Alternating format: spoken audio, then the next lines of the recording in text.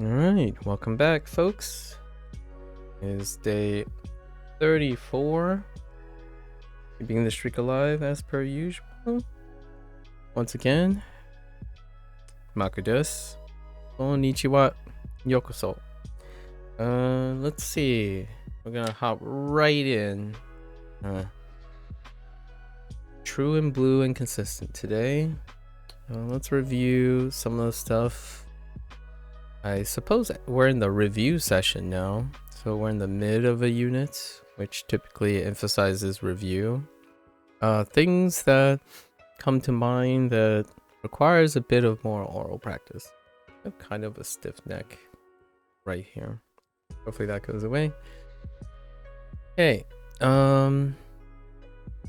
phrases that require a little bit of finesse. So,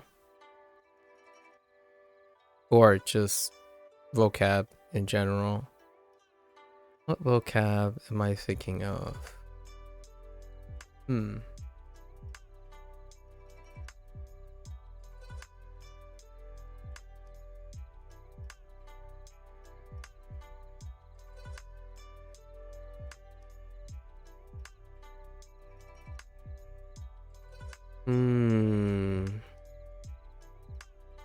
Well, they're all reviews, so let's do...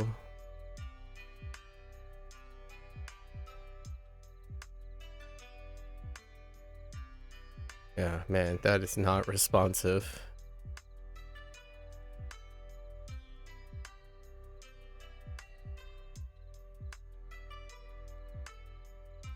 Is that really how that looks? Oh, no. I'll explain what.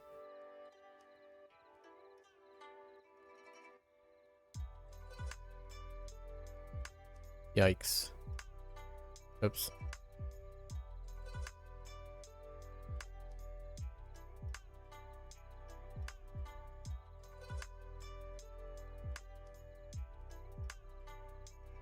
This kind of happens so much more often than I want it to. Oh.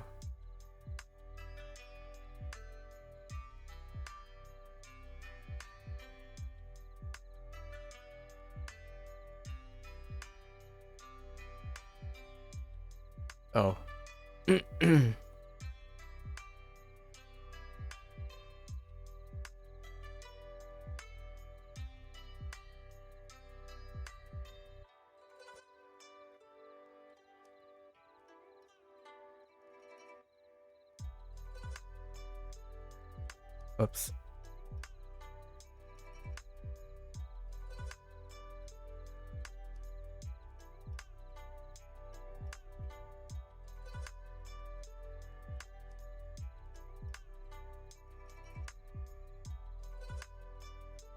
Okay. Hashirimasu. Took a while.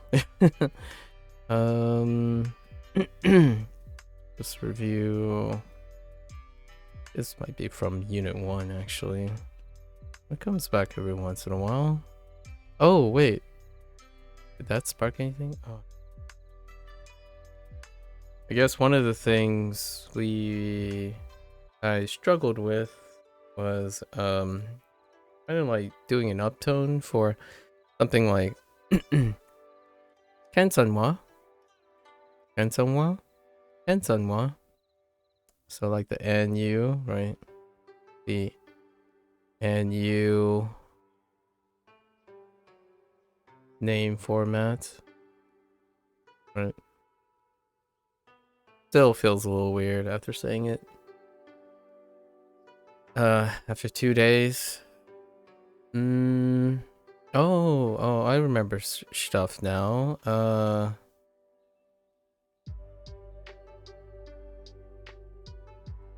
And do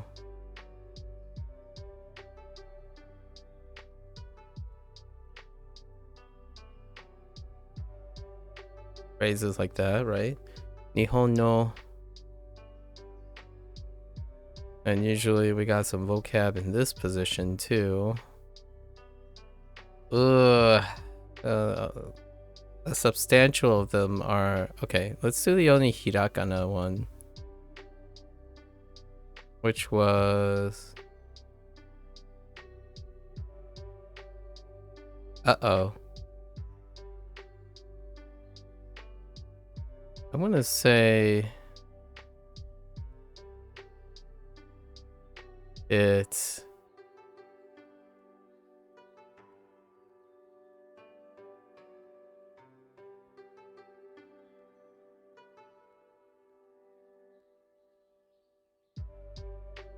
I'm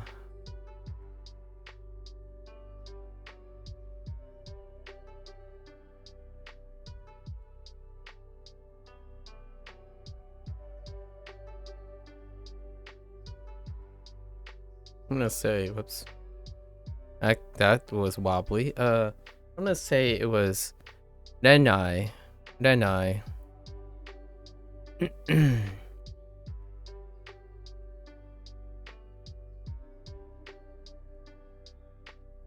I don't really want to write the katakana for the other ones. Let's guess.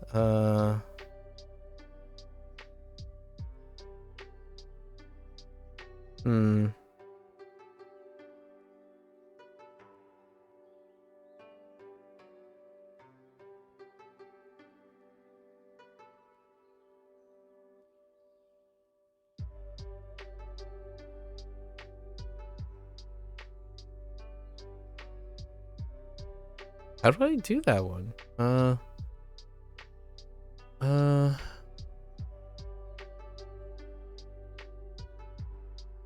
Yeah, I have no idea how to do that one. Oh, wait. No, I don't. How do you produce that? Oh, wait. Maybe it's...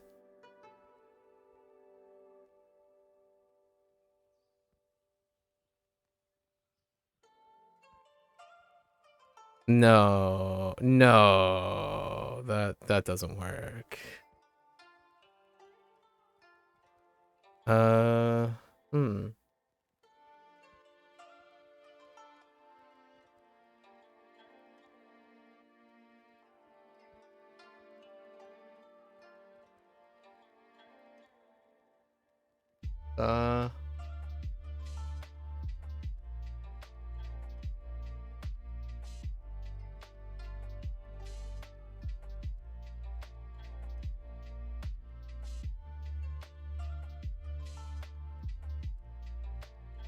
Oh, I mean, maybe it's like,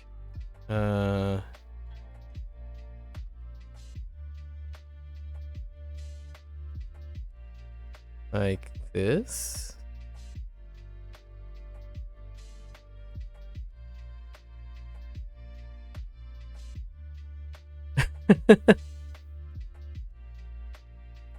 No, there's no way, but we'll just chalk this up to question mark.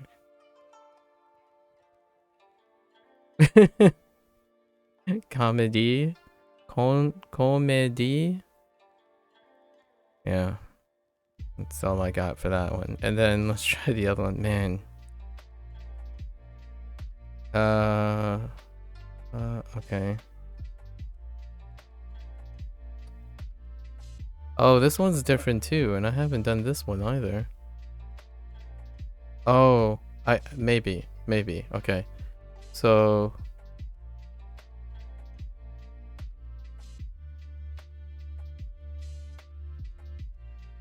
okay.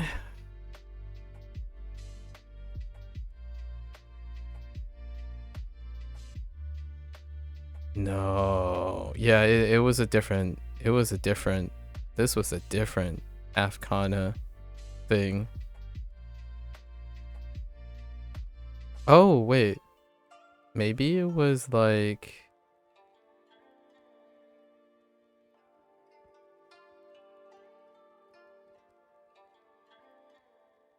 Okay. I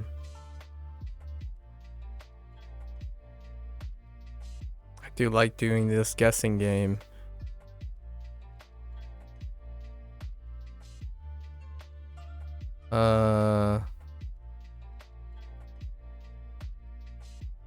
And then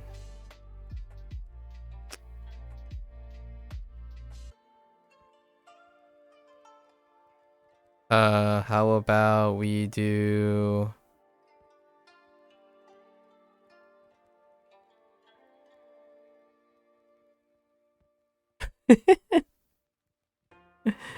maybe something like this?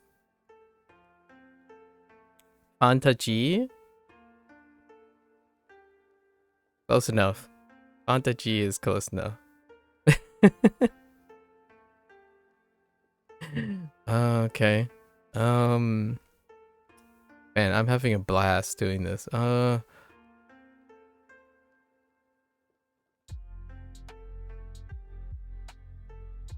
Oh, right. Here's one that's okay.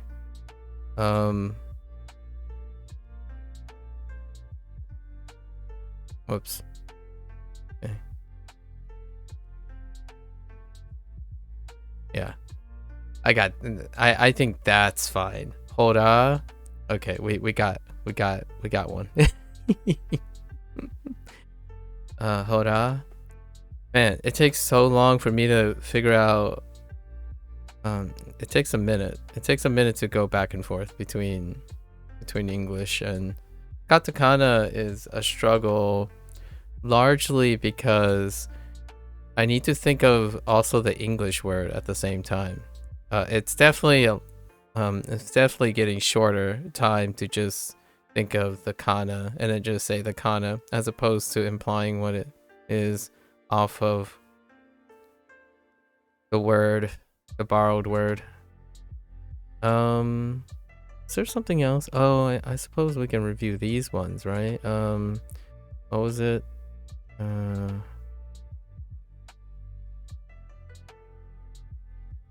Oh, that's a little long. Oh,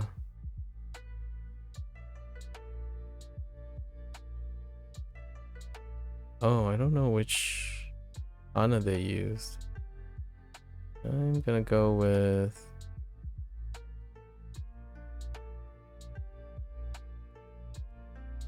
that doesn't. That might not be it. Anojo. Maybe not. We'll go with that. We'll see it later. And then if I know kanojo, I know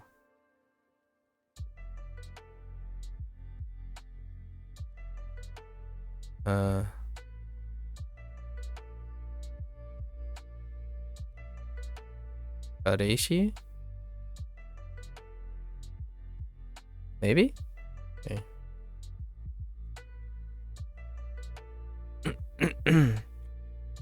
Situational words, of course. No sweat. Not too bothered by it. I'm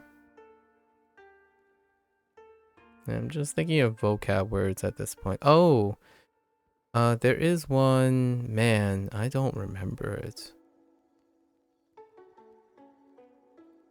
All right, let's swap over to English, right? So, or just to speech. I guess we can use Romaji then. Yeah, Kankoku.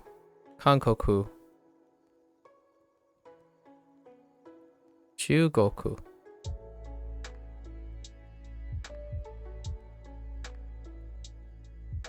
Oh, now I remember a troubled one. It takes me a minute. Bitonamu. Yeah, Bitonamu. Or Betonamu.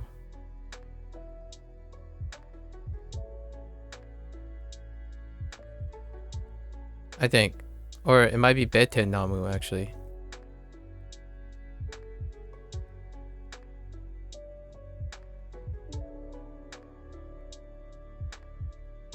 I can write this out to see if it looks familiar.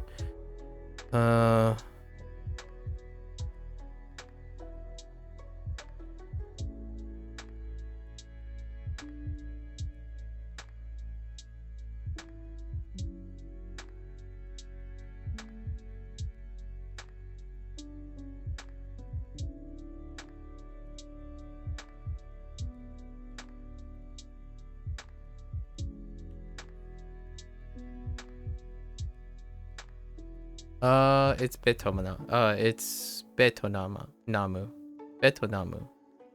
I think that looks familiar. Betonamu for Vietnam.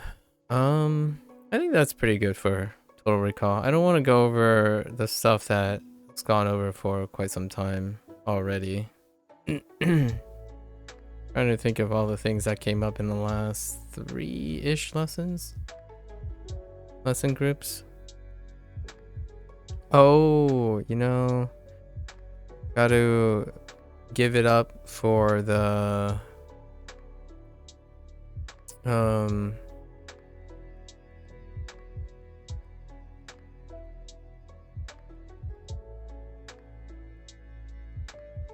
oh, you know what?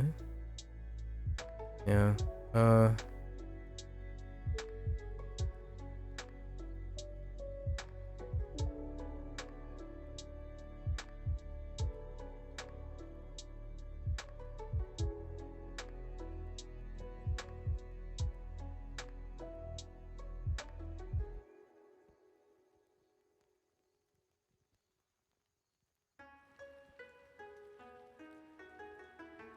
Right, we gotta get up. But we gotta give it up for the ga particle skides. Ga skides. I almost didn't recognize or nai just because you didn't write in kanji. Yeah, well, I didn't get kanji yet, so there you go. Although at least you know your kana's intact. You know what I mean? At least you know your kana's intact. Fundamentals. Cabin. Although this is a weird wob. Man. I know you play I know we talked about OS before. Man, if you use a web extension, it'll trigger you to high heaven if you played OS. Like, this stuff is so incredibly unresponsive. I practice on a in the evenings. I practice on a drawing software on Krita. So when you're trying to draw like certain when you're trying to like make certain lines, oh boy, makes me wanna. You just gotta accept it, as long as you're not bending to the web thing. Okay, I think that's good enough. That's good enough for the recall. Everything else will be familiar once we have context. So that's just a small. I always start off the day with 20 or 30 minutes of total recall. Pretty much the most uncomfortable thing possible. However, it's nice to get the voice warmed up and the hands sort of warmed up.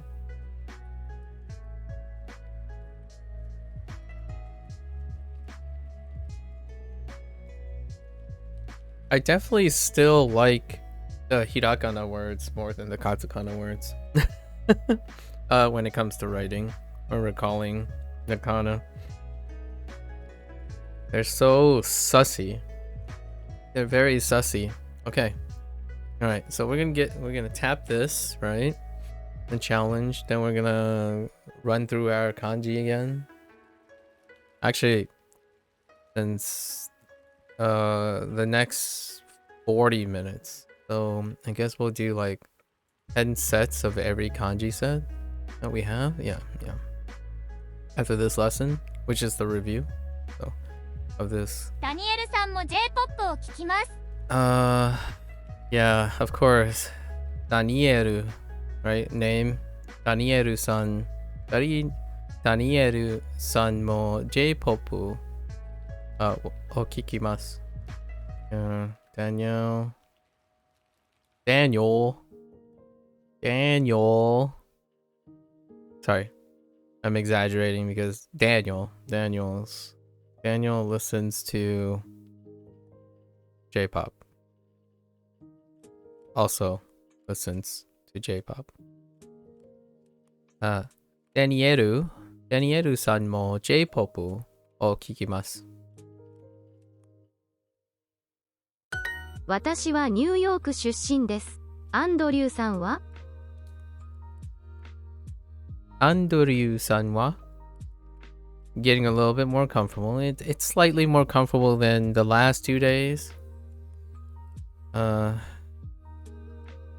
Doing the whole and you phrase without making it sound like there's more to it. And more of a question than not feeling like I've completed a question. Okay. 私はニューヨーク出身です。アンドリューさんは？私はニューヨーク出身です。出身です。Oh, actually, yes. 出身 and then oh, did I get Anduru? I don't think I wrote Anduru. Yeah, no, I didn't write Anduru and Erika and Daneri. Danielu. Yeah. Danielu. Yeah. Danielu.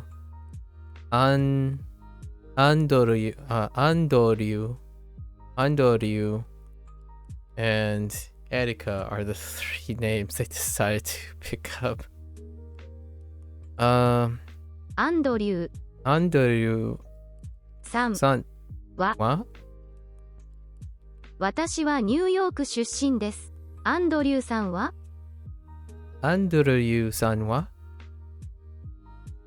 ？Okay, okay, we're good. Fine. ダニエルさんはベトナム出身です。ダニエルです。Yep. です。ダニエルさんはベトナム出身です。さんは？wait.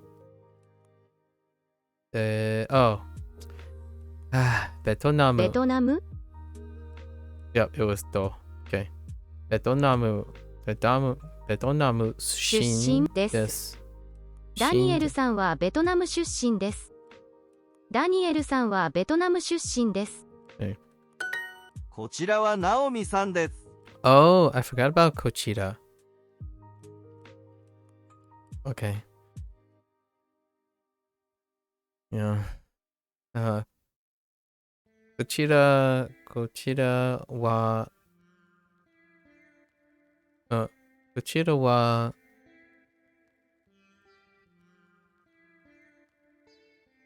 Naomi です。Naomi-san です。Yeah, sure, right. There's gonna be I can see myself forgetting the honorific in this phrase. This is アンドリューさん、趣味はありますか？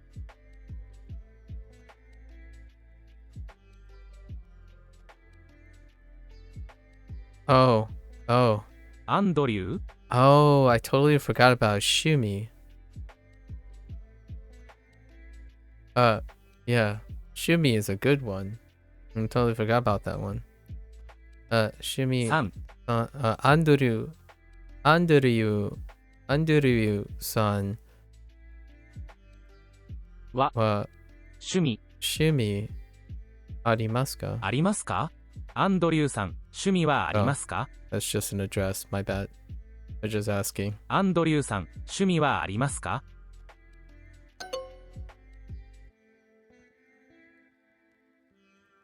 Oh, I missed a wa in here. ア Forgot. ンドリューさんもドラマを見ます。Yeah. Do you have hobbies? Should have had a wa. Fair enough.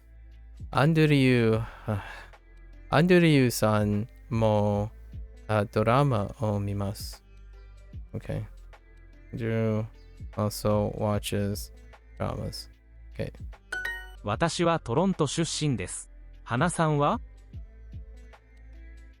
私、 Watashi トロ Toronto. ント Place that back in now. Toronto. は Sorry. Watashi wa Toronto 出 sushin 身 desu. です。 Desu. 花 Hana さ san んは wa? こちらは私の彼女です。Kuchira wa watashi no. Oh. Kanojo. Did I get kanojo? Yeah, I got kanojo. Yes. Kanojo desu.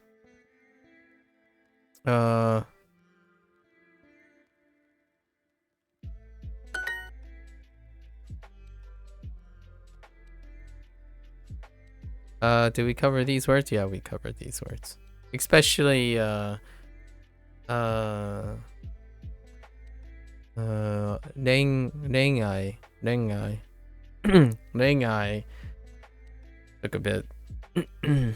Okay. So Kankoku no Nengai drama ga suki desu. Suki desu ka? Okay. So 韓国 Kankoku no 恋愛 Rengai drama ga suki desu ka? Suki desu ka? が好きですか？ Oh, no, we got this. Did I get fun? Oh, no, I did not. It's ta. Fun, yeah, fun, ta. No, wait. Did I use ta?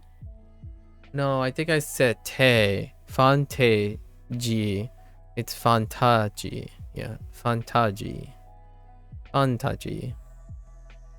There's no way. Comedy, I don't really know how they did that. Oh, it might be comedy. Get comedy. Oh, so I could have just used day. Did I use day? I think I used day. We'll find out. I think I used day. Day with an extended vowel. Comedy. Day into E. And then, oh no, I didn't draw E though. I missed the E. That's why comedy looked weird. It's day E extended. So comedy. Okay. Okay. So yoku. Yoku. Chugok. Chugok. Fantaji. Gamu. Game o shimasu. Yoku. You can actually say this. This is a very common phrase. And there are some pretty fantastic Chinese fantasy video games. There's kind of one that is close to my heart, but not my game type, that's coming out this year. I'll probably watch people play it though. Okay. Yoku.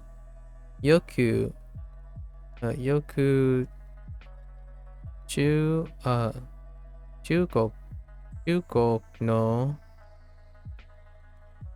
中国の no fantasy ファンタジ game ををします。These are not new either, so I guess we'll go with watashi mo, 私も since we have to emphasize also, I suppose. Watashi mo, ikirisu no eiga o mimasu. Which, that's also true too. This is a phrase I would probably use, or watashi, just not at all. Like, just remove watashi in general and just say, イギリスの映画を見ます。Right? Or you could just say 見る. Wait. Yes. 見る. Hey, 私もイギリスの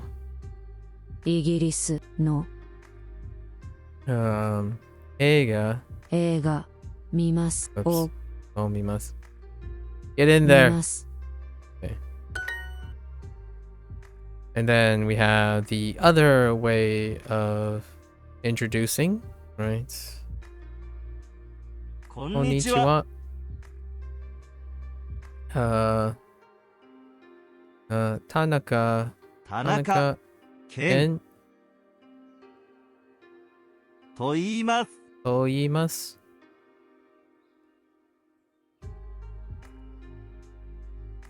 Wait. Is that what? I think that's okay, right? Yeah. アンドリューさん、趣味はありますか？ What did I do here? Did I forget the wa? Yeah. アンドリューアンドリューさん。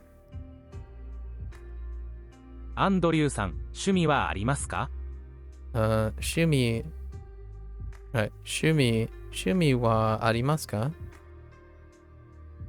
Which is a great question. 趣味はありますか is a phrase definitely useful. ありますか？ Before I hit this confirm though, I gotta go to the bathroom.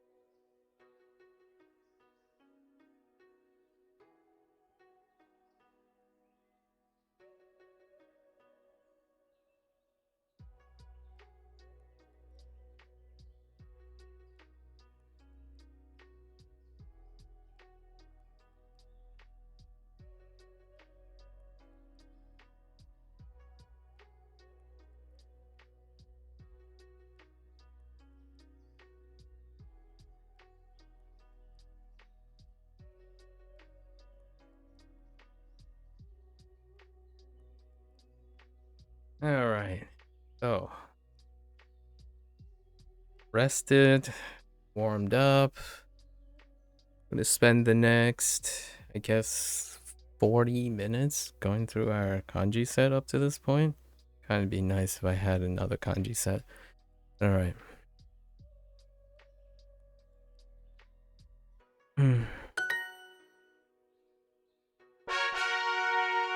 Okay. 34. All right, let's go. Tanaka. 田中 Tanaka? Sure. 田中。 The rice patties. Tanaka. Rice fields. 田中。 田中 We'll 田 do 中。 10 each set. Unless we encounter all of them. Whichever comes first. We encounter all of them. Yama. Okay, Nakayama. 中山 This is Yamaguchi. Right. Unless we encounter all the kanji at least once. 山口、 So we got Yama. 山口、 Okay. 山口、中山、山口、山口、山口、中山、 Okay. No. 田中、 Tanaka. Nakayama. So we got the other one. Naka. 田中、田中、田中、田中、 Let's gotcha. 田中、 Gotcha for 中山、 Yamaguchi. 中山、 Oops. 田中、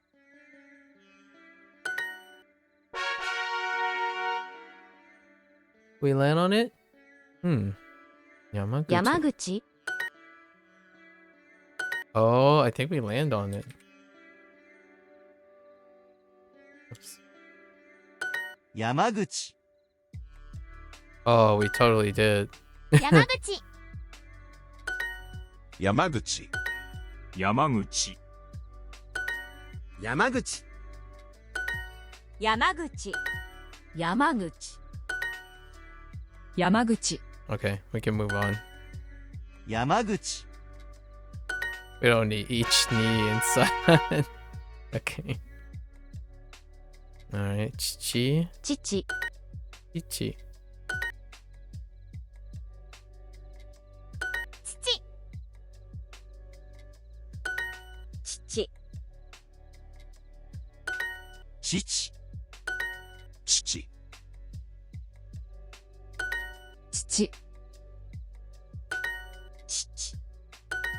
父、父、父、父、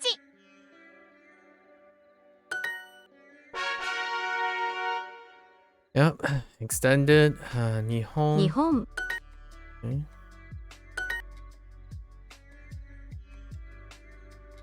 日本、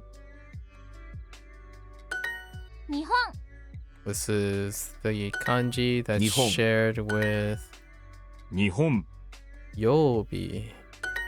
日本、日本、日本、日本、日本、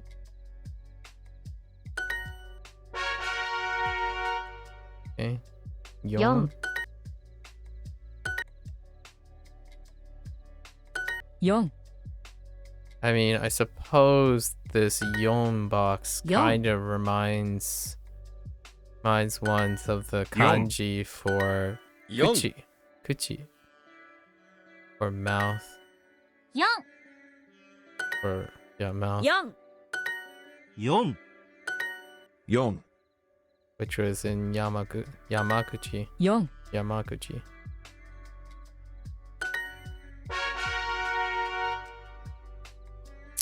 Gahaha.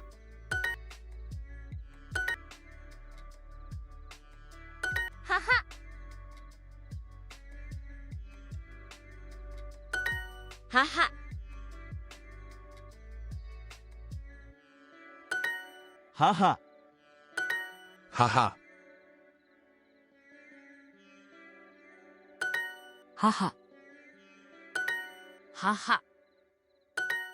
母、母、母、母、母、母、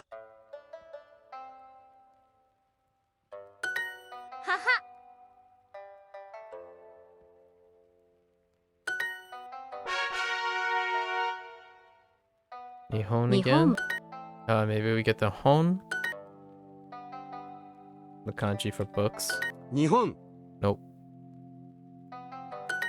日本、日本、日本、 So got like 日 Tokyo, 本、 Kyoto. 日本、日本、 Okay, we can land on them. We have a lot Nihon. of time today because of the way The bonuses line up.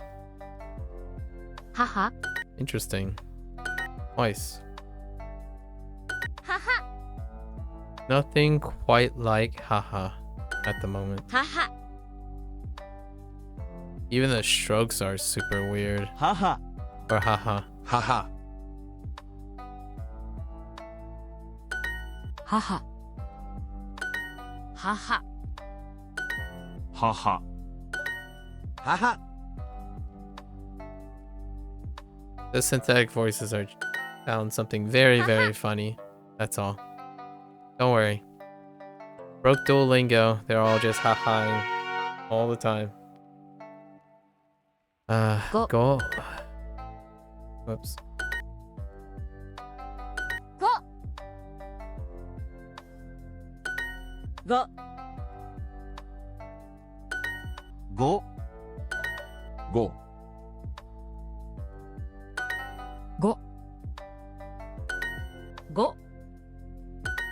5 5 5。 5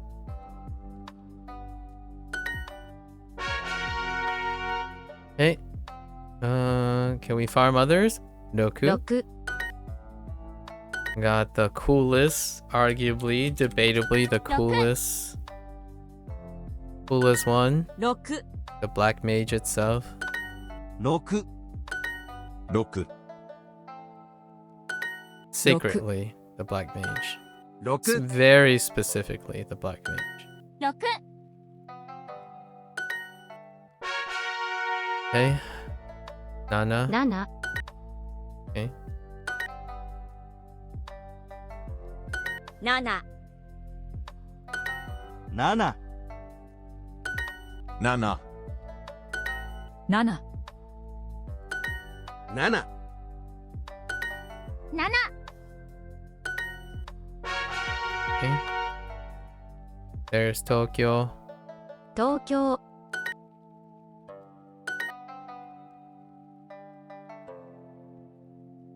東京 The left kanji. 東京東京。東京東京東京東京 Oops. Tokyo. That was a little long. 東京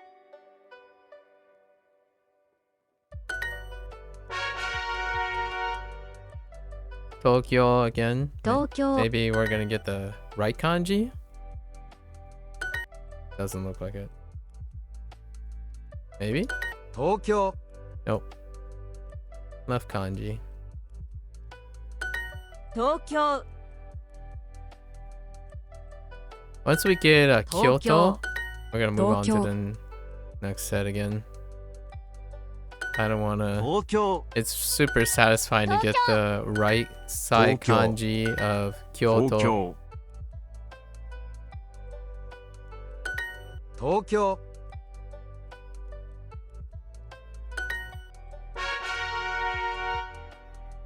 Watashi. 私 Watashi. 私 We got the 私 not so subtle looking moo 私 with the stroke pattern of Watashi. chi in katakana. 私。 Interestingly enough. And Watashi. then maybe a ki with a hiragana side. 私 Kind of a combination of all those. 私私私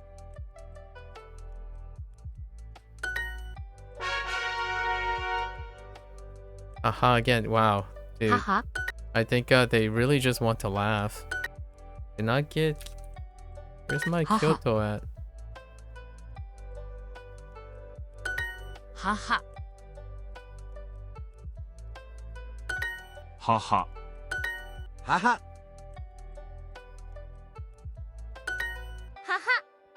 Don't worry, they're laughing with Haha. us. They're laughing with us. 母母。母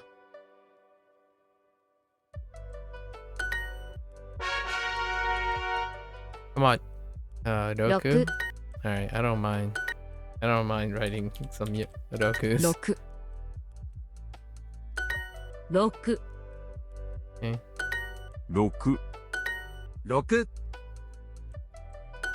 6 6 6、 6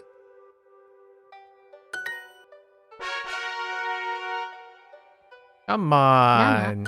Alright, I think we're gonna move on here. 7、 No. Nana. No Kyoto today. It's a gotcha game. Nana. You know? You got a Nana. gotcha for it. 7 7 Alright. What do we get? G? Sure. G. G is nice. It's super satisfying. 7時 Shichiji. Shichiji is not cool G. though. Not very uncool. 7時 7 G. o'clock. Shichiji. Mm. じ Mm. じ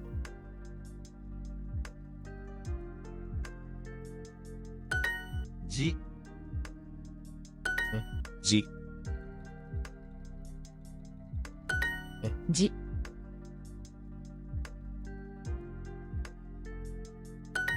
7時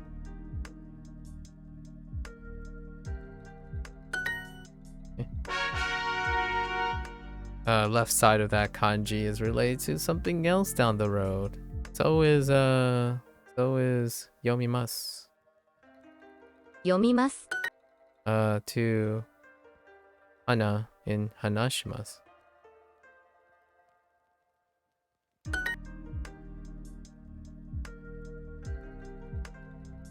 読みます Yeah, the left side. Didn't really quite find anything like the Yomimasu. right side 読みます of yomimasu. 読みます。 The kanji in yomimasu. 読みます。読みます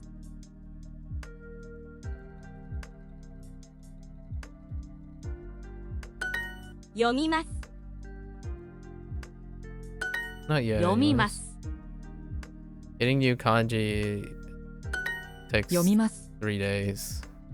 At least 3 days. 読みます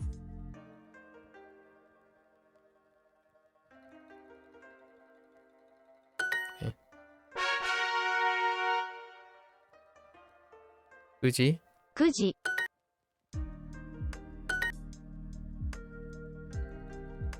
9時、 9時 9時 Oh, slider. 9時9時 Whoops. 9時 Has it been 15 minutes? Nope. Still going. Yomimasu 読みま again? す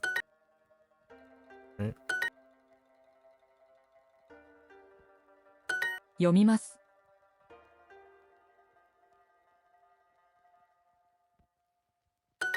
読みます 読みます 読みます。読みます。読みます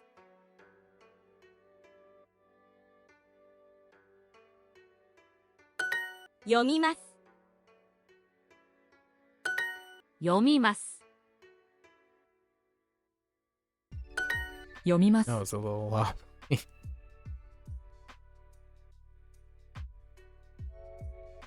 I make this line a little too 読み long. ます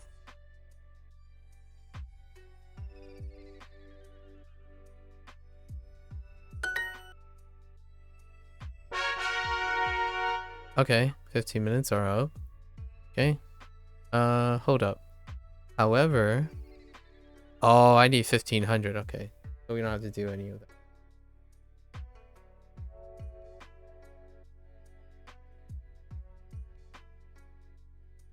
Watakushi? Okay. Lots of kanji. I see. It was probably one of my comments about not seeing. Well, the thing is, you know, I have these kanjis right now, so I don't.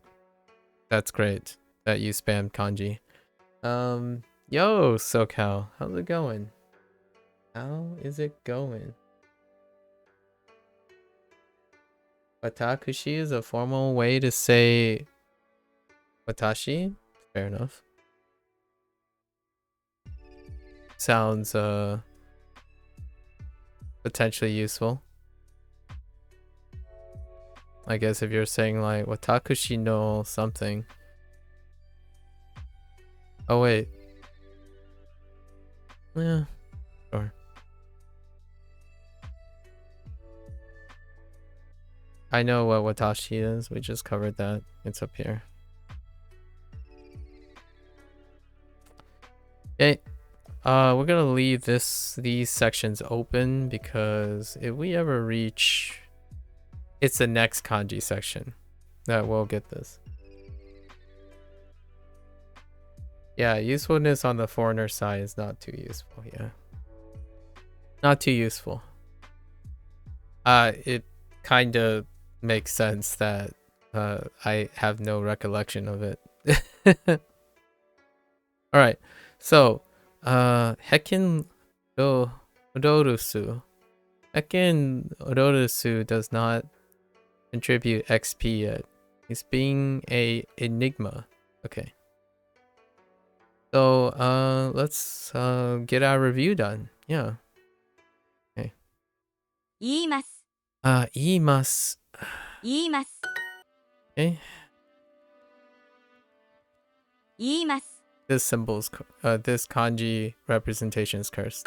はじめまして、アンドリューと言います。はじめまして。 Hajimemashite. Did they choose Andoryu?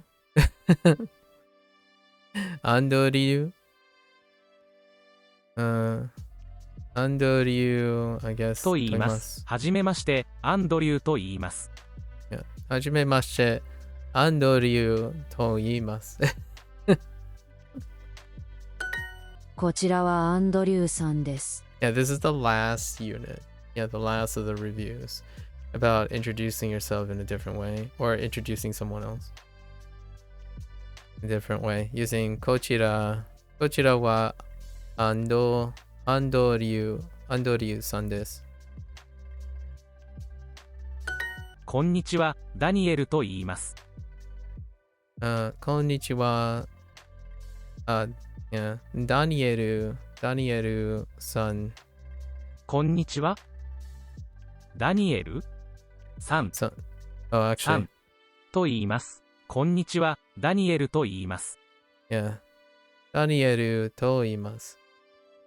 I can't believe you're using Duolingo after that YouTube short. I know, right? YouTube was basically telling me either I choose to follow this influencer or I tap the little ... and say don't recommend this channel anymore because YouTube basically told me to stop using Duolingo, even though the whole reason I have the YouTube shorts that I have now are because of Duolingo. It's so weird. Duolingo's few hundred words. Duolingo has 3,000 words. And I did check it up again. It's not quite 1,500 kanji. It's 1,350 kanji. So, no, I wouldn't say a few hundred words. That's just fake news. However, I would say in the it would take a very long time to get those few hundred words. So that's where most people say don't use Duolingo because it'll take them a very long time. That's perfectly fine with me. C'est la vie, I suppose.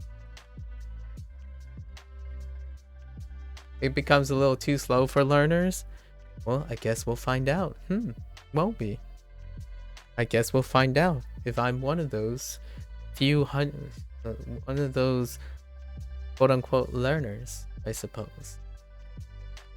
Yeah, we certainly will. We certainly will. Although, just for the record, I've already learned 500 words. It's not like I'm only doing Duolingo. So, but we're at right now we're at 400 words. Because Duolingo gives milestones, so we passed the 300 mark a while ago.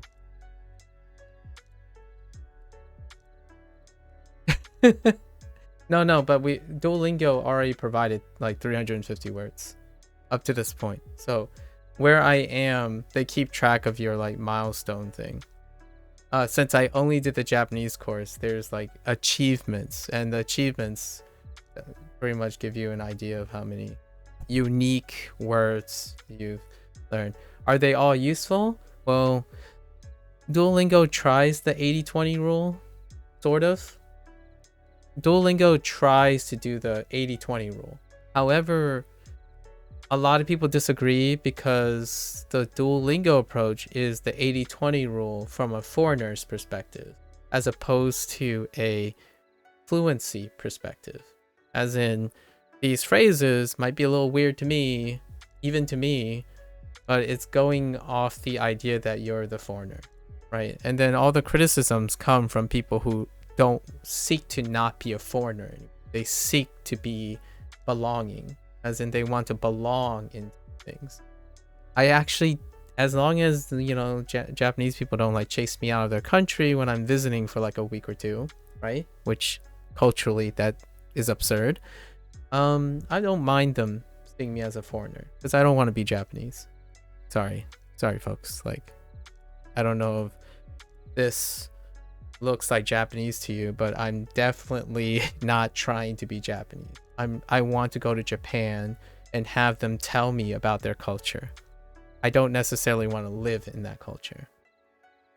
I like to experience the culture, but I do not want to become Japanese. So, as much as individuals criticize Duo not to achieve their goals, my goal is not to become Japanese.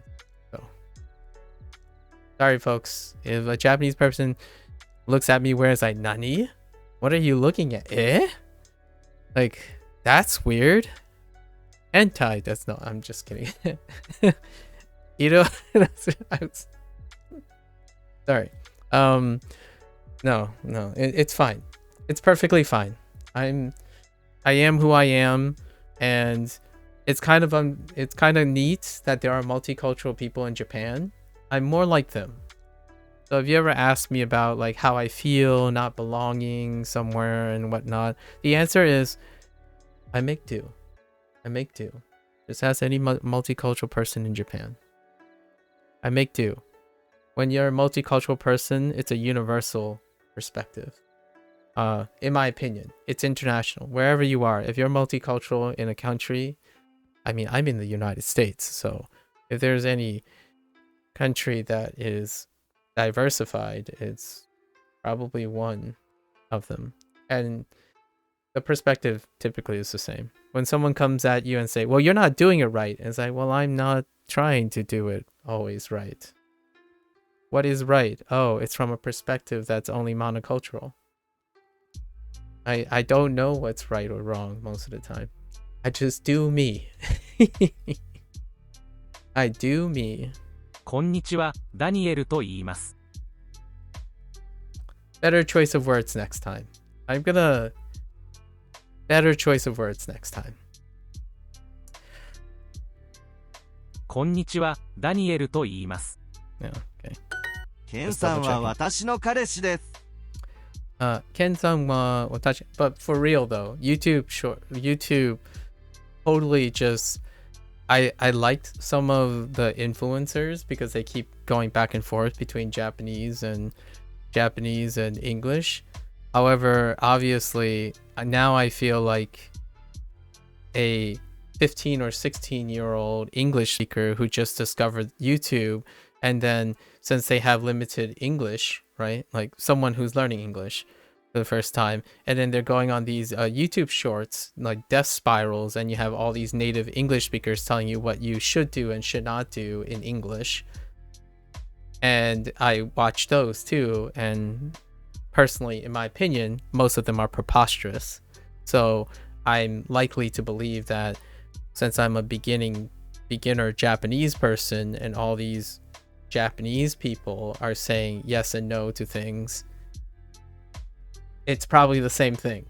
So what do? I find the most respectful person I can find that exudes the Japanese culture, and I take advice from that person. If you want to know what that looks like, Dogen is a pretty excellent place to start. Someone who's respectful and mutually understanding for being bilingual. So there are others, obviously, plenty of others, but when it comes to the Japanese life, he's incredibly respectful and like mutually respectful and understanding. Not the hey guys, don't do this. Like you're gonna be like a boomer that speaks terrible. Like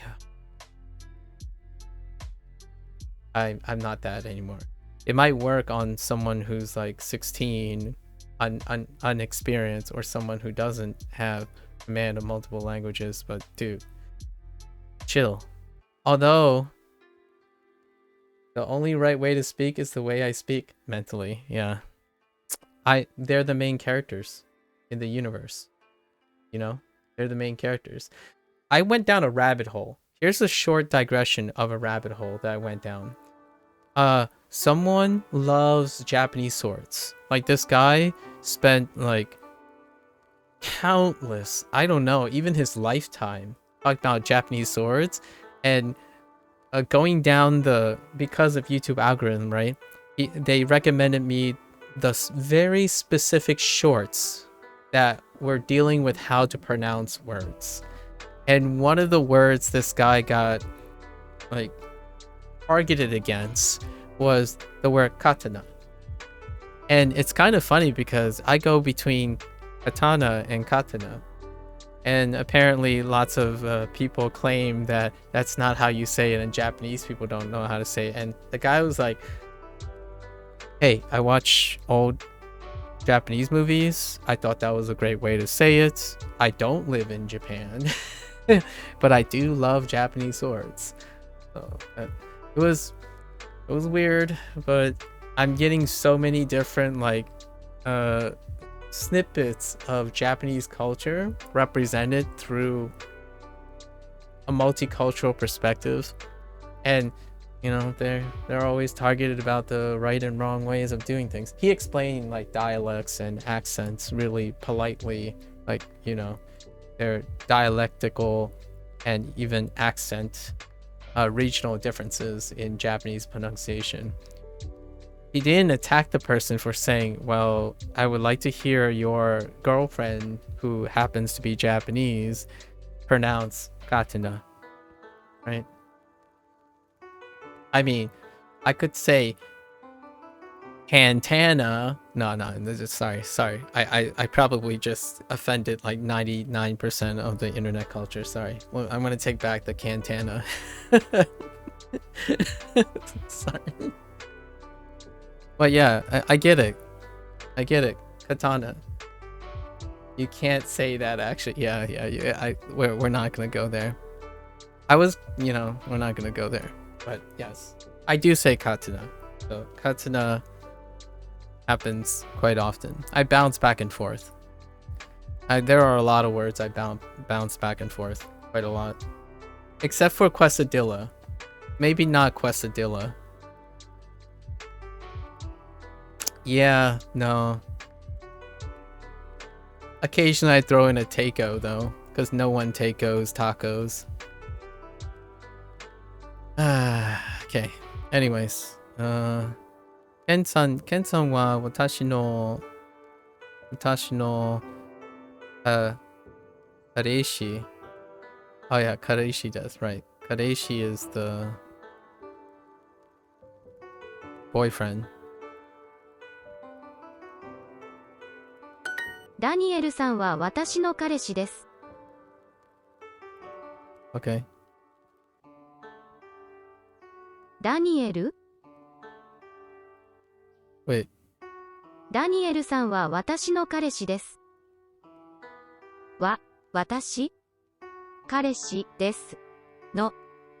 ダニエルさんは私の彼氏です。Okay. These phrases. Okay. Here's the deal. This is going to be 30 days later because I do like 30-day wrap-ups or section 2 completion much later, but I've already made this note a couple times. While Duo gives you very specific framework, right? Specific patterns for sentences, that's not why I'm doing them slowly. What I'm doing slowly is how I could rephrase it to be useful.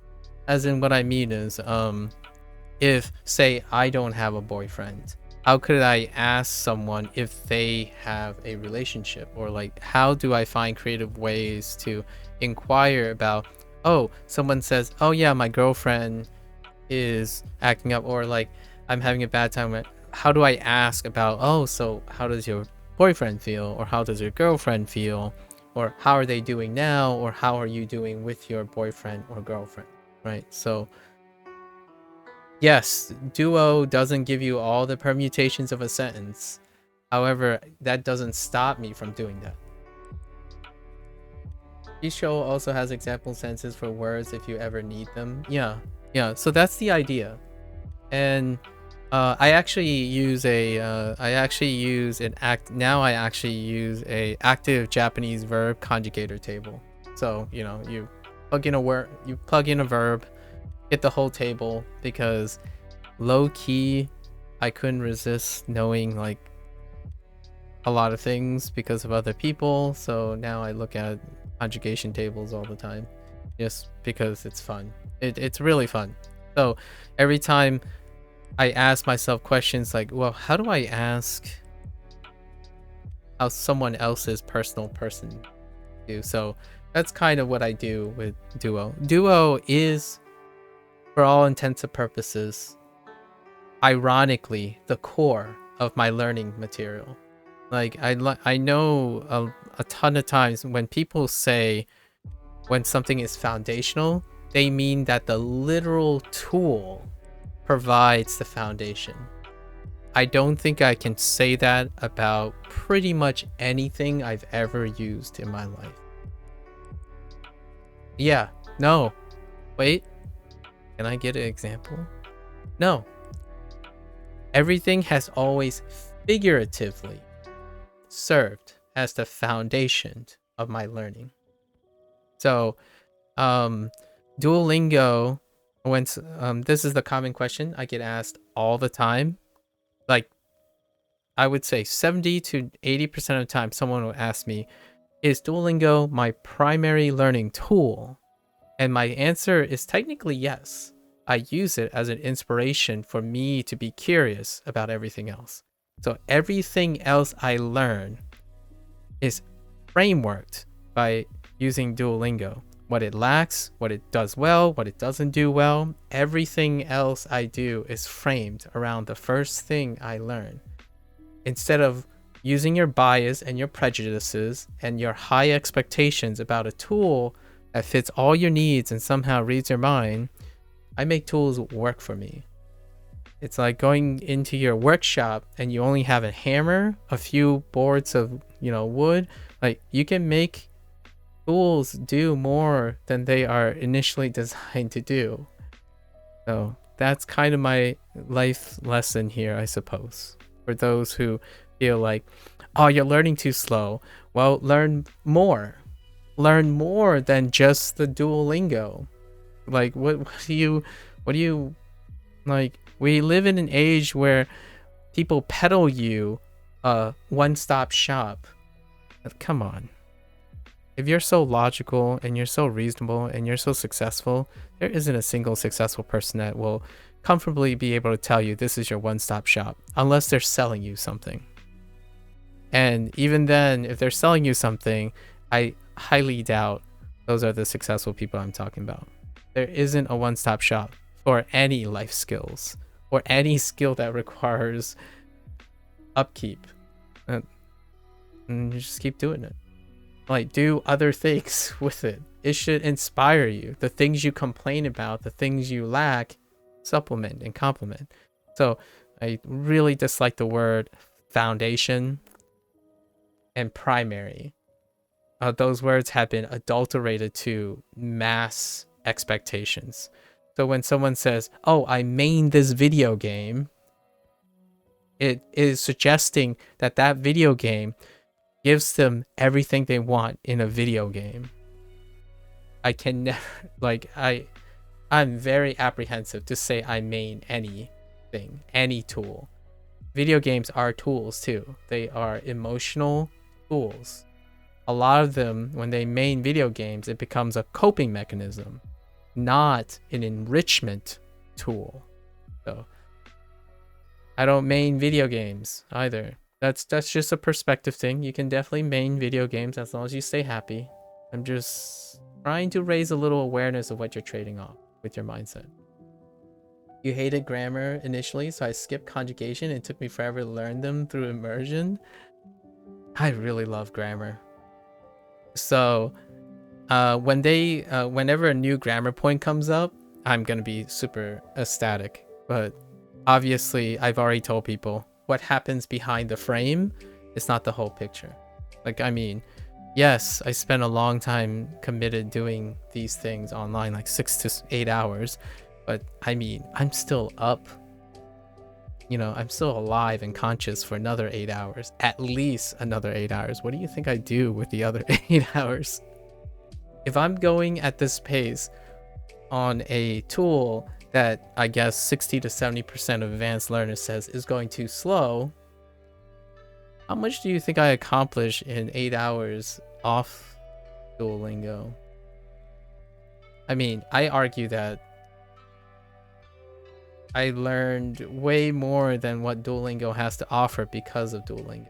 So, hey, whatever floats your boat, I suppose. Today, I decided that I wanted to ask someone tangentially. So let me, so SoCal, this is my new phrase that I want to use. I think it's Senkin wa do? I don't know, that's too that might be too casual for us. We only met.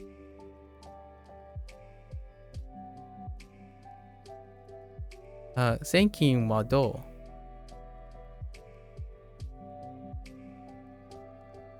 Yeah, I don't even know the kanji for it yet. Yeah. Yes.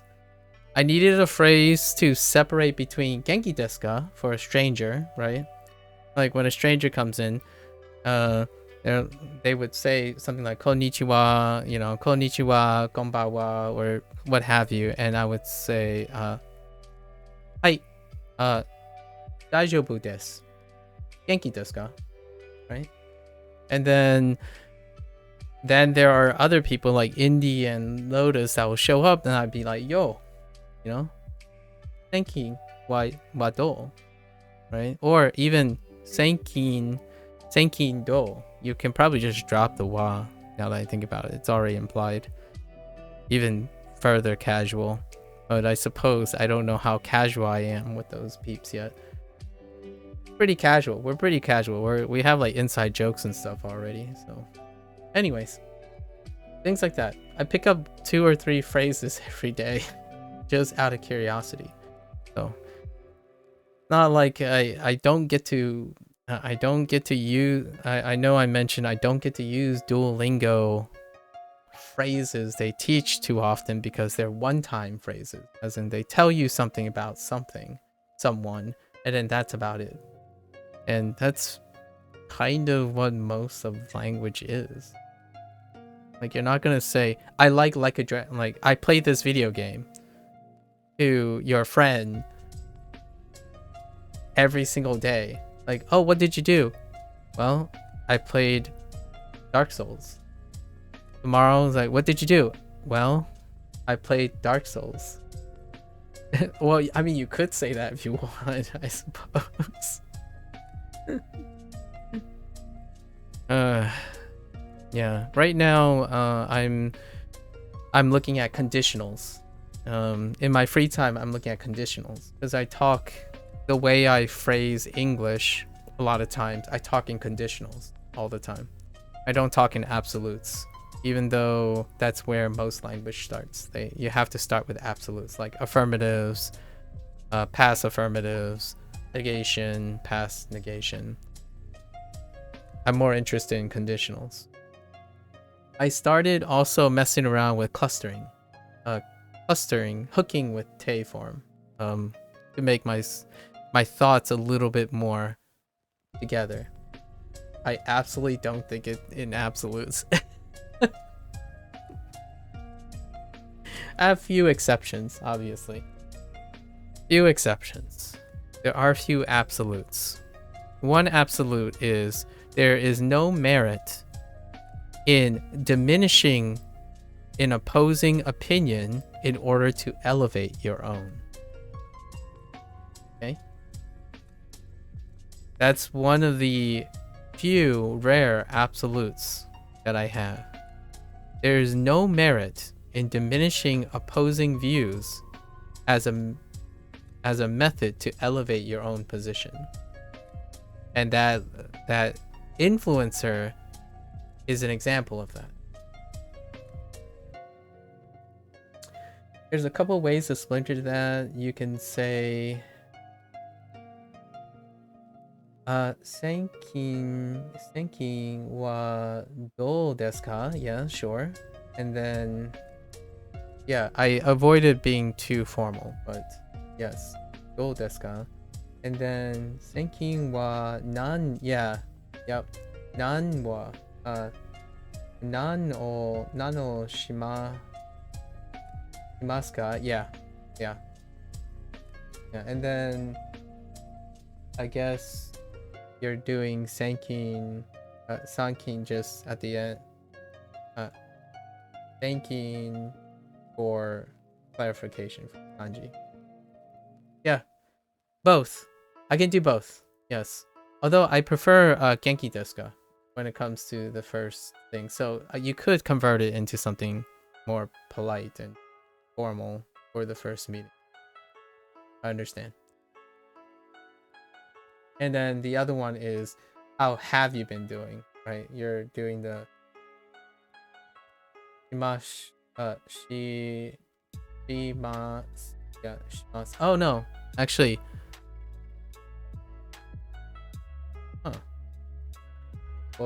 Oh, how you're doing? Okay.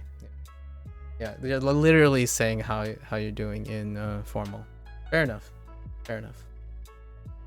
Hey, hello there, guy. Thank you, Deska, from YouTube. Hello. Konnichiwa. Andrew also watches drama. What do you think of Andoryu as a name? I think it sounds really cool. It has Andoryu. I mean, it has Ryu in it, right? Andoryu. I think having Andrew, just dump Andrew. Like, forget Andrew. Introduce yourself as Andoryu. Like, in that Japanese sense. I mean, not the Japanese sense, in the English sense, the way I'm saying it. The mora is slightly off because the pitch accent and mora is slightly off because I need to separate do ryu for now. It doesn't exactly run together. Andoryu. Yeah. Dumb Andrew. Ouch.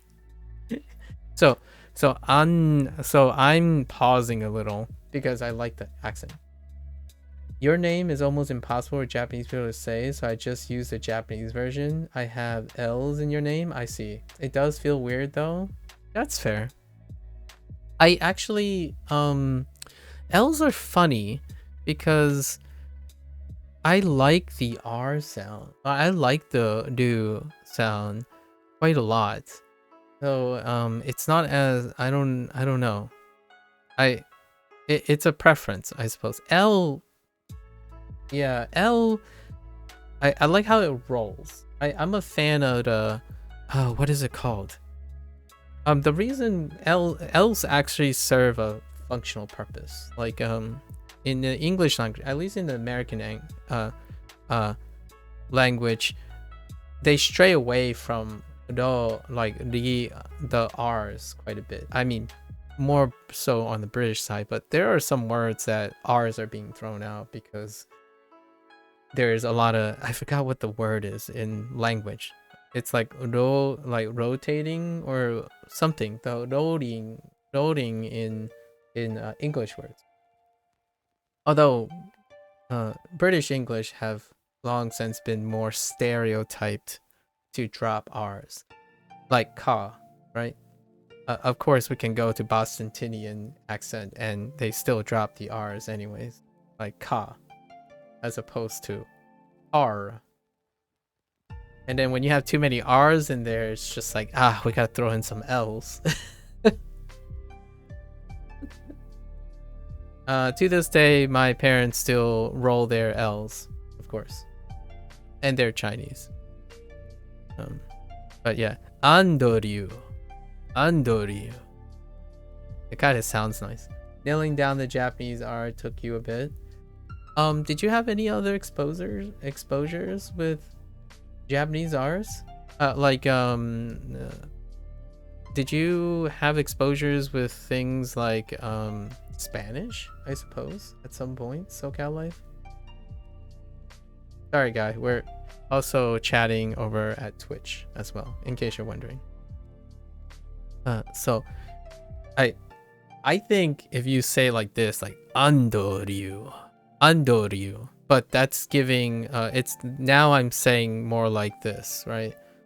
I'm pronouncing Andoryu more like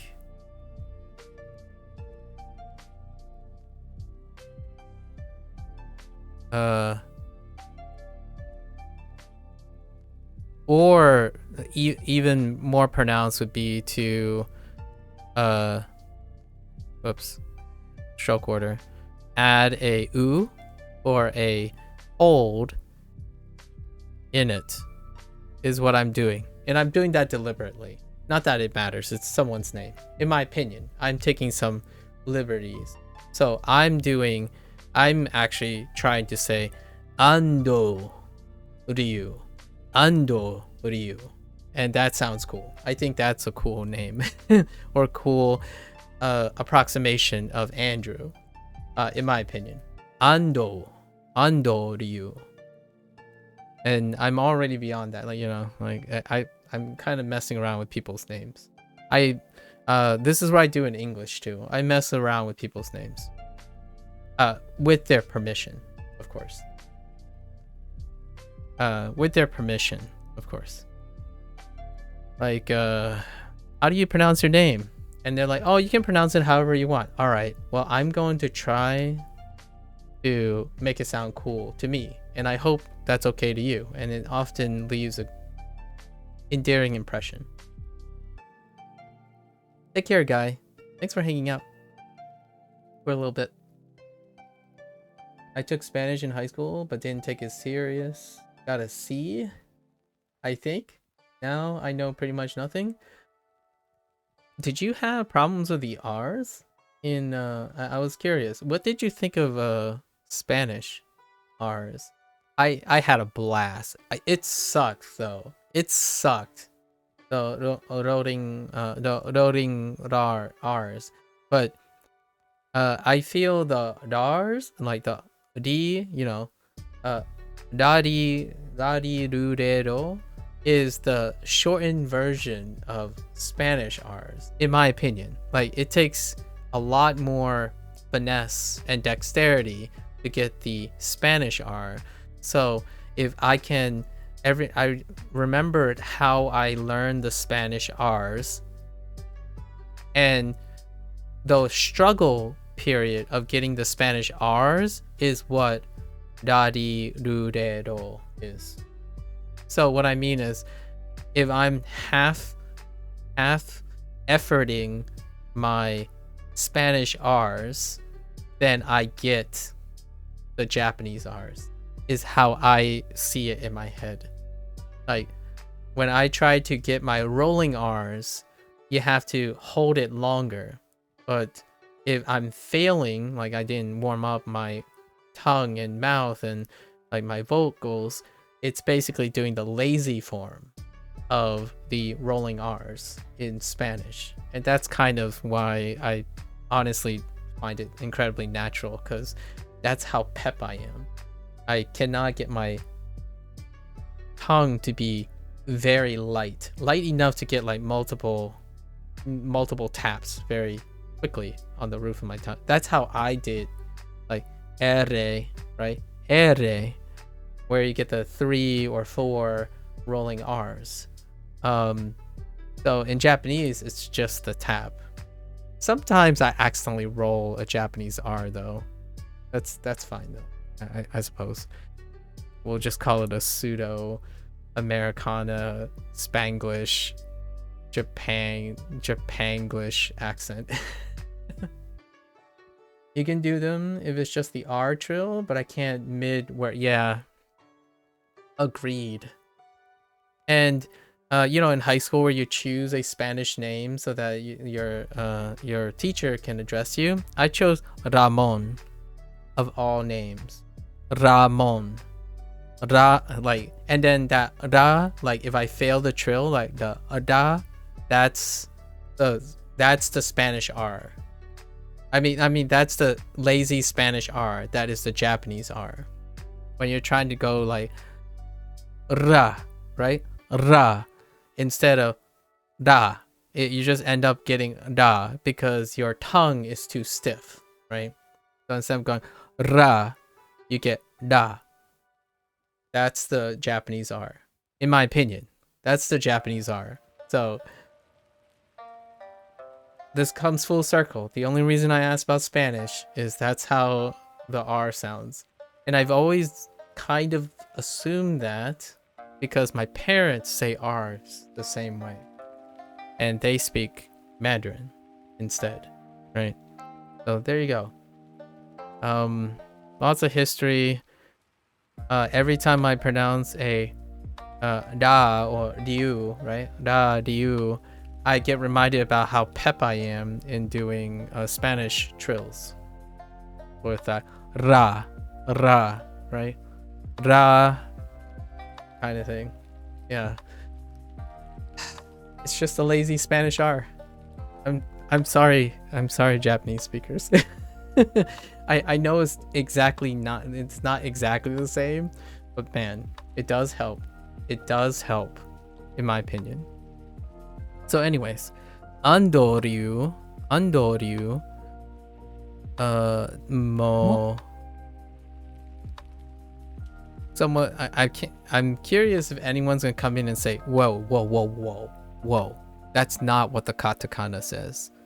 And my only response to that is, you're right. That is not what the katakana says.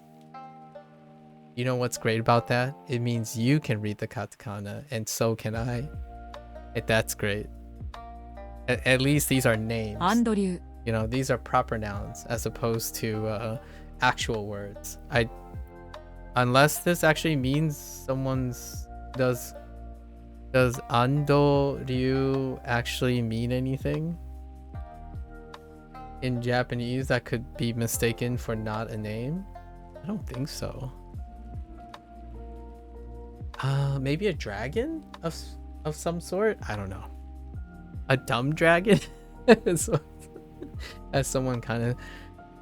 Because there is ryu in it. So, ando. What could ando mean? And that could confuse someone. Ando ryu. Although you're going to provide enough context, so it's going to be someone's name. Ando ryu-san, mo dramaを見ます。見ます。こちらはエリカさんです。So much fun. こちらはエリカさんです。こちらエリカ。Oh, which by the way, I was actually asking you, what have you been doing? recently? How is it? How's life right now? Are you taking classes right now? SoCal? こちらはエリカさんです。こちらエリカさんです。さんはです。こちらはエリカさんです。Oh, Erika san desu. Oh yeah, right, because of Kochira. こちらはエリカさんです。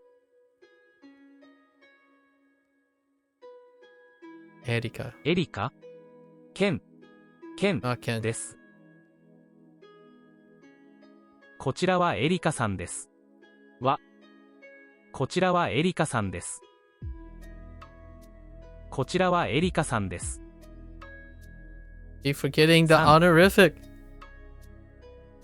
You're just working and studying, same old, same old. Okay. You're taking a few. I plan to go full-time hopefully in the next few months. I see. How long have you been working on that? Or studying, I mean. Courses and whatnot. こちらはエリカさんです。ダニエルと言います。What are you learning at the moment?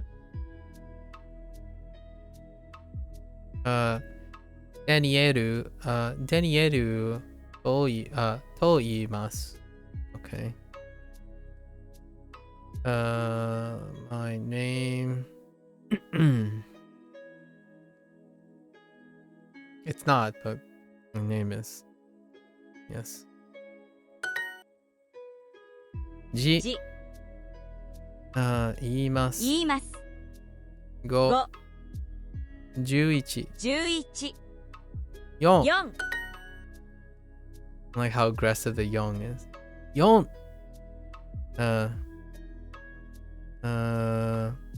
Okay. こんにちは。こんにちは。エエリリカカと言います。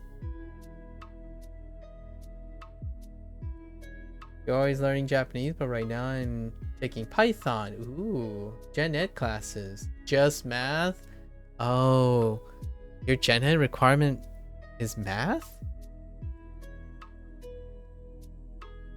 Or comp sci? I feel like that's a Gen Ed requirement? Math. So university math, I'm guessing calculus. Calculus? And Python? Ooh, we can talk about Python. I do have a background in Python. My Python course that I took, the end of the semester project was to make a game or make some sort of there were like 5 things we can do, and I made a Python game using it was like a modified version Pygame. I guess it's just called Pygame. It's using the package Pygame. And I remade Scorch Earth. I remade Scorch Earth using actual physics things, which basically that's probably what they did too. So, you know, like calculate, it's 2D, right? Scorch Earth is 2D. It's those like tank. You have 2 tanks. They shoot a projectile. The projectile has weight, and you have to factor in gravity and wind resistance. So just remade Scorch Earth in Pygame. Yeah, Scorch Earth. I don't know how rusty my Python is now though. It's been some time. It's been 6 years. It's like a language, you know what I mean?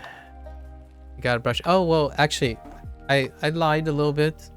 I know someone who's doing comp sci to some extent, and because of being around them, I saw C++ and some Python again, and then maybe some assembly, and then now they're doing JavaScript. So, language.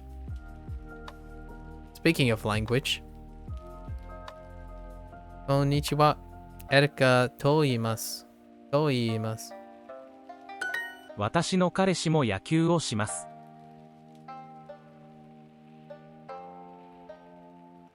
Oh. 私も No. Watashimo, I think I heard kareshi. Kareshi. No. も Sorry. の Watashi no も karashi mo, and I heard yaku. Yaku, probably. Yaku, 野 baseball. 球を Oh, しま shimasu. す。私の彼氏も野球をします。 Yes. エリカさんも柔道をします。You feel like the Venn diagram of programming in Japanese is almost a perfect circle. True. True. Because syntax matters. Syntax matters a lot. Like what I mean is there's meta syntax in Japanese, right? Because of the particle system, right? The particle system might as well be qualified as a syntax, like a higher meta syntax than like other languages, in my opinion. I know other languages have grammar and all that, but it's so structurally marked. Like even though the impression I'm getting is casual Japanese end up dropping all that syntax. You know what I mean? Like for natural language, right? And Python is probably the highest language you have. But when you get to C++, all that syntax that you dropped, you know, like since Python is the highest, it's the most natural, all those conveniences come to like slap you in the face when you start using like proprietary language and like C++, because it gets lower. The language becomes lower and you have to mark all your things again. Oh, sorry. I don't know if you wanted to know that, but it's kind of like learning English and suddenly jumping to Japanese, where you drop all your particles. Like English, you know, has ambiguity, and Python is probably the most ambiguous of the it's most implicit. So Python has the most implicit inferences and the lightest strict syntax. And then when you go into other languages, you'll realize that you're learning Japanese all over again because you need to remember all the particles. Oh, well, you hope C++ is easier than Japanese? I think your Japanese discipline, like whatever you understand in Japanese discipline, like how you remember particles and conjugations and grammar, I think that might actually play into your C++. You might unironically enjoy the more structured version of C++. I love the looseness of Python. Python is incredibly loose. It's kind of like you know how when someone says ignoring your native language, right? Ignoring your native language. What is the easiest language for beginners to get into? Python. And then a close second is C++, in my opinion, because Python does a lot of implicit syntax. You get away with a lot of things. You can flexibly margin your things, and there's a lot of flexibility. Python does a lot of things in the background. It's kind of like which OS would you start with if you're not computer literate? Mac OS. And then sure, a close second is Windows. And then if you're just like really into your jam, you can hop onto Linux. You can hop onto Linux afterwards. I have dabbled in Linux, and there are actions that personally I just don't want to do. So yes, I'm in the middle here, and Japanese kind of feels like that. Yeah. I forgot my wa particle. Yes, I know. I forgot ni here. It's the destination too. I get it. Oh, that's a ga is more appropriate here versus wa if I want to. I get it. Instead of like you write it the same way in English, right? You write the sentence the same way, and when you speak it in a different way. That's kind of like the flexibility thing going. Like instead of, if someone said I hate you in a text, you're not sure if they're saying I hate you or I hate you or I hate you. Like there's no all that subtext is gone. All that sub syntax is gone. Like because if the person says I hate you, then you're screwed. Or oh, I hate you. You know, with a smile and stuff. So all that subtext is all up to the imagination, and it creates the ambiguity of the syntax, right? And Python is by far the most ambiguous. It's the one that feels the most natural.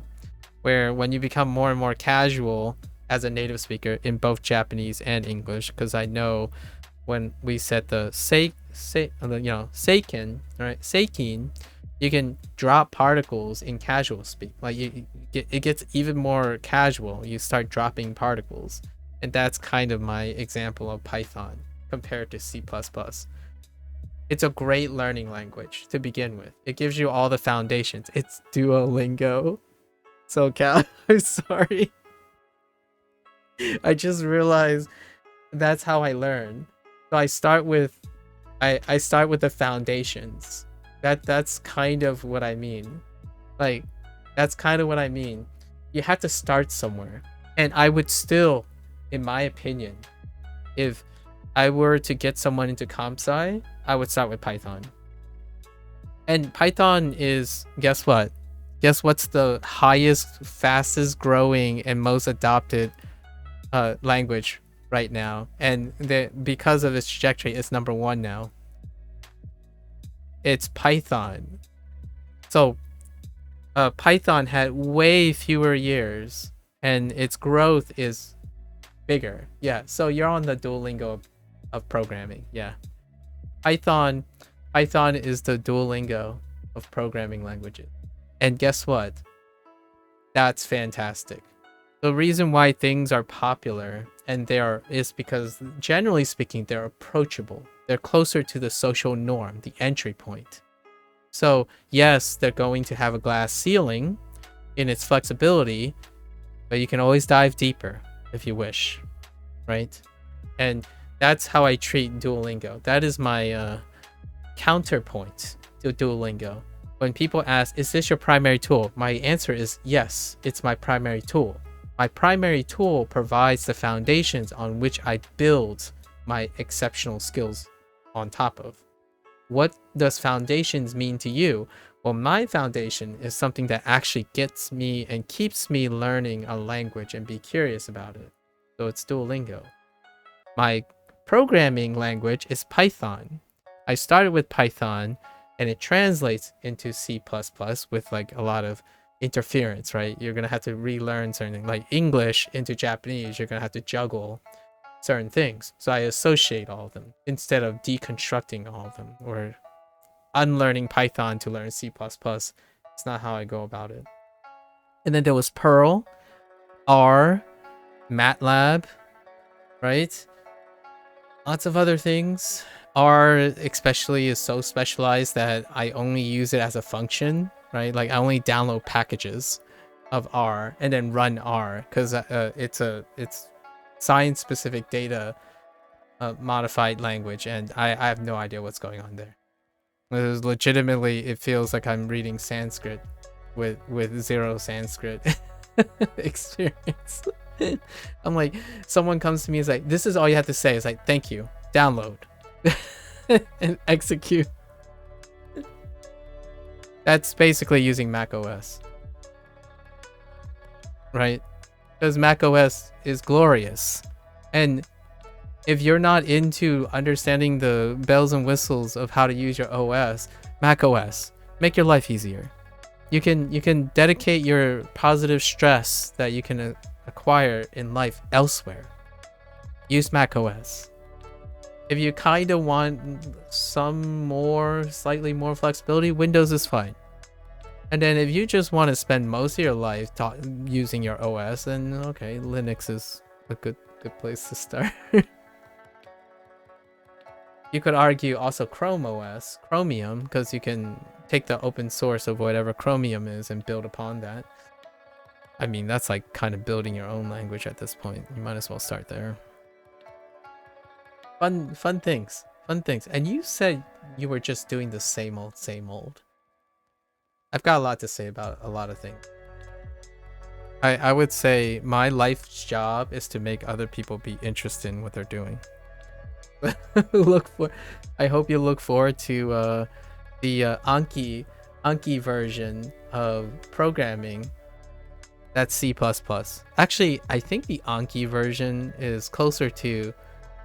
Yeah, I would say C++ is the Anki version. You're basically having to remember more syntax. If you become very, very comfortable with Python, you're flashcarding. You're flashcarding a raw memory, flashcarding syntax to transition into C++. Yeah, Anki round 2. That's a great way to say it, because you're there. You have to brute force, or form associations, do mnemonics, create projects that allow you to bootstrap through the syntax, because Python has a lot of syntax that are absent. They do it for you. Python does it for you. There are a lot of base operations. Yeah, and then you'll be one of those people like me, like, but I still love Python, right? I still love English. English is the OG, right? Anyways, just thought I'd let you know. I won't even bother talking about like MATLAB and R and specialized ones. Specialized ones are so restrictive, it's weird. Oh, you know how that feels? Like specialized ones are things like you know how when you go to a restaurant and you've been a regular at this restaurant, so regular that your order is so detailed, but you can't leave that box anymore. That's when you know you got into specialized programs. And that's kind of how I feel about where I am in English. I don't ever use that anymore. The English that I've used at universities, they're just locked away somewhere. I would say if I had to draw a Venn diagram, right? A Venn diagram of so like this is streamer speak, right? And then occasionally I would go into maybe like this is digression speak. This is whenever someone asks, prompt me to speak about something deeply or trigger, or I voluntarily choose something new. And then we have my, I'm gonna say,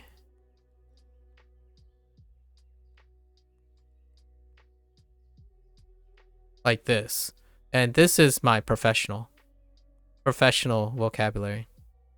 I actually think my professional vocabulary is larger overall. My streamer speak is definitely larger than my digression speak. And then there's a bigger overlap with my professional speak when I'm digressing versus my streamer thing. So if I were to, and I try to draw the circle a little bit to proportion. So I actually, when I digress, I use a very specific subset that is much smaller than streamer when I'm casually speaking, my casual speak. Yeah. So that's kind of a way to diagram. And all this stuff, like this part, it's usually not used most of the time. Do I remember it? I still remember it. I'm rusty though. It takes a bit for me to shift into whatever I do professionally because I haven't done it in a long time. So tendencies like what I just did, like, gone. Throw that word out the window. Using analogies and euphemisms, throw all of those out the window. Stop using euphemisms. Start with being concise. Verboseness, excessive inflections, all those things, just throw it out the window when you're being professional. All your medical speak is vanishing. Yeah, that's kind of how I feel. So to me, here's my thing, right?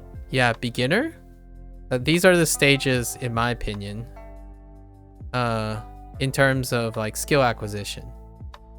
Starting by, so we have beginner, right? Then we transition into amateur. Then way down the line is what people focus on, fluency. And then even farther down the line, you have specialization.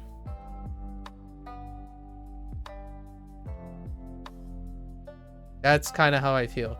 Hey, thanks, Nojo. And when you get to specialization, it's a one-way ticket. It's a one-way ticket. Yo, Indy. Seikin wa dou? Seikin wa dou? Seikin? Yeah, Seikin wa dou? Kyo, I'm doing, daijoubu.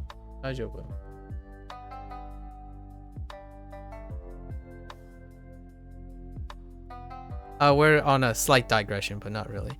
So, basically, I'm here. I'm gonna say I'm like here, right?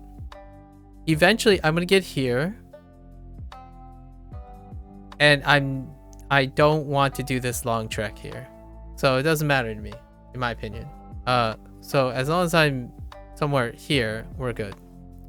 But man, I'm here a lot of times in English. And it's deceptive because it's a one-way trip. When you become specialized, you no longer work on your fluency per se. Your fluency actually, in my opinion, goes down after you become specialized. Where, you know how people focus on, oh, but are you learning more about your language? Like when you become specialized, you actually learn less about your language. You bootstrap the very small exclusive, or like you bootstrap the exclusive vocabulary and demeanor that you require for whatever is most regular. And that does not translate to casual speak anymore. It does not translate to flexibility. So when you have a super specialist, and you talk to someone, you suck at talking to most people because you didn't spend time practicing anymore. Those people are so specialized, when they open their mouth, it sounds like they're speaking the English, right? You hear the English words, but you have no idea what they're saying. Like, so you said this food is good? Or do you not like this food? I find it agreeable. Like, so it's fine. And like, well, to my personal opinion, it's agreeable with some notes of, of apprehension. I'm a bit ambivalent about the statement you made and your inquiries into my, satisfaction with this delightful meal. So, are you apprehensive? Are you like happy but not? Okay. And all your words, right? Just like SoCal said, all your words get specialized meaning now. So when I talk to everyone, like I do this by accident, or not by accident, by reflex, and it's the quote unquote interesting part that people think I'm interesting. But the thing is, every single time when someone says, "Oh, hey, are you studying Japanese right now?" Right? Are you studying Japanese? The first thing I'm gonna say is, well, I'm learning Japanese. Less so practicing Japanese. So yes, to some extent, I'm studying Japanese. That is specialized conversation, and it is probably going to detract from your ability to communicate with very specific type of people. You're going to lose certain type of people, and you're going to attract very specialized type of people, the ones that are very interested in the nuances between using the word study, learning, and practice, right? And to me, study is a component. Study is the umbrella that includes learning and practicing, and you go back and forth between learning and practicing in order to study. And I do this because I specialize, in my opinion, in teaching methods. And teaching methods, when someone is able to compartmentalize how often they practice versus how often they learn, you are able to prioritize and help set your mindset to focusing on areas of weakness. If practicing is an area of weakness, develop more flashcard techniques, like things that boost raw memory, like mnemonics. Focus on that. When you're learning, it's focused on, in my opinion, motivation. Lots of learning basis and foundation to promote acquisition of new information or being approached with new information. You focus on things that motivate you and usually enhance mood, right? And being open-minded, things that promote that. That's the learning aspect. And that's kind of like, it's all specialized jargon. A lot of people just say, have fun. Like, try to have fun while learning. And my thought was, oh boy, here we go.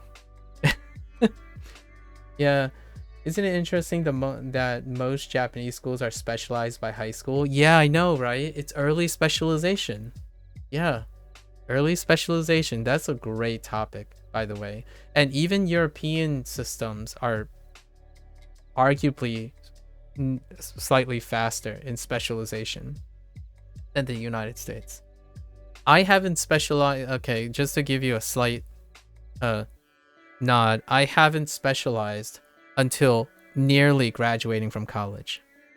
And I still haven't specialized until the second year of graduate school.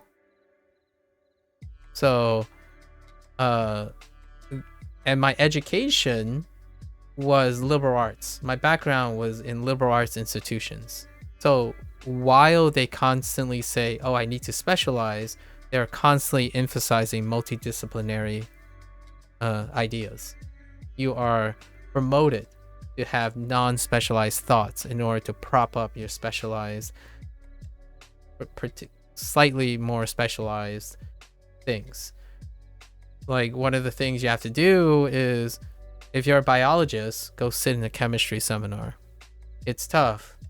And I'm going to tell you now, it sucked. Like, I feel so way out of my depth, even in the most rudimentary chemistry seminars, or like even structural biology, like adjacent disciplines to like molecular biology, adjacent, like structural biology in general, or biophysical disciplines.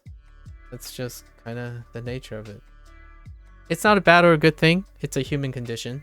So you have to decide what works for you. Doesn't help certain terms, right?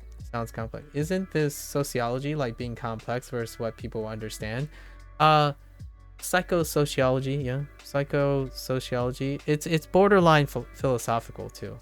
So you're gonna mix like sociology with logical systems and psychology. It's an intersection of all those things. Sociology deals with, I feel like a lot of times sociology takes a bigger macro lens.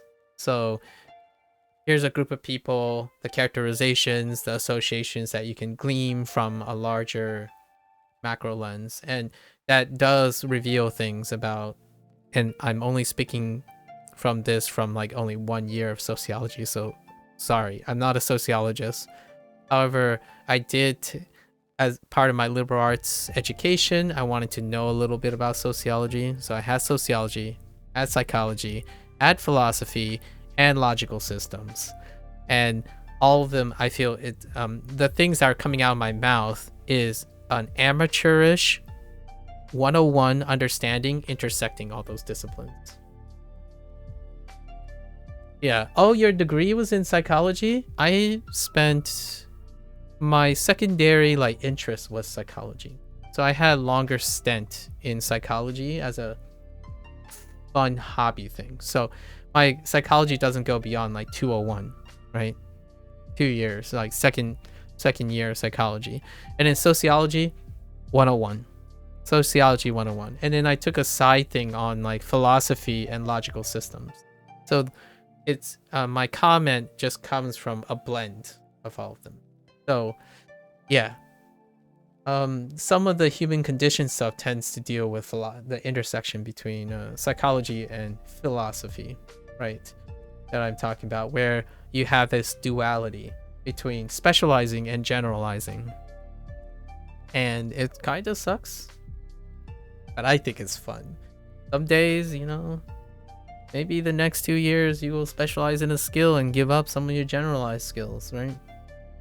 Or like under practice, it's one of those things like this is philosophy now.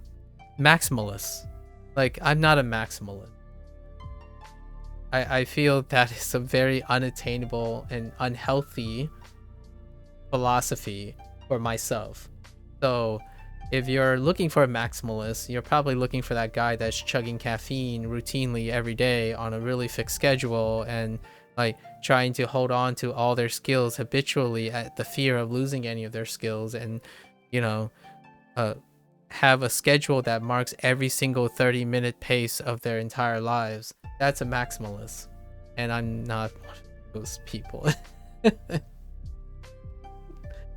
If I forget something, so be it. C'est la vie, I suppose. You know. Or what is the Italian phrase?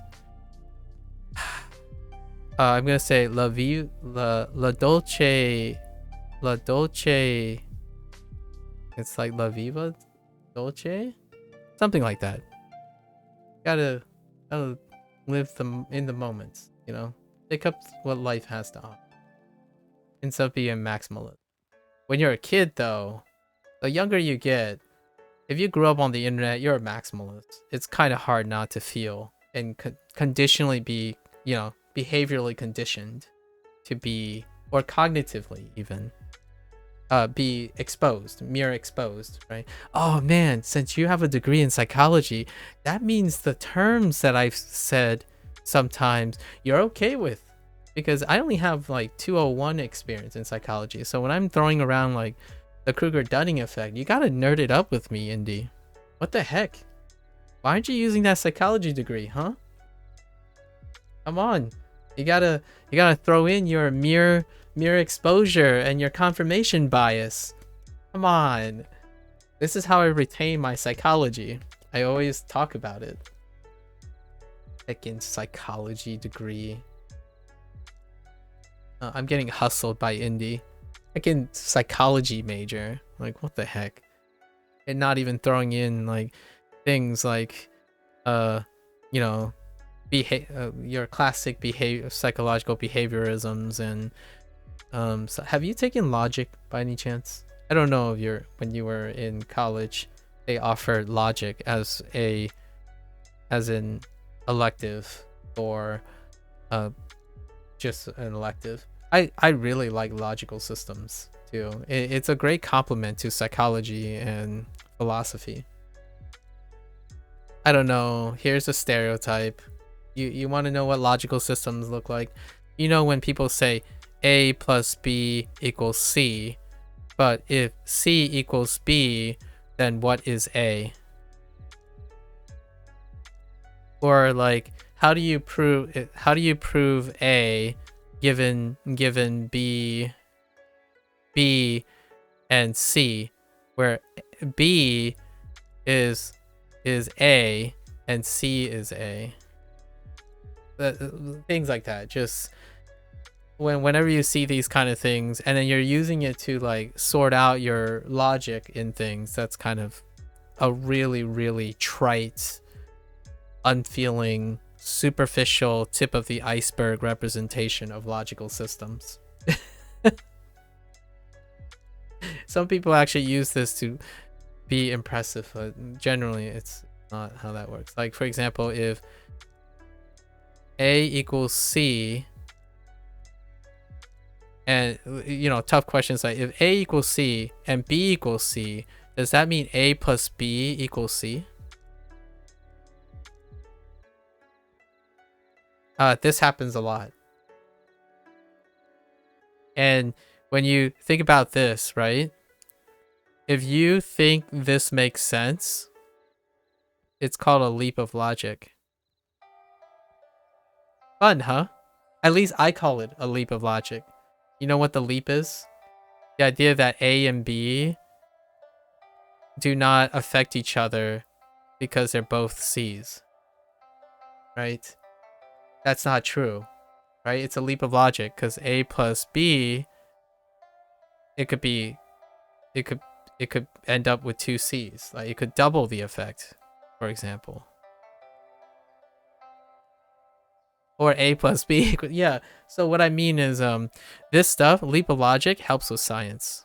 Or logic itself helps with science disciplines. Right? With scientific disciplines.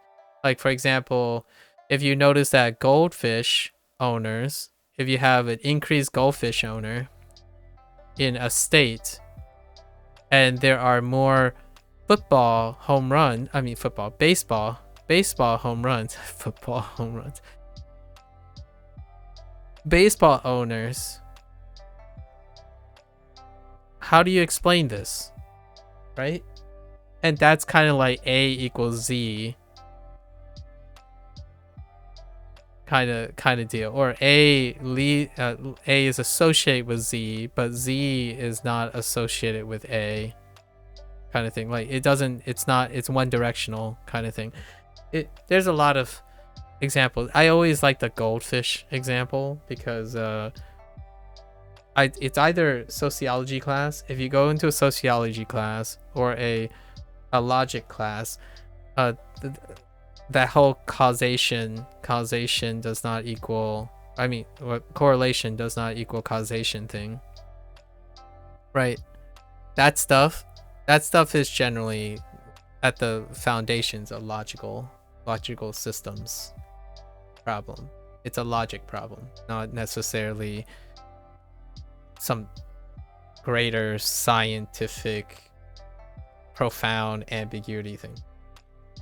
And that stuff leads so well into helping psychologists.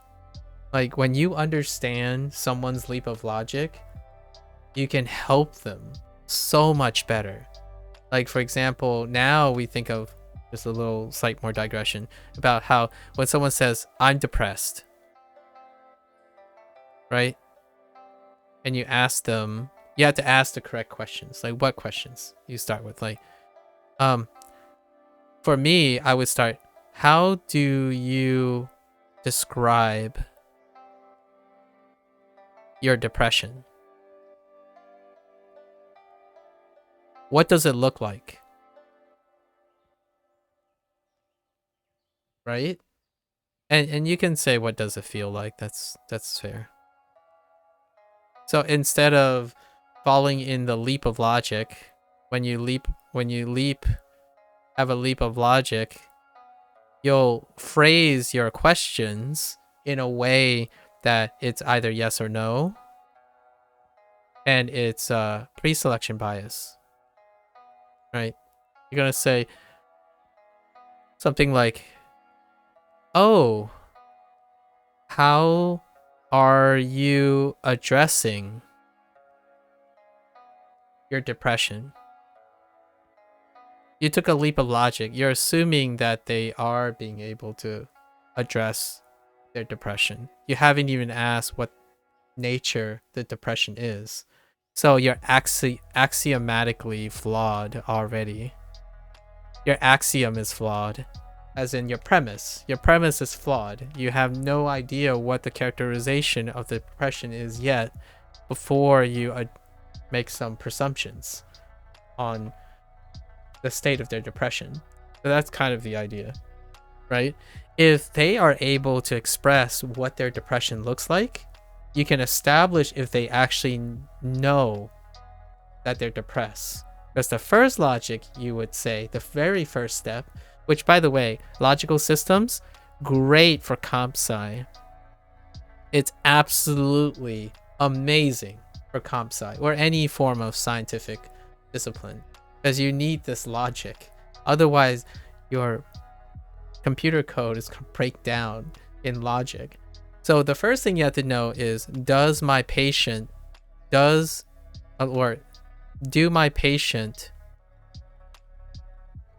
know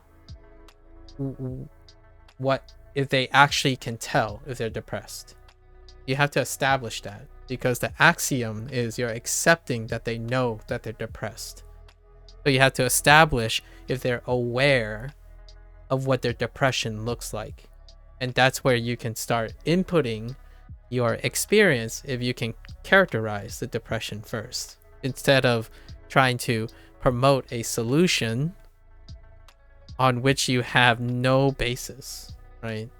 And I still think this is still an amateurish thing that does occur from time to time for professionals, because professionals, depending on how long you've been doing it, it becomes so specialized that they take leaps of logic. It happens to the best of us. And this goes into philosophy, which is human condition. The human condition is that when you do something so long, you skip things. You skip foundations, because you rely on intuition. Just a little fun little thing somewhere. I always tell myself, right, how do you check yourself at the leap of logic? Autopilot, basically. You go into autopilot and then you start jumping and taking leaps and bounds, and eventually, without null hypothesis testing or any form of reevaluation each day. That's why in the United States, I don't know, I can't speak for other countries, but a lot of the fields require annual and or biannual checkups, as in a set of your peers must reevaluate you based on the human condition. It's a human condition to check and evaluate. For me, I do it every month, and I definitely do it at the end of every year, where I take a retrospection and I reevaluate the things that I accept to be true, and I null hypothesis test. I challenge myself to know if this is the way. Me using Duolingo is exactly what is stopping me from becoming the influencers that are telling everyone to stop playing Duolingo or stop playing Duolingo. Wow, I just got deja vu. I did this for OS as well.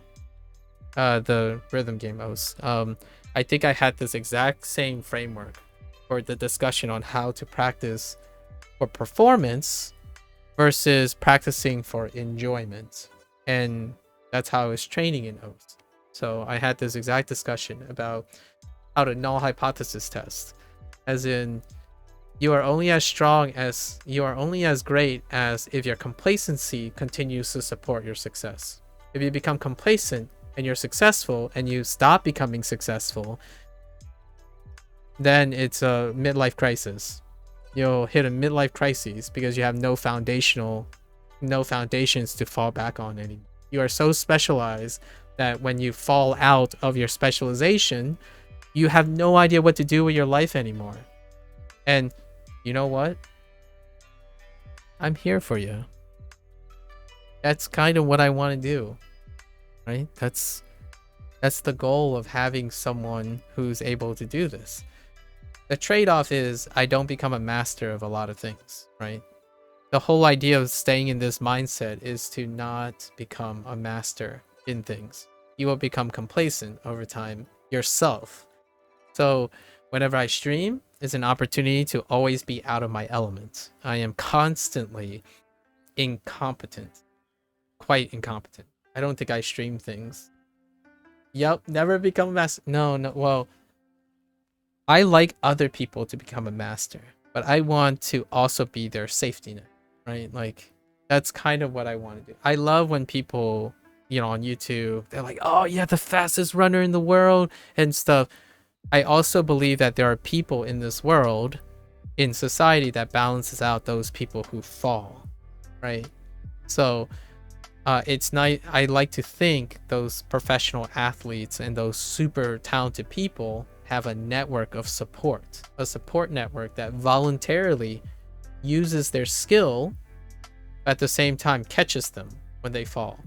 And that's, in my opinion, a really, really sappy and technical way of promoting why we still need teachers and coaches and motivational speakers and therapists.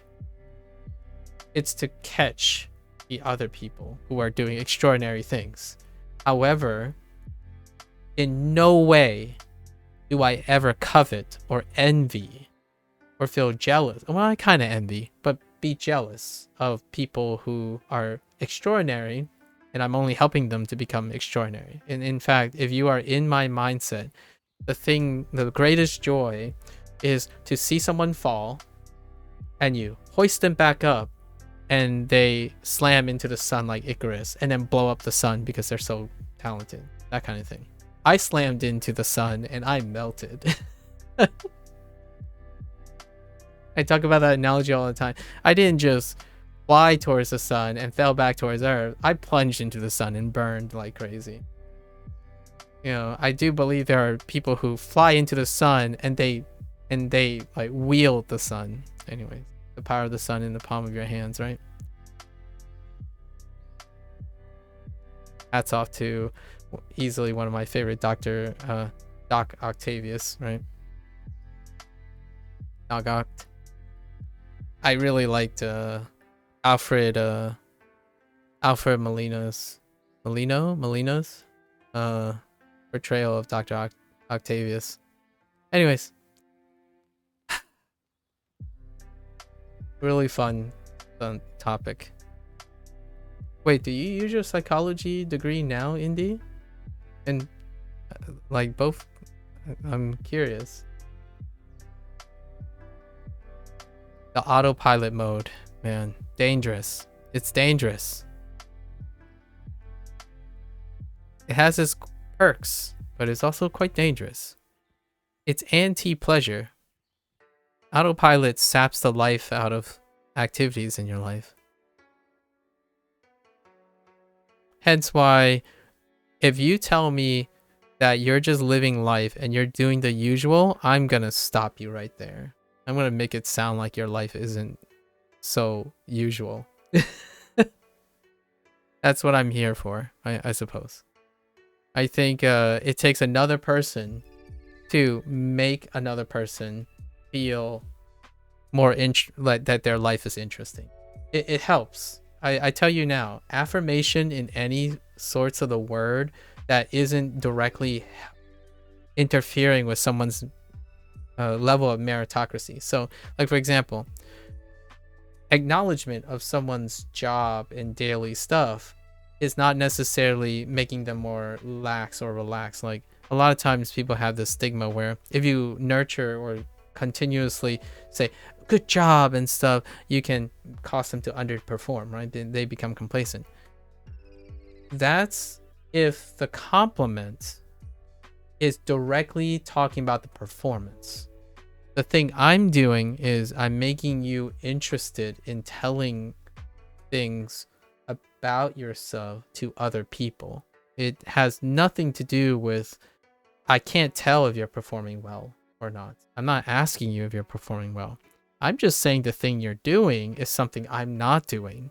And that genuinely is intellectually interesting. You don't have to feel that way. So the difference here is I'm not gaslighting you. I'm not trying to gaslight you. I'm telling you, whatever you're doing that you don't feel interested in anymore, I'm interested in. And that sometimes is all you need to bring someone out of depression. Sometimes. So meeting once a week in like a therapy session, oftentimes the benefit isn't necessarily the person's semantics and understanding of underlying psychological behavioral patterns. It's knowing that this individual spent at least some time talking to someone who is concerned about the details of that person's life. That routine, in my opinion, should be your friend and your close family member. Not everyone has that privilege, right? They don't have that privilege. When they're so hyper focused on careers and stuff, they actually become estranged from their friends and their family. And when they fall, they have no support system. Then you hire someone. That's the natural next source. You hire someone to be committed to you. If you think about the reason why this came up is Hank Green, one of my shout outs to him, one of my favorite influencers. He had a recent video, a vlog yesterday or the day before, and talked about what he didn't like about not having cancer. Like, what cancer buff? So he was subverting something. And one of the feelings were that so many people care about you. I'm paraphrasing. It's quite a lengthy, it's like a 7-minute thing about how when you have cancer, there are so many brilliant people. That feeling that he got where there are so many brilliant people trying to save his life. And then when you don't have cancer, that's not their job anymore, right? And there's a bittersweet dissonance between feeling very cared for by brilliant people who just simply either it's their job or they care for you, elevating someone's feelings, at least temporarily in a moment of crises. And that's when Hank Green, he was diagnosed with, I think, lymphoma, some sort of lymphoma. He's in remission now. However, that's kind of the thing. And you can draw psychological parallelisms between someone who's depressed versus someone who is basically potentially dying from a necrotic source, right? Or I guess it's kind of a necrotic. So cancer is more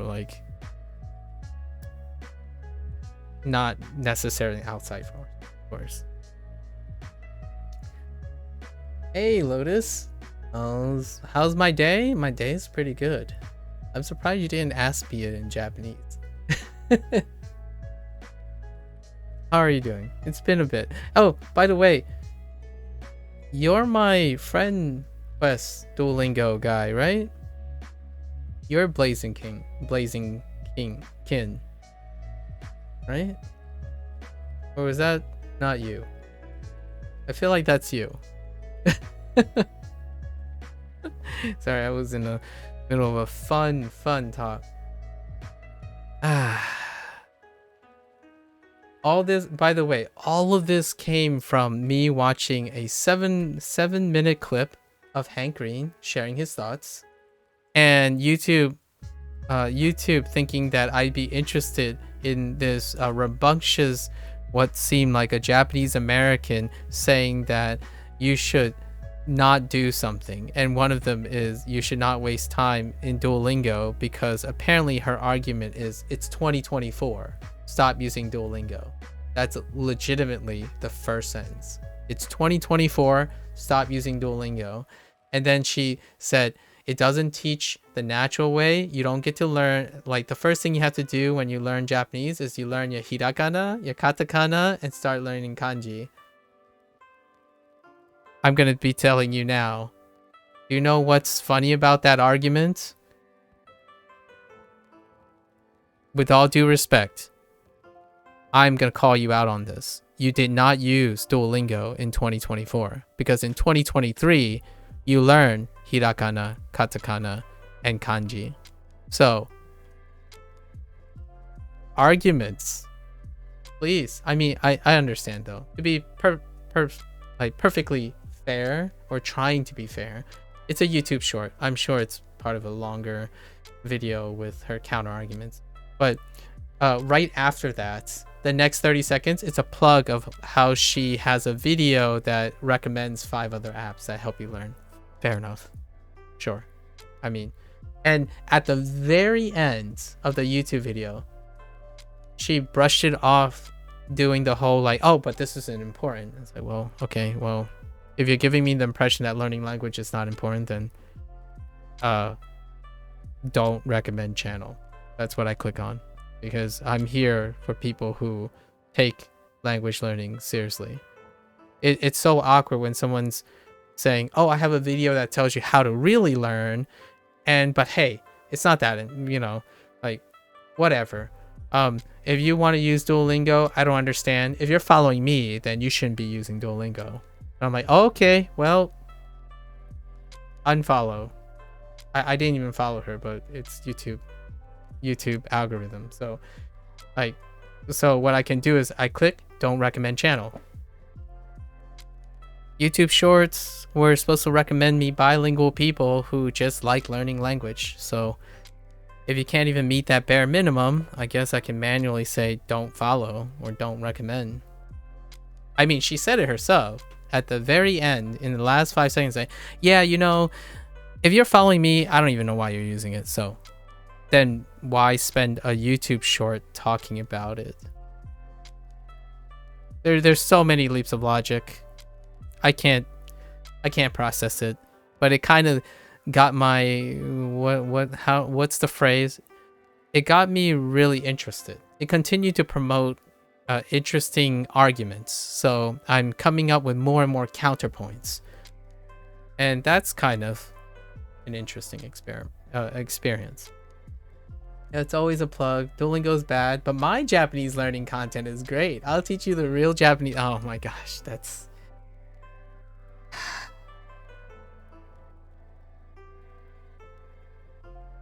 guess what, guys? I'm gonna tell you now, and I said this multiple times, and I've already spent like an hour and a half talking about this. I'm not selling life hacks. I'm not selling life hacks. I'm telling you some anecdotal stuff, and the disclaimer is take whatever you want from it, build upon it, what have you. It's free, like, not selling you anything. How's Duel been treating me? It's been treating me pretty well. Going 34 days strong, Jojo. Are you learning Japanese as well? And how are you learning Japanese? That's that leap of logic, right? Can't leap until we know. So how are you learning Japanese? If you are, obviously. First question first. You know what that person sounded like?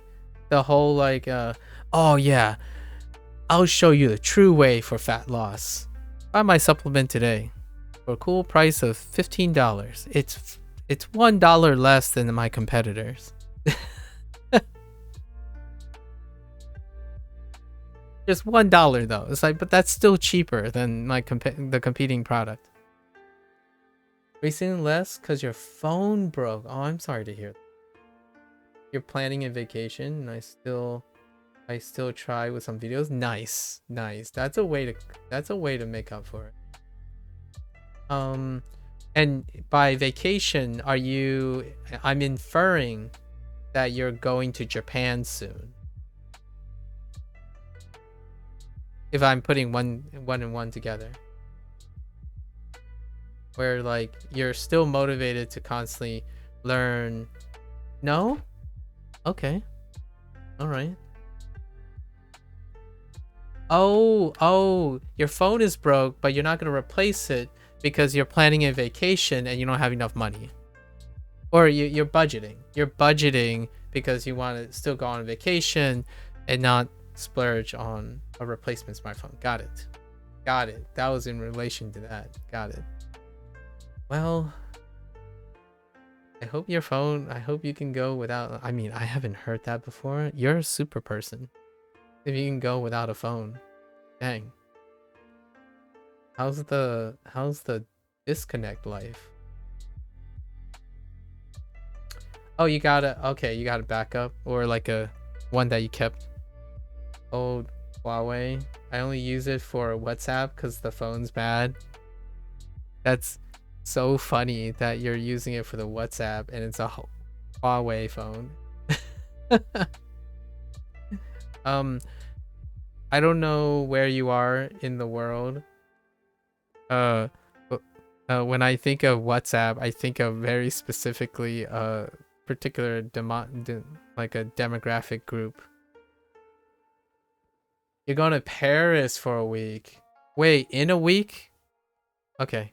When's the Paris Olympics, by the way? I think the Paris Olympics is soon. It's not in a week, is it?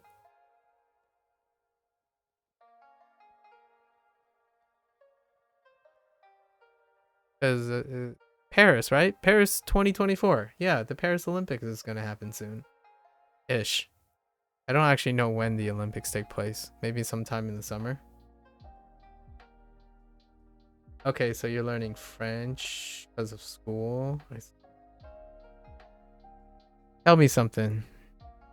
Off the top of your head, what is it? What is in your thoughts when you're thinking about Paris? I love to hear some like hot takes about your interest in Paris or in France, in French culture in general. Family, history, cinema, media,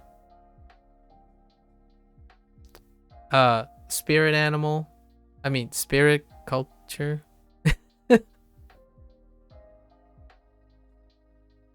By spirit culture, I mean like you resonate with the culture even though it might not be your own kind of thing. You know? Okay. So let's finish this though. Erika-san mo Sushin, oh no, not Sushin. Yaku o shimasu. Okay. Erika also, wait. Oh no, wait. Erika-san mo, oh, that is Sushin. No, that's no. Yeah. Wait. エリカさんも柔道をします。 Oh, it's judo. I'm not in Japanese. I'm not in Japanese mode yet. Judo. Yeah. Judo. Also does judo. Yeah, it takes a while for me to switch over to Japanese after spending so long talking. You like the goofy thing where they hate on people who don't even try to speak French in France?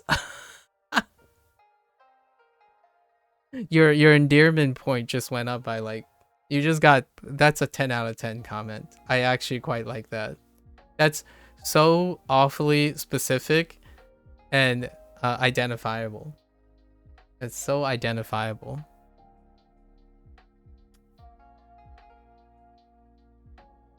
So what are you gonna do about it though? Are you gonna try speaking French when you go to Paris, or are you gonna entertain yourself by doing the goofy thing?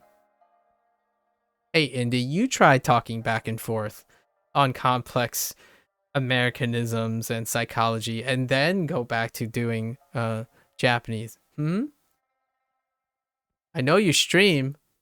You try doing that, okay? こちら。こちら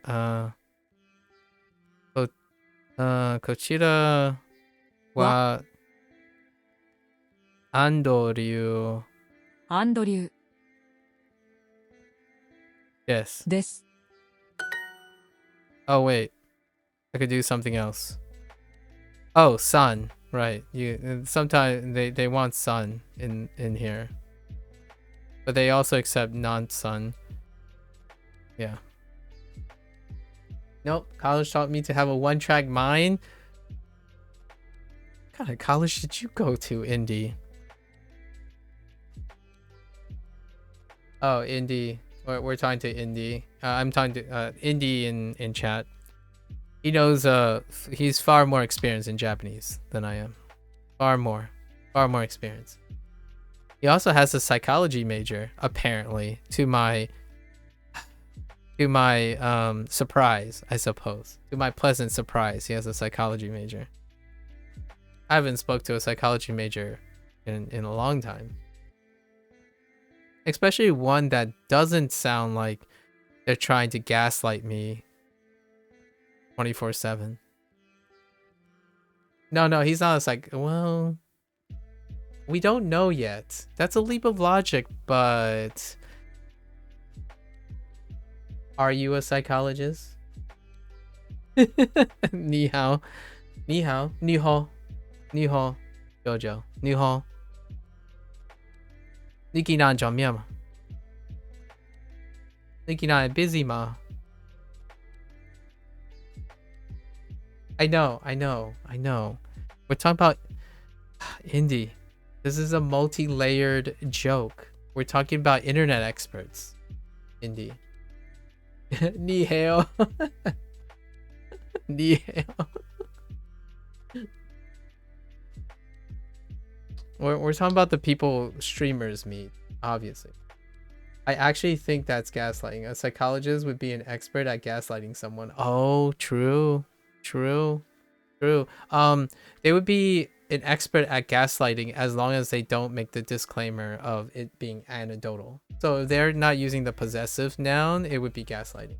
So for me, I'm saying the multi-layer is based on my joke, my intent to make it a joke, as opposed to Indy knowing the joke.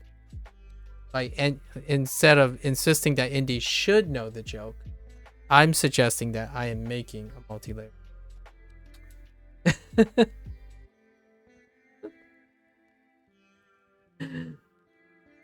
Your sis is a psychology major?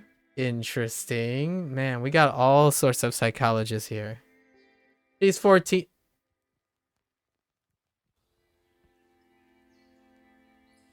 Where do you live? You can specialize in psychology at the age of 14? It sounds very very young. Oh, that was a multi-layered joke too. Well played, Jojo. Well played. Oh wait, are you telling her she's a wait, are you not so subtly throwing shade at your sister's behavior?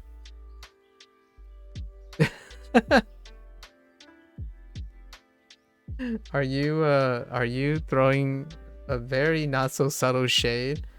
I'm gonna just lie down and say it's a multi-layered joke.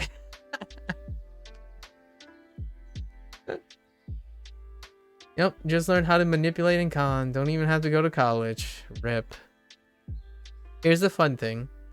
Do you think those people who are successful, what I mean is, have you ever met someone who was able to be very useful with their psychological skills, like their command of psychology, and found out that they didn't appreciate, they weren't able to appreciate the dangers and then used it for their own gain? I've always found that a fascinating human condition. Like, if you truly end up becoming an incredible, say, psychologist, does the human condition dictate that at some point this person realizes because of that success they inhibited themselves naturally from abusing it? You see what I mean? You've known plenty of people like that. So, for example, my greatest fear when I go to bed is if I'm able to manipulate someone with, I would argue, a rudimentary understanding of psychology, I can't even fathom what it's like for an expert in doing that to really actually not realize how dangerous it is. Like, you know, the whole idea of, does the human condition self-check itself when one becomes very proficient at something? Like, and I haven't met anyone. I can't say these figures in history either. You know the specific people I'm talking about. But there are times in human history when someone was exceptional especially in this case, at manipulating people. And it lined up coincidentally with sociopathy or potential sociopathy. And that led to very devastating results. So when I'm always thinking like there are lots of people who are brilliant, who specialize in things. And naturally that there's a human self-check where when you become exceptionally great at something, it came with a nuance that they also realized that it's also exceptionally dangerous when abused. Yeah. You know what I mean? And here's a movie you can watch for sure.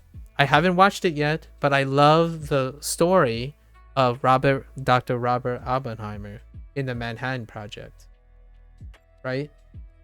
So, if you want a contemporary film that delves into the minds of how, as you escalate, how exceptional your achievements are, it comes with a foreboding human condition where it self-checks themselves in how dangerous it becomes.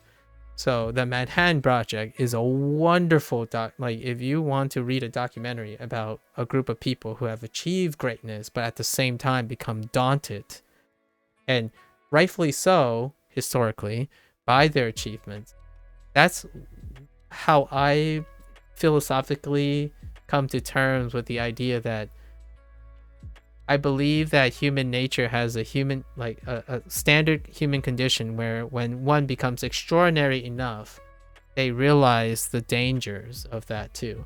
And historically, that the opposite has happened once in a while in history. And we remember, in my opinion, or we try to remember in history, those moments when extraordinary people, truly extraordinary people, also were incredibly destructive, right? And those moments in history are incredibly brutal reminder. Anyways, that was a little deep thing, but it's always been my fear where I start thinking about gaslighting and behavioral conditioning. That's why I generally don't offer salient advice unless solicited for advice. So I'm a proponent of someone who do not prescribe unsolicited advice. I do not go out of my way to provide unsolicited advice, because truly it's not from the idea that I don't care about someone. Like if I don't care about someone, it's I fear the responsibilities that I have when I give the advice, right? So I'm more cautious about the potential destructive nature of my unsolicited advice versus the chance that I get, new followers or new whatever, greater influence per se. So oftentimes I often wait for solicitation, like when someone asks me a question, as opposed to the other way around. Speaking of Japanese culture, that's Japanese culture too. Like, anyways, reminding me that IRK, I always form myself so people like me and nobody knows my favorite song. Oh, okay. Expression's fine. I feel like hopefully you're happy with keeping things to yourself. Occasionally when you need to like get stuff, like money and stuff from other people or even help, hopefully you are also comfortable with expressing yourself when you need help or maybe present yourself. Okay, you're good like this? Fair enough. Fair. We did hear about a whole money thing. Just a little bit. I hope all is well. I hope all is well. Okay. Hajimemashite. Erika, do I need son? No. Erika Toi desu. Erika wa? No, just Erika エリと言います。 Toimasu, because they link the particle with this predicate, which is occasionally helpful and not helpful at the same time. How does Danielle work? Danieru. Daniere. No. Danieru. Danieru. ダニエル Danieru. Danieru. ダニエル Danieru. Oh, you're right. ダニエル Danieru. Okay. Danieru 私のの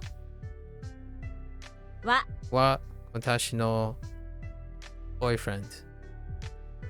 彼氏。彼氏。彼氏彼氏。Sorry, 彼氏。彼氏彼氏 Yes.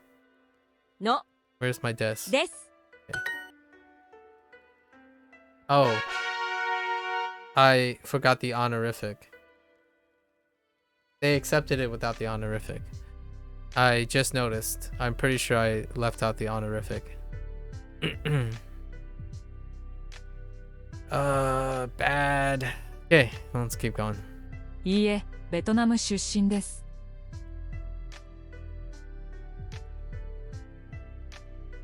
Okay. Betonamu. Heckin' Betonamu. Betonamu Sushin desu. I'm from Vietnam. Heckin' Betonamu. 母は中国出身です。 I spent all of yesterday struggling with remembering Betonamu. Like, what I mean by it is remembering how it sounds. Like, whenever I hit Betonamu in katakana, I'm like, Betonamu. I'm like, what is that? Vietnam. It's Vietnam.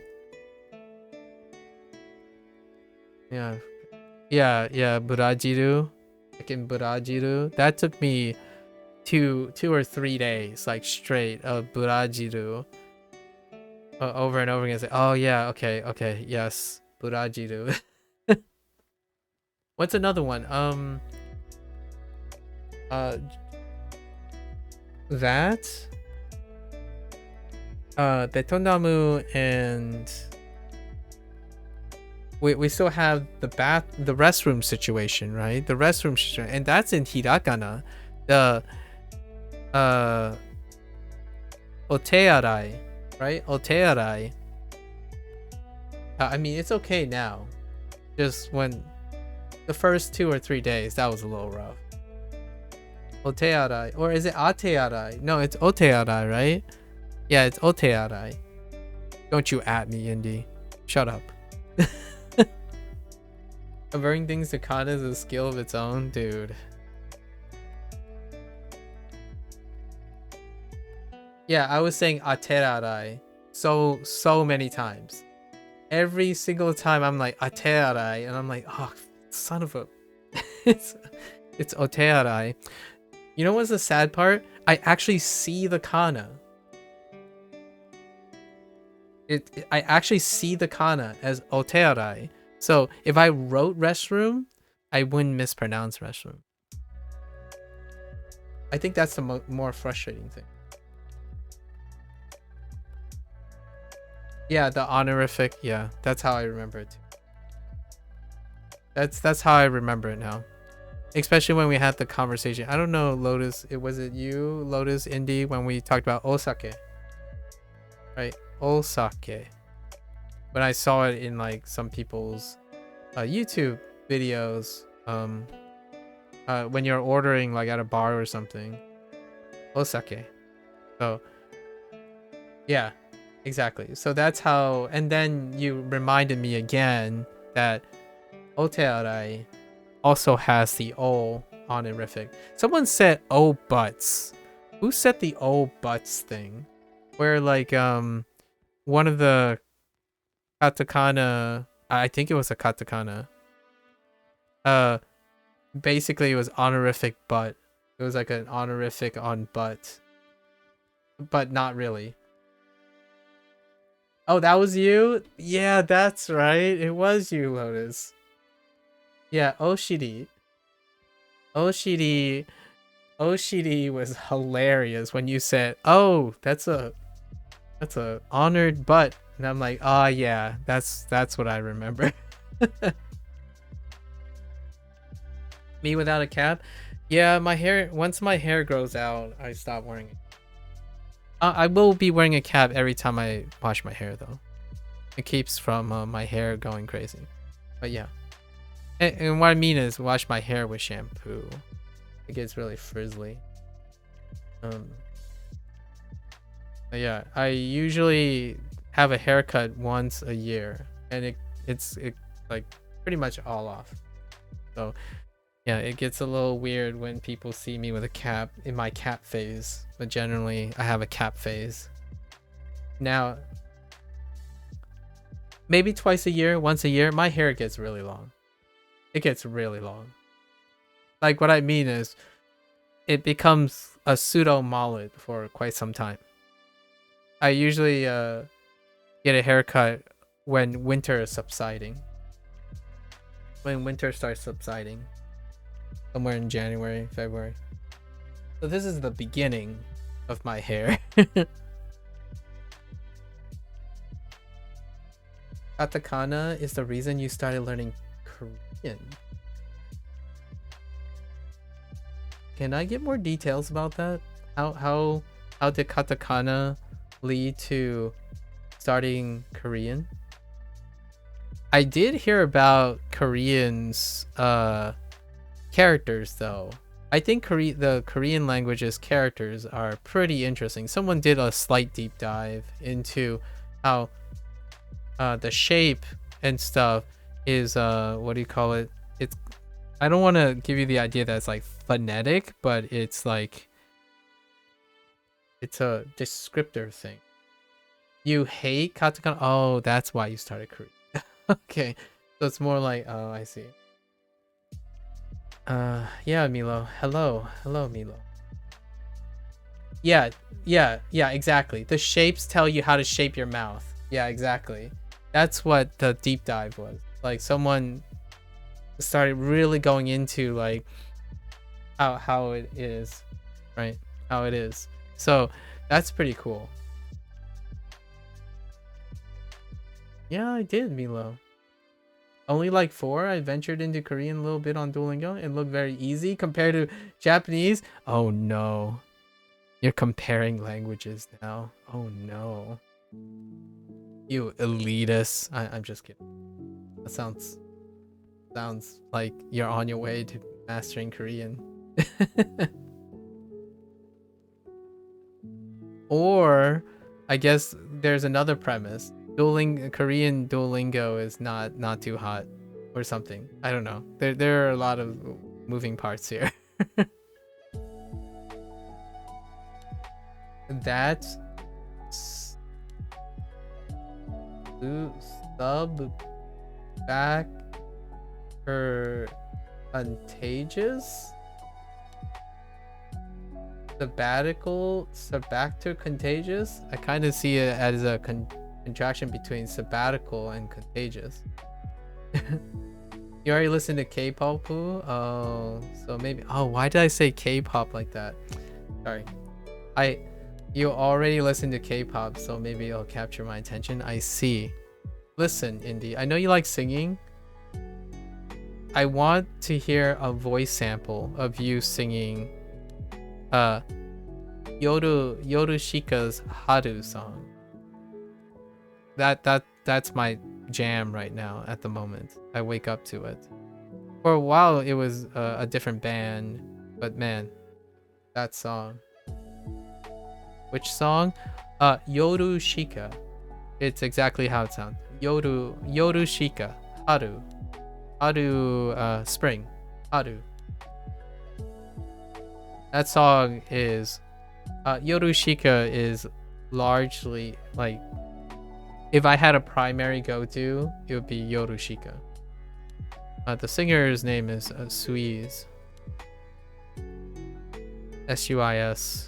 And the composer writer is Buna. And then the band name is Yoru Shika. Wonderful. It's an incredibly wonderful band.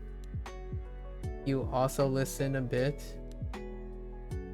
EB Vengeance. I'm not that hip. Alright. Oh, yes. By the way, Indy is not only a 3-time certified psychologist, he is also a professional singer, and he is touring internationally. Just so you know. I'm kidding about all of that. He's just gone for a little bit, so I'm just gonna spread fake news. I'm just kidding, just. 母は中国出身です。母母はは中国中国出出身身です。です。母は中国出身です。花さんは私の彼女です。花さんは私の彼女です。彼女です。Which is Hana is my girlfriend. Hana. Sorry, Hana. 私もベトナム出身です。私もベトナム Oh my gosh, please. Vietnam. ベトナム Okay. ベトナム出出身身です。です。私もベトナム出身です。Sorry. I just can't connect Vietnam to Vietnam. Can't believe doing all these hard languages but not your native one. What's your native one, Jojo? My native one is Fujianese, so that's a nope. I mean, it would be kind of cool if they added that. They did add some obscure, like some, quote, endangered ones. That's kind of neat. Oh, Croatian. I see. Actually, I think I've met another person who is potentially Croatian too. Although they recently, they are almost, they are on their way to Germany in the next month. Oh, the name is on the tip. Oh wait, no, or not. Maybe not German. Oh, I thought I just fetched the name. Oh wait, it isn't you, Jojo, is it? No, it's not you. Oh, you're injured. Oh, wait, hold up. I might be getting a few people's details mixed up. So this might all be a coincidence. But anyways, I might be confusing maybe a conversation we had, Jojo, with someone else. However, that's good that I have some of the information sorted out, sort of. The Croatian, huh? Are you the one that asked me to guess? Your hint was that. Are you the one that gave me a hint? And then I said if it's a Slavic language, and then you asked me what time it was over there, so then I did ±6 because of, and it was like 2 a.m. or something. Was that the conversation with you, Jojo? Yeah, it was far back. Not sure if that was the same conversation. Okay, and then that's how I was connecting. When you said Croatian, the only thing I thought about was there was discussion about Germany in the Croatian talk. Yeah. Okay. Oh, your phone broke. Is that why? Okay. I'm sorry about your phone. It all kind of lines up now. It all kind of lines up now. Anyways. Hopefully you get a new... Hopefully... there's enough budget in the future for a phone. I actually am a proponent of. You're getting a new one in May? Nice. Oh, that's not too far off. Not too far off. What are you getting? I'm kind of a tech enthusiast, I suppose. And I'm very curious abroad what the available go-tos are. Huawei is something of a weird incognito, especially if you're a citizen of the United States. A Galaxy S21. Very solid choice. Solid choice. Workhorse. Workhorse of the industry. 아니 兄 아니 뭐 중국 중국에 住んでいます 中国 중국 に に住んでい住んでいまますすエリカさんは中国出身です。エリカはは中国出身です。中国出身です。 Then some greater than iPhone? Let me エリカさんは中国出身です。 I don't have a iPhone. I can't really comment. I'm not in the Apple ecosystem, so I can't really comment on that. No comments. Oh! Oh, I might have missed a word, didn't I? Oh, I missed the honorific. Whoops. Okay. Chichi. 父 Chichi sa. No, I'm just kidding. Chichi wa. Kangoku 出身です。トロント Why did I click on Toronto? I have no idea. 韓国 Because Kangoku is in hiragana. 出身です Let's make sure I don't drop anything anymore, because I'm being a little too 妹 lax. も韓国に住んでいます。妹も韓国に住んでいます。妹も I heard 韓国 Kangoku にに住んでいます。妹も韓国に住んでいます。 Wabush 比美国人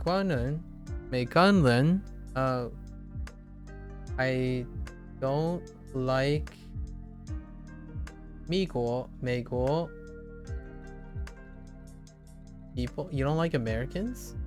That's kind of a weird thing to say to someone who is an American.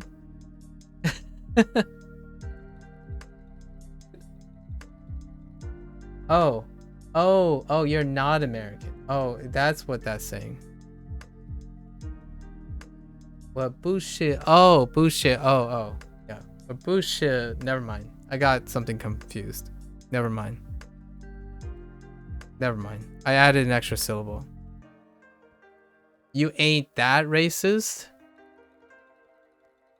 What section am I in on lesson? Section 2, unit 2. Section 2, unit 2. You ain't that racist? Fair enough.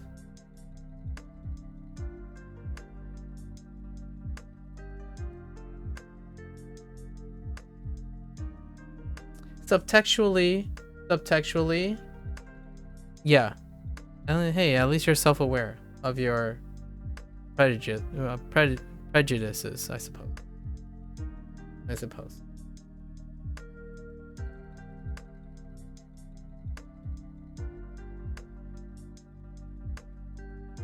The letters give XP. Yeah, letters give XP.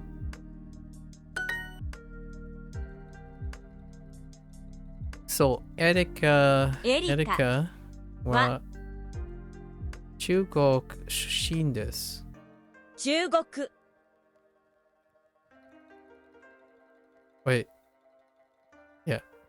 出身です Oh, 3 I gotta remember my honorifics, man. こちらは私の彼女です。 Your mom's, dad's, cousin's, aunt's, father's grandson is 1/4 French? Oh, okay. That's a motivation to go to France, that's for sure. Right? To be honest, grinding this game is good, is educational. Yeah? It tries to be. It tries to be. Yeah. Duolingo tries to be. Education in itself is an interpersonal skill. So the value of the educational tool is very reflective of how proficient the person is educating themselves. Since Duolingo is self-administered, right? It's voluntary. It's not expected to educate you, but how you educate yourself with the tool.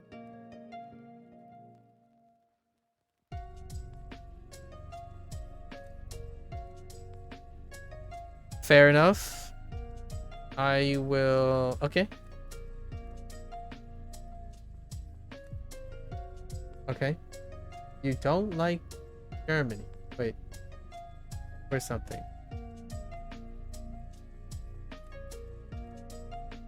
They bully you. I see. That does happen if you are not part of their monoculture.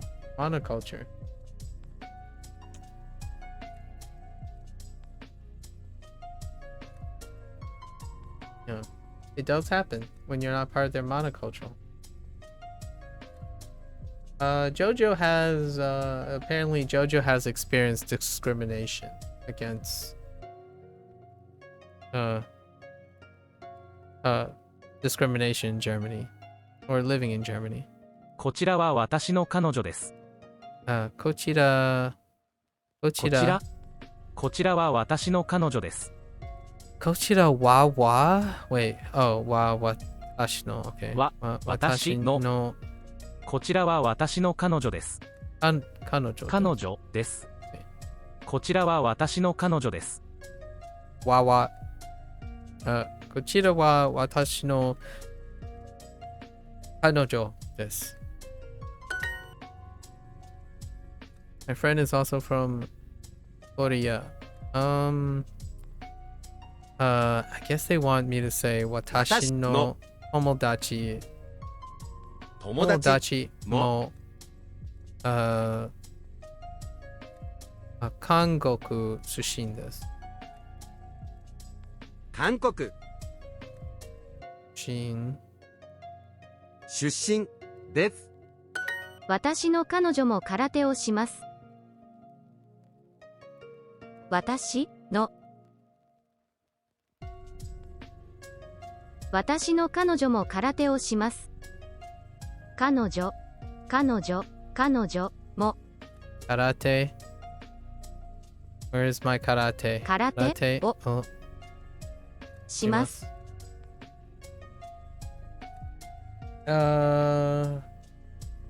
Because of your tiny accent? Yeah, monocultural. Germany is a pretty strong monocultural place, for sure. Have I been writing Japanese? I have. Not particularly on stream, not kana. I haven't been writing kana on stream, but I've been writing kana every once in a while off stream. And whatever kanji shows up in Duolingo, we just use the Duolingo kanji section. Oh, there are bad Germans and bad France, also good France and German people. Yeah. I don't. Yeah.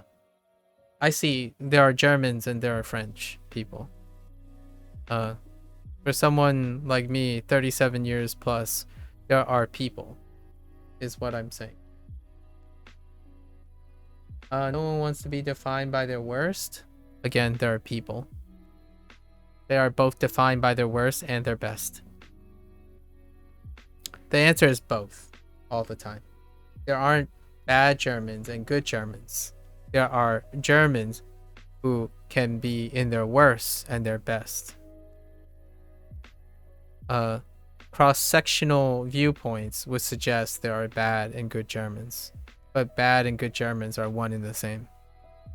A human is defined by their continuation in their linear life, not a snapshot of their worst and they're the best. So, both the bad and the good German could be one and the same person.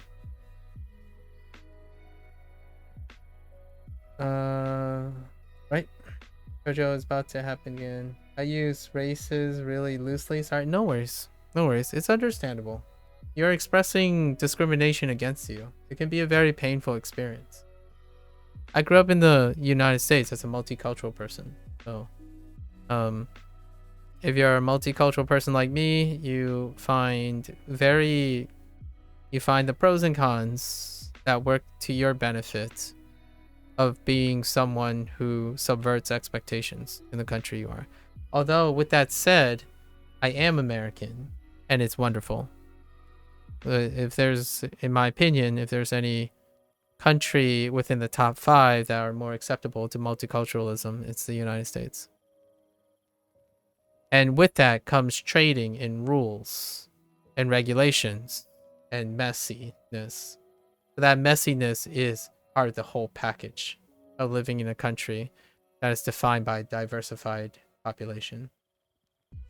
So if you want consistency in your country and you want to feel a sense of belonging, I don't think the United States is like at the top. However, it is the most tolerant because of it. So one of the most tolerant. That's why I understand. I grew up with racism, especially discrimination. 私の彼女も空手をします。私の友達もベトナムに住んでいます。私も、私のと、wait, 私の友達も、I paused on Vietnam again. ベトナム、freaking Vietnam. ベトナムに住ん、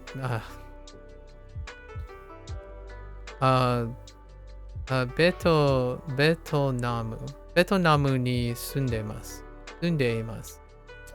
Again, ベトナム。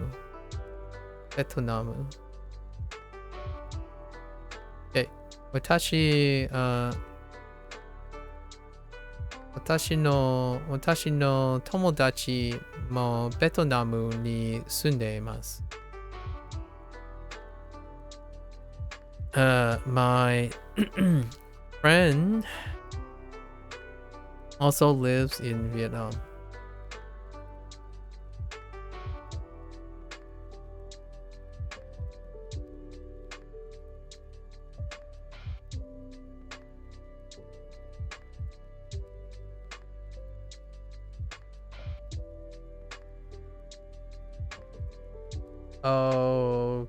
Okay, Jojo. I suppose good luck with that.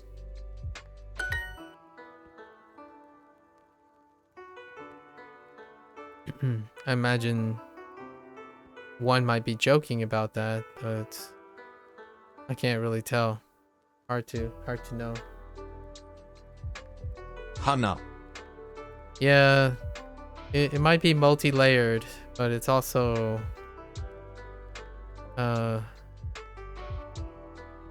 probably not the result that you might be looking for. Hana-san wa watashi no 彼氏 well, 彼氏 whoops. 彼女 Yes. です。私の友達も韓国出身です。私の友達も韓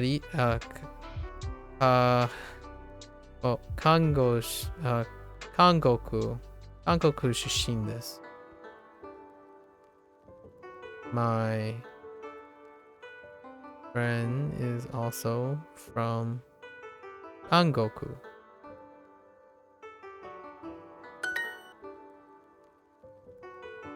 Oh, here's the thing that I'm having trouble with as well with my intonation. Okay, let's try this. 私は yeah, 私は韓国出身です。田中さんは It still feels a little weird. So, let's put this up here first. Kankoku. 韓国韓国 Kankoku. 出身です Desu. 田中 Tanaka さんは Watashi wa Kankoku shishin desu. Tanaka-san wa? It's okay. I'm kind of like sort of raising my eyebrows a little. Oh, which by you do that a lot? You just think it's obvious? Yeah, well, so the whole multi-layer thing, like if you're joking about things, it doesn't necessarily make it funny. Sometimes it's a bit heavy-handed is what I'm saying. Or like personally, I think it's a bit heavy-handed.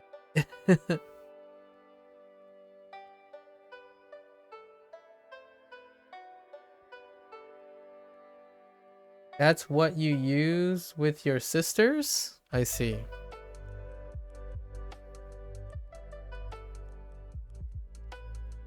I see.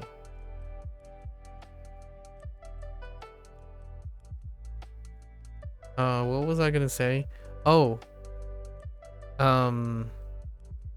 No, I don't remember what I was gonna say. It'll come back to me. 私の彼氏もベトナム出身です。私の彼氏も、and I paused again. ベトナム出身です。Okay. 私の彼氏もベトナム出身です。ベトナム出身です。ベトナム出身です。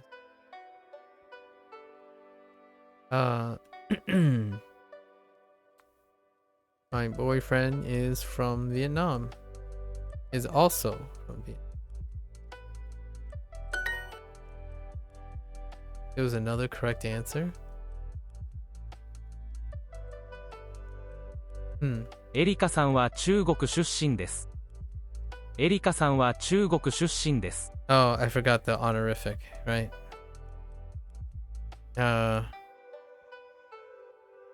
エリカさんは中国出身です。エリカさんは中国出身です。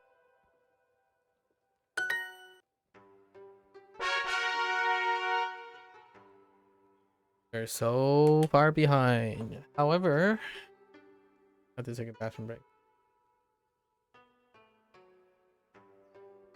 Well, we did this. Remember? Yeah, I know we were talking about that. Yeah, it's okay. It's been 2 sessions since we did the and you, and it still feels a little off. As though like I want to say something else. Like the feeling is still not there at the moment. It hasn't normalized yet.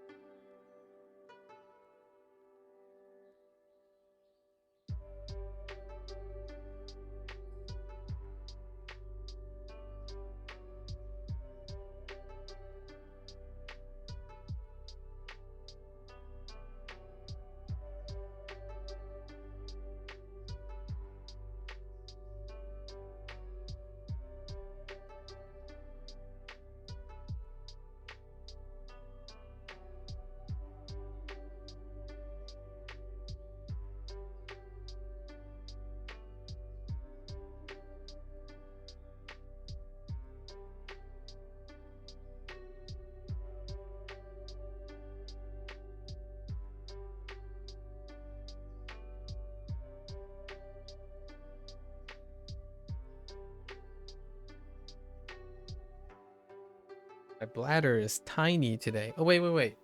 Indy, I have a good one that I feel is really natural from this unit. With the and you thing.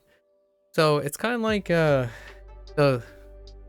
pattern that I think would happen in a discussion rapidly would be, say like someone says, you say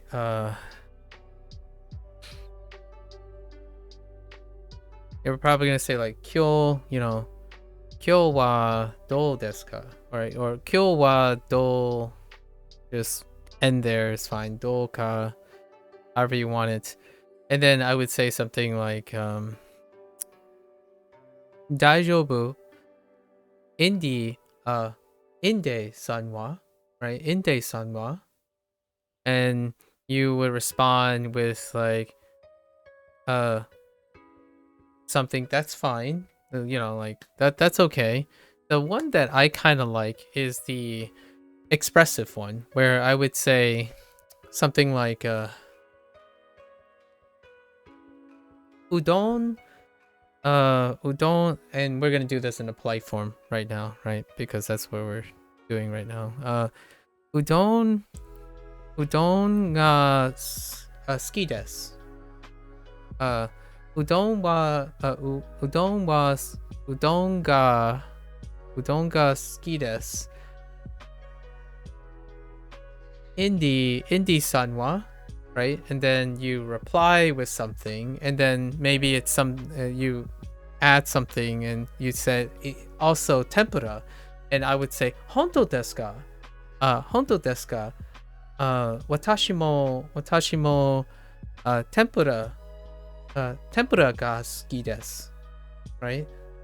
Something like that, where it's like I say something like, oh yeah, man, I love Japanese food, and what about you, right? And you, and then you would say, oh yeah, Japanese food is great, I specifically like ramen. It's like, oh really, I also like ramen.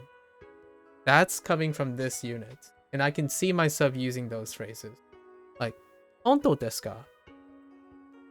The back and forth. I don't know if you're still here, but that's probably my favorite part in this unit, in section 2. The honto desu ka? Watashi mo something suki desu, right? And then you express something that you like, or you ask. So you can also, I really like this section, unit 2, where I would ask someone like what is it? No, not kill me. Oh no.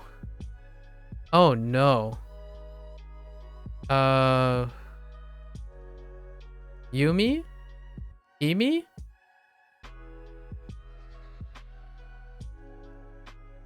What was hobbies again? I think kyomi is interest. Hobby. Let me say hobby. Oh, here it is.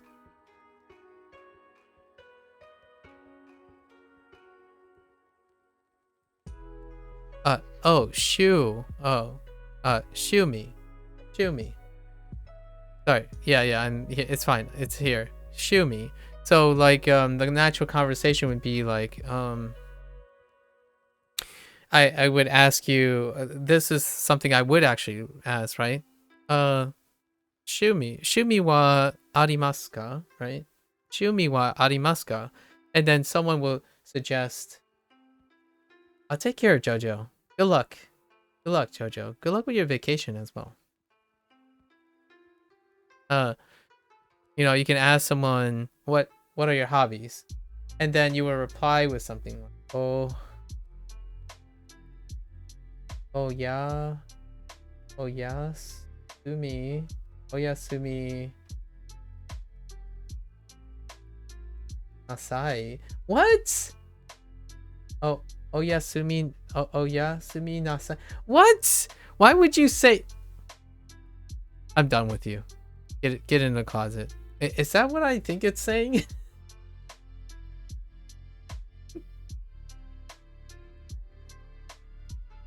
Are you telling me you don't like anything? Or is that what that says? Oh, good night. Oh, that's too. Oh my god. Oh, Yasumi. Oh yeah, Nasai. Yeah. I was thinking of something else. Never mind. Don't. Shh. No one say anything. It's fine. Hey, H1. No, I was thinking of something else. Never mind. Yeah. I don't think they know Japanese though.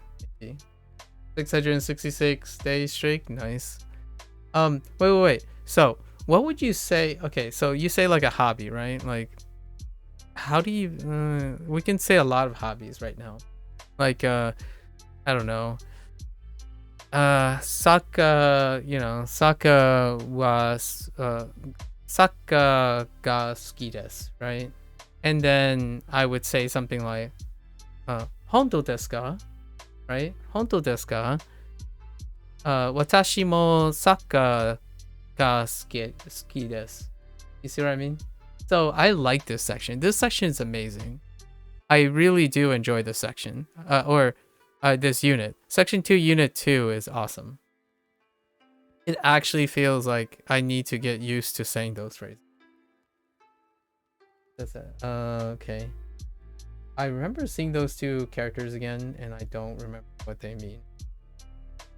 Something ka... Is that shimasu?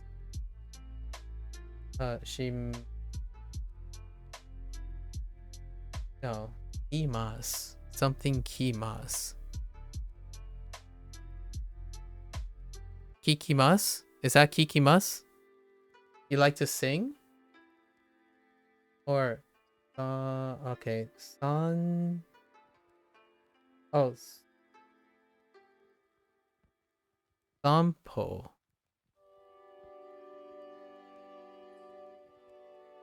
Sampo.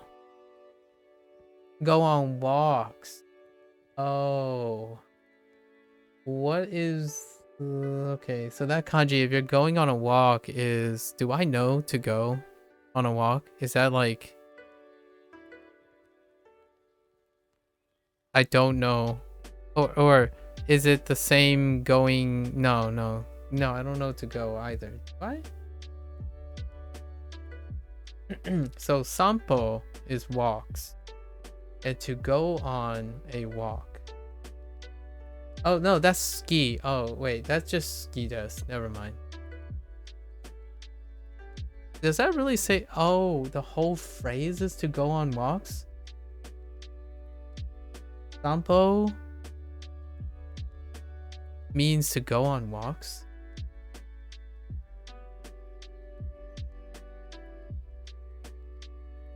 The phrase is I like going on walks, right? Oh, because it's inferred that it's... Yeah, because you're inferring that you're going on walks. Okay.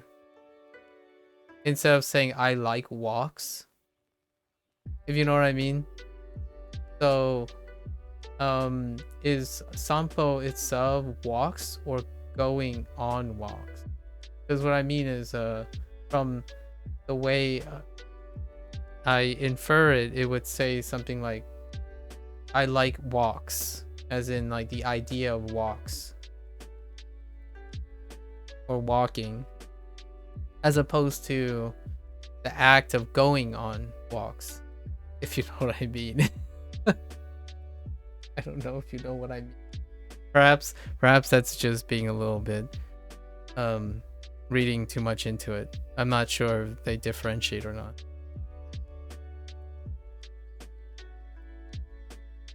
Like, I like walks. Like a walk in a park, a walk on a beach, a stroll in a park, a stroll around the neighborhood. Reading too much into this. Oh, it is like that. Okay. Yeah, man, when you were saying goodnight to JoJo, my brain was somewhere else. But I remember that.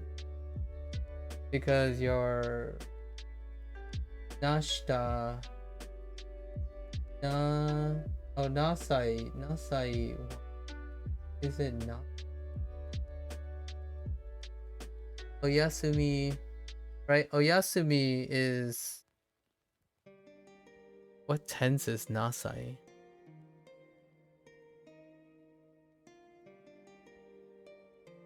I know, it's not the word to walk. That's the idea.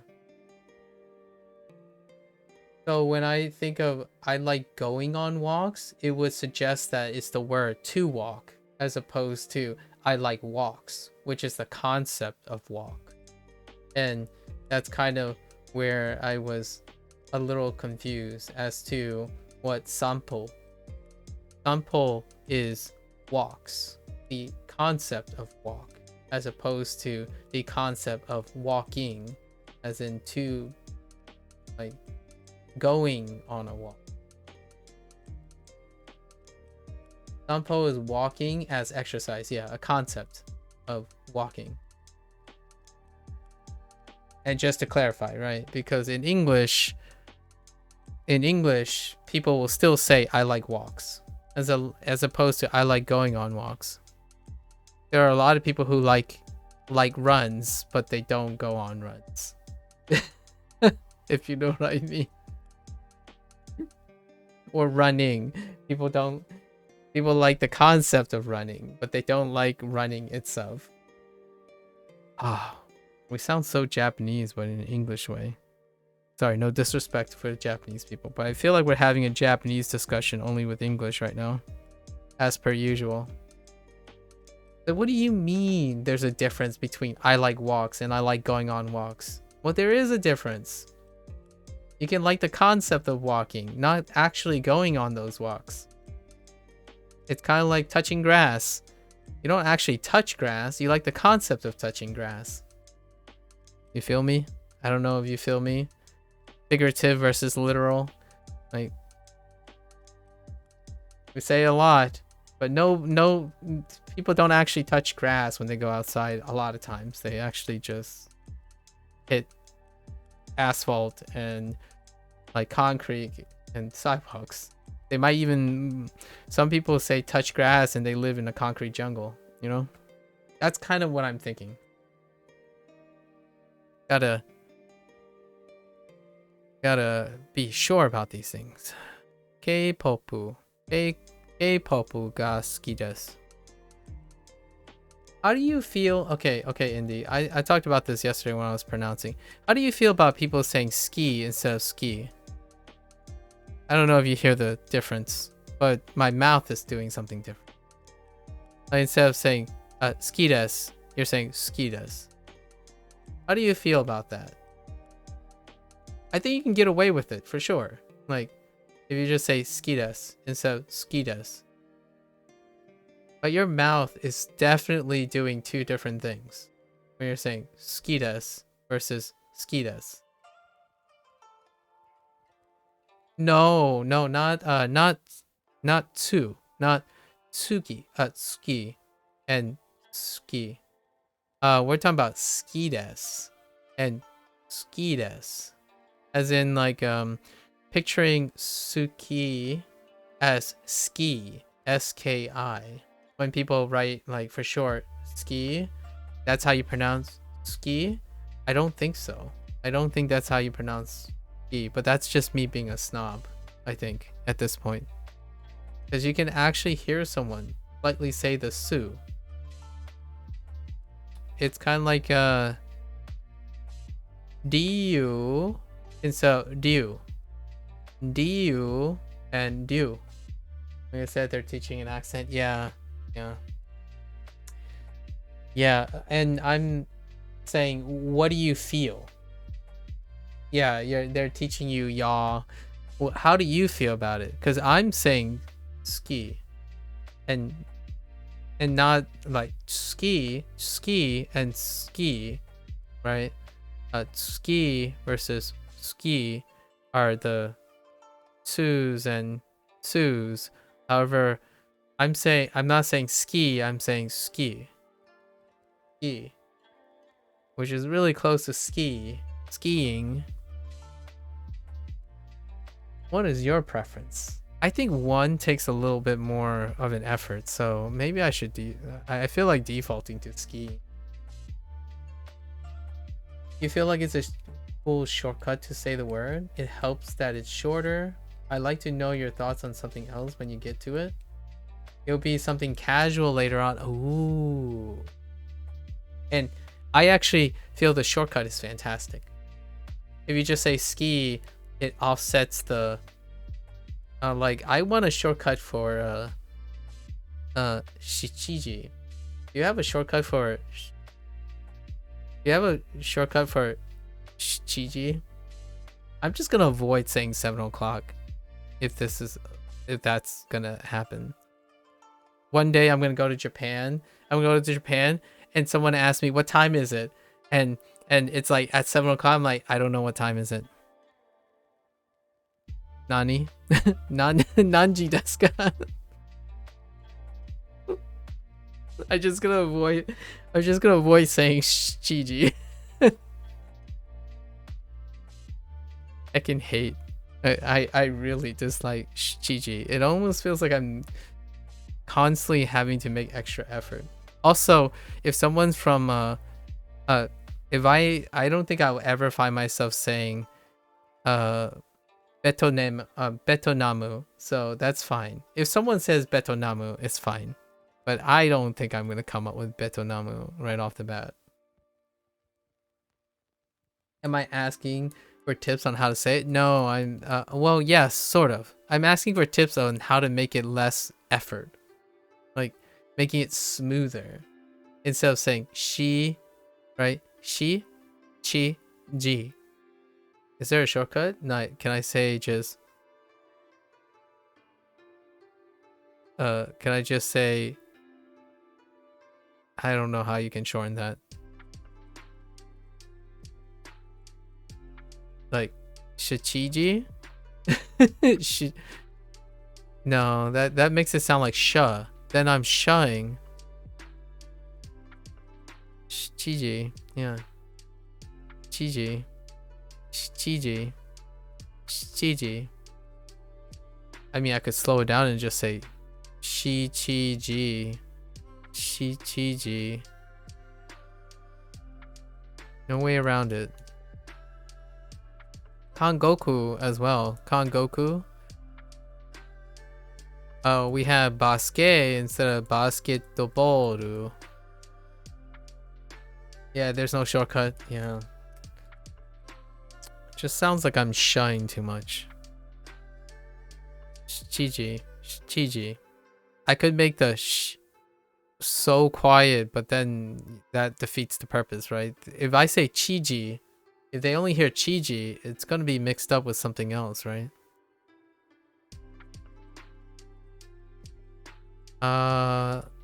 K-pop ga suki desu. Okay, I like K-pop. Remember that it's just a sound also? Yeah, true. Yeah. It's just a sound. With enough context, I imagine it's still fine. What's the closest thing to Chiji? Nothing?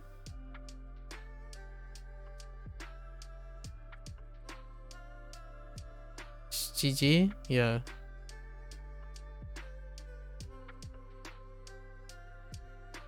Chi-G. Well, the two, yeah. G and G, and you're vocalizing both. I know there's a difference between them. Wait, I'm confused. Am I not? Do you usually vocalize both?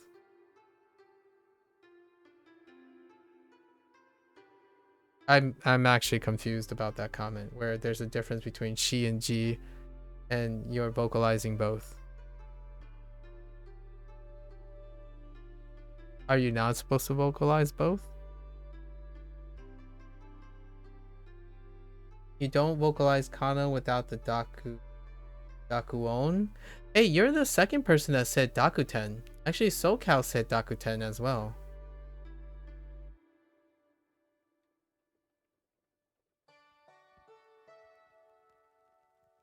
You don't vocalize there, so there must be a thing behind Dakuten. Like ka versus ga is just vocalizing one and not the other. Oh.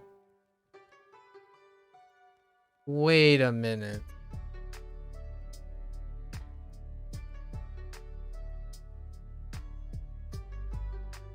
Wait, I'm really confused. So when you say ka or ga, like suki desu, they're just one word or one sound? As in, like, if someone were to listen, ka and ga, ka ga are, well, even if you vocalize them differently.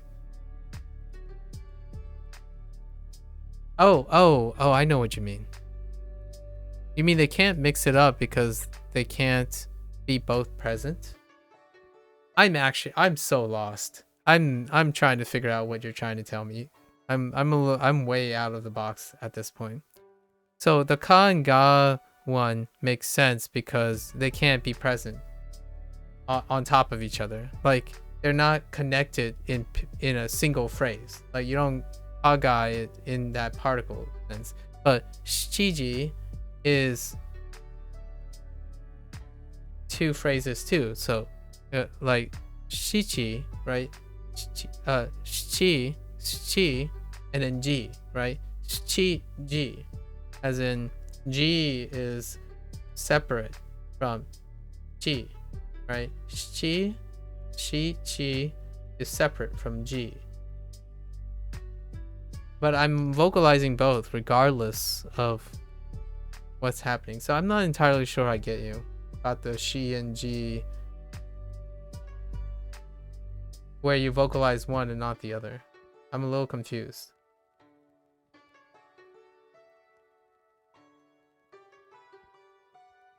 And what you mean by vocalizing. Maybe it's something you gotta look up yourself. Okay. Vocalizing.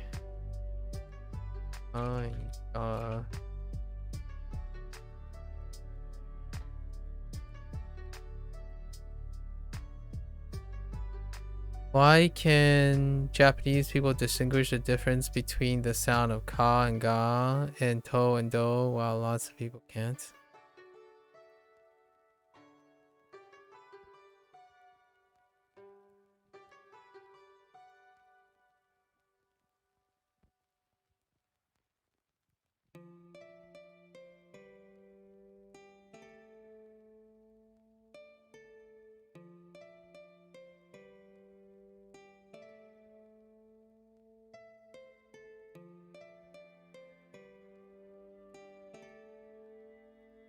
That does not help. That aligns with what I'm doing right now. Yeah, I'm not. Yeah, that's gonna be something I need to educate myself in. I have no idea what you're talking about. Ka and ga are two different things. Shi and ji are two different things. That's it. And Japanese discerns those two things being different. At least that's my impression. So I don't understand why you only vocalize ka instead of vocalizing ga. Ka ga are two different things. So I have no idea what that means. I'm a little lost. Anyways, I guess I'll look into it later and see if I understand, try to make sense of it. Mystery. Did I misspell mystery when mystery? Oh no, we're good. Mystery はちょっと。ちょっと。よくミステリーを読みます。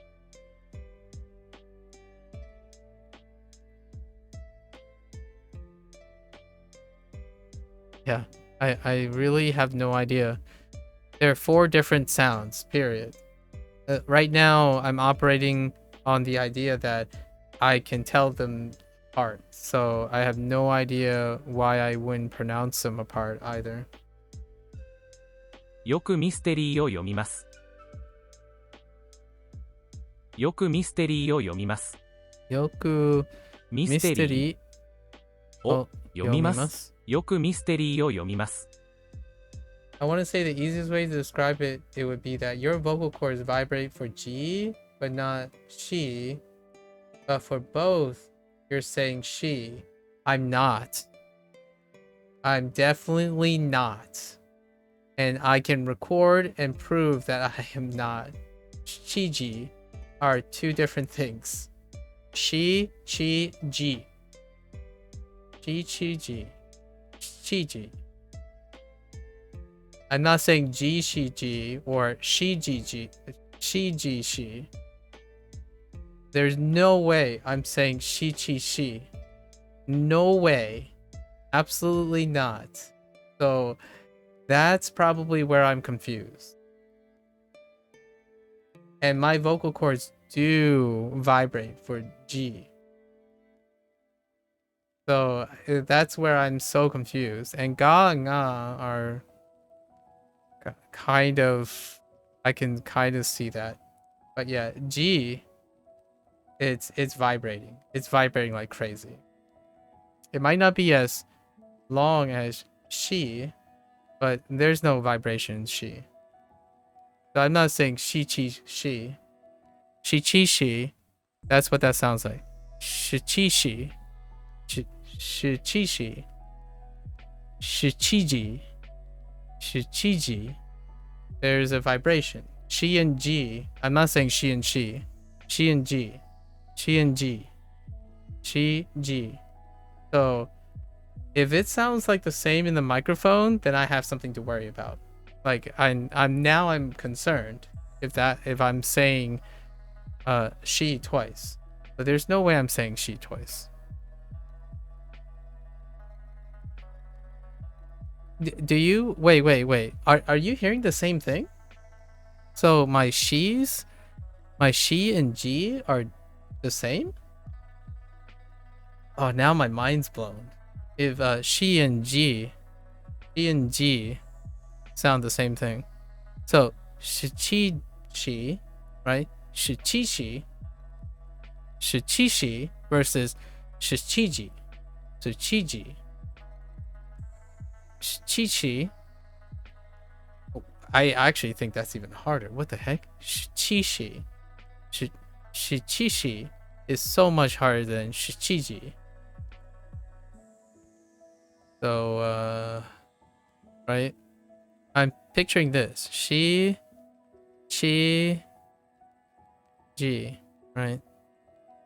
You're supposed to say she twice, but one with your vocal cords vibrating and one with them not.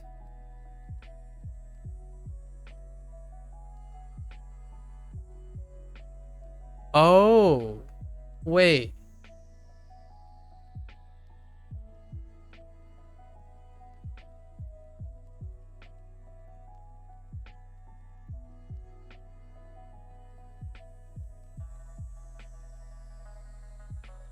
So I'm supposed to say, how do I even do she with vibrating? Wait. Whoa. G is she vibrating. How do you even how do you even do that? I think you're wrong. I disagree with you. I have no way of making contact with my mouth with she. She has no G. Yeah, like G is when it's closed off. So when I'm saying she, I'm closing off my mouth to say G. So it's the same shape, but my mouth is closed to make the G. So shichiji.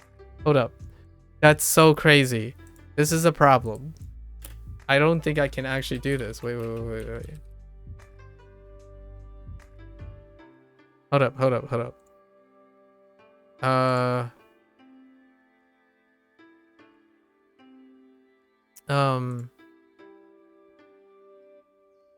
do I wait?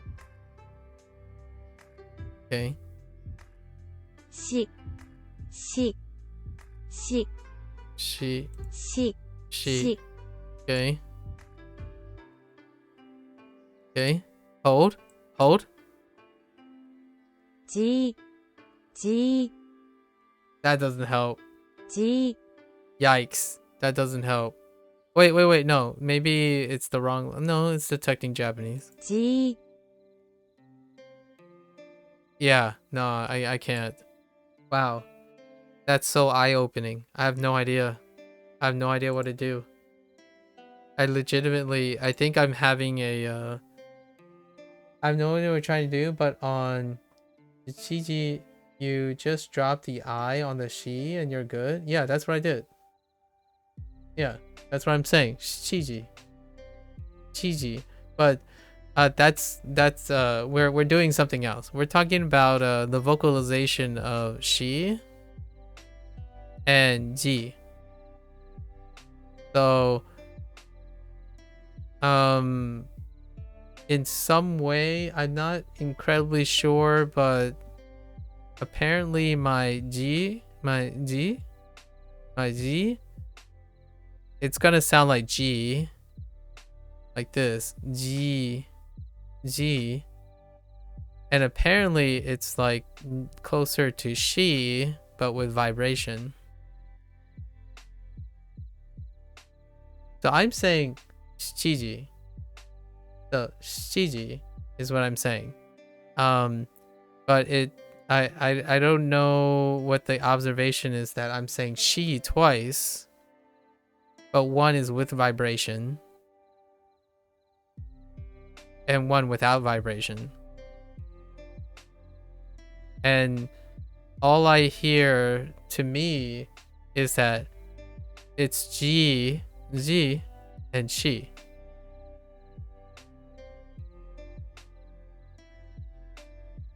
So G,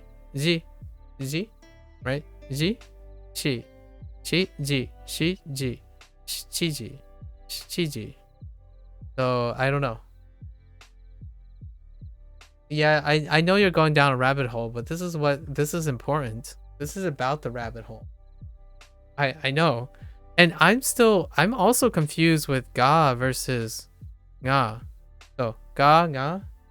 You just need to practice to say chi ji. Yeah? Chiji. But you're saying I should say she, chi, ji. Chi, ji. Chi, ji. Chi,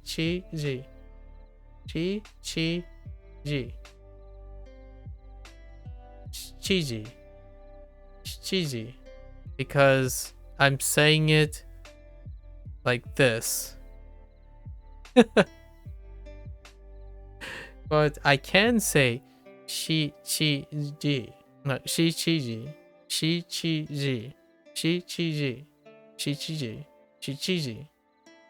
Chiji.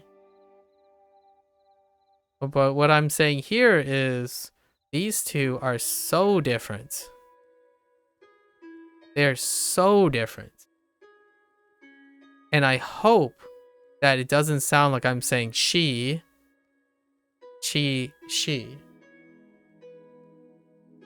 I don't think I need more practice saying chiji. I don't know how to do the thing you're describing where it's she and she, but one is she and she. She.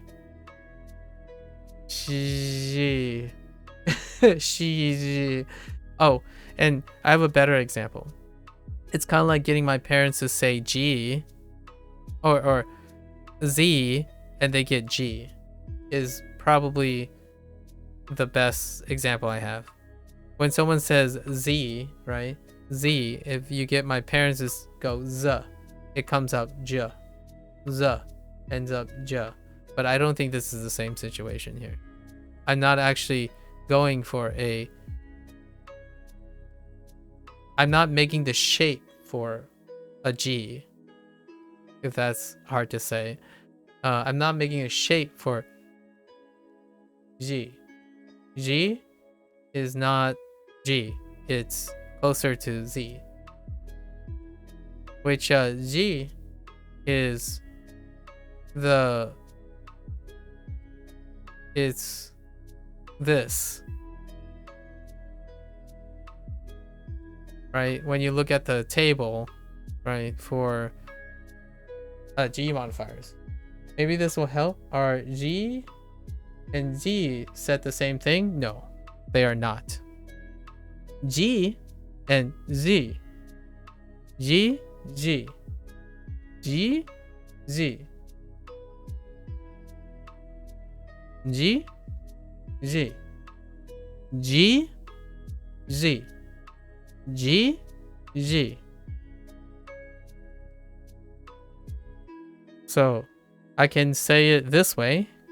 Chi, chi, ji. Chi, chi, ji. Oh. So, shi, chi, ji. Shi, chi, ji. Shi, chi, ji. Shi, chi, ji. Shi, chi, ji. Shi, chi, ji. Shi, chi, zi. Shi, chi, ji. Chi, ji. Chi, chi, ji. Chi, chi, ji. There's no G. G is not vibrating the same way as G. Chi, chi, ji. Chi, chi, ji. Chi, chi, ji. Chi, chi, ji. Chi, chi, ji. Chi, chi, ji. Chi, ji. Chi, ji. Chi, ji. Chi, ji. So it's closer to a Z, is what I'm saying. So this is a Z, this is a G. And it's crazy because that's also what my parents do too. They swap the G and the Z. So Z instead of G, like J, J, Z, J, Z, J, Z, and my Z is the sh, chi with the vibration. So Z, my teeth are together, and ja opens up. So chi ji, chi ja, right? Chi ja, ji, and then she, z. Whoops, I screwed up. G, G, G, G, G, Chiji, Chiji. How you make the Z with your teeth together? How do I make the Z? The Z, the this, the Z, Z, Z, Z, Z. Shichiji. I love this. I think this is a fun. This is so much fun, actually. Because Indy, you're a singer. So, I actually, in my opinion, no pressure though. You're a singer, so I actually trust you more when it comes to lips, like how to create sounds. I mean, I like mess around with voice acting and stuff, but that's not even close to singing, right? Singing is a little different. It's a more complex, in my opinion, more use. So it's kind of funny when I'm trying to say these things. So wait, they don't sound the same. Let me see. G, so G, G, Z, G, G, G, G, G, Z, G, Z, G, Z, G, Z, I do have to admit though, the shape is pretty similar. G, G, G, she. Oh, I could say she. Wait. She, G, Z, she, G, Z, she, G, Z, she, G, Z, she, G, Z. Yeah, these are pretty close. It should be like G. Oh no. That doesn't help. Oh no. It should be like G and G. Oh no, they don't. They're both the same. Keep. Okay, keep.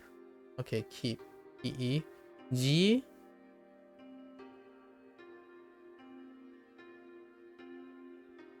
So key is supposed to be like keep. Wait, key. G is supposed to be like keep.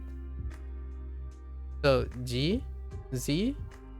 Oh, like shichishi Z, shichizi, shichizi. Shichizi, shichizi, shichizi, and shichiji, shichiji, G, shichiji, and shichishi, shichishi.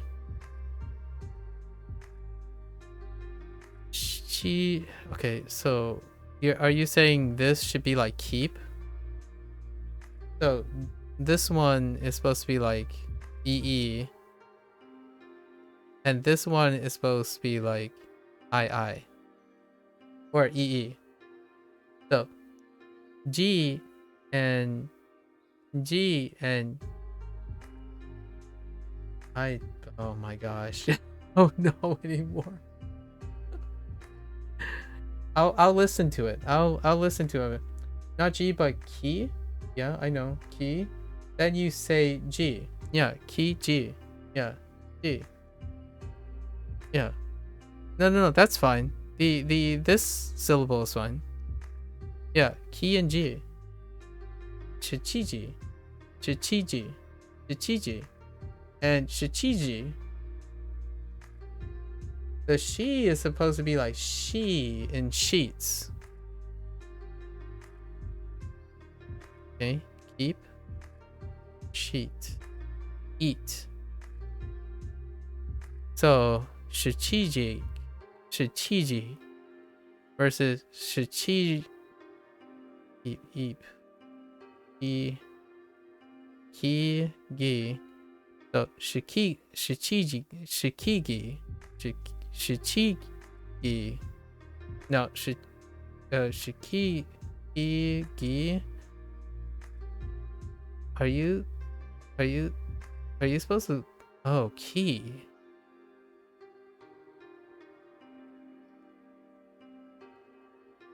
Key. Oh. Oh. Oh.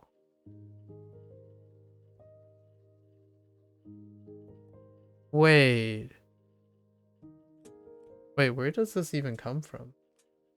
Where does gi even come from? Yeah, so this word as an example is G, G.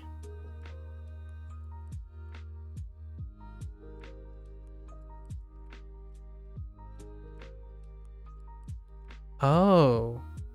If this is supposed to be, so what you just described to me means no vibration.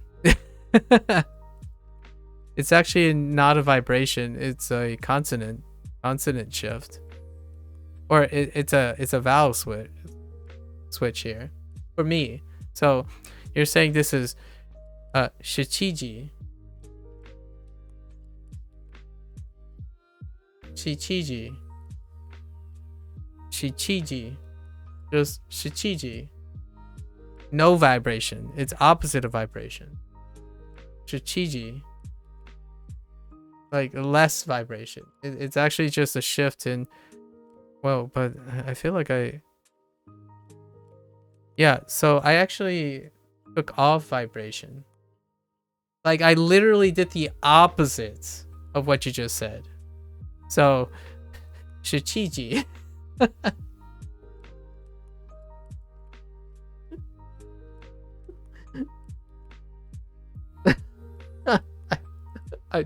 I'm so now. Yeah, okay. I got it. Shichiji. Okay. Shichiji. Sure. I got it. No vibration. Shichiji. Shichiji. The reason why I have vibration is how they say it. They say shichiji like with heavy vibration. Shichiji. Right? So you're saying it's just shichiji. Fair enough. Shichiji. All right. Take off vibration. No vibration. That's so awkward. I'm feeling so awkward right now. Okay. よくミステリーを読みます。I'm feeling so awkward right now. I don't アン know. ドリューさん、趣味はありますか？ I have no idea what to make of what just happened, but I got it. Shichiji. Sure. Yeah, I'll from now on, like I really thought G, right? I thought it was G, like G, as in G, or G is what I thought this is, but you're telling me it's just G. Like G, G, G. G, G, right? Z, G. So G, Shichiji. I don't know if I said the same thing. Yeah, it's not a Z like the rest of the S lines. Yeah.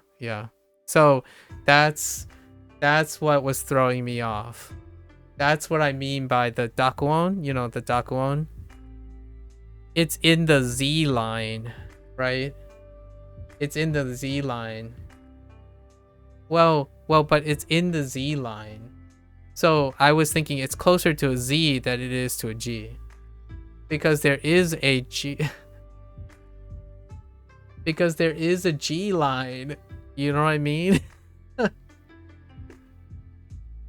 There is a G line. Because there's gi. Right? Gi. Gi and then and ge, right? That's gi. This is G. Gi. Right? There's a G, there's a gi. Okay, it makes sense now. So that makes sense. Okay. It does make sense. You got a point. I don't understand the ka and the ga thing, but we'll not talk about that anymore. I don't. Yeah. Oh wait. Oh no, I get it. No, I understand what you mean now.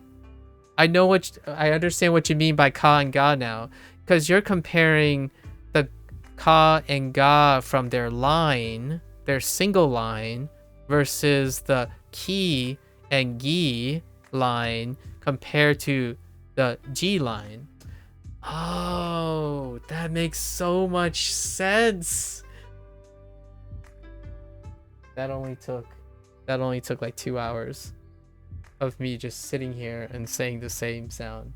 That makes so much sense now why you said like the same thing as ka versus ga. Yeah. So ka ga. So you're comparing the difference between ga and j. Ga and j, which is you know, in English already, right? Ka and ja. Like what you call it? You know how Americans always say like gintama instead of gintama, right? Gintama versus gintama. That's the thing that I was having problems with. The difference between G, which is here. This is G. And Gi. Yeah. So yeah, I always use things like Gintama, right? Gintama is the G, which is not this G, right? It's not this G. It's this E. So it's Gintama, not Jintama, right? Or like Jin instead of Gin. Gin, it's actually Gin, but Gin and Jin, right? Gin as in the drink, right? I get it. So no Z's. I got it. We finally got there. We finally got there. Like, I was so confused. Although I'm not saying the same thing. Just to be clear, right? I know you said I sounded the same, but I wasn't actually saying she twice. And I also wasn't saying G and Z. These are two different things. Z and G are two different things. And that is really weird, but it's fine. Like, it's not a, for example, it's not a zebra, right? It's not a zebra. It's a zebra. You know what I mean? So Americanism. If I ask my parents to say zebra, they're gonna get a zebra, right? That's the thing right here. So it's the difference for me is the difference between zebra and zebra, and you're saying is shichiji, not shichizi. It just said z shichiji, right? I'm saying shichiji as in z instead of shichiji. That relaxes me so much. There's so much less vibration. Holy heck. Shichiji. Just G it up. Holy heck. Like, my mouth is so tense from all the Zing. Like, there's so much vibration. Like, Shichiji is so much tense instead of Shichiji. So there you go.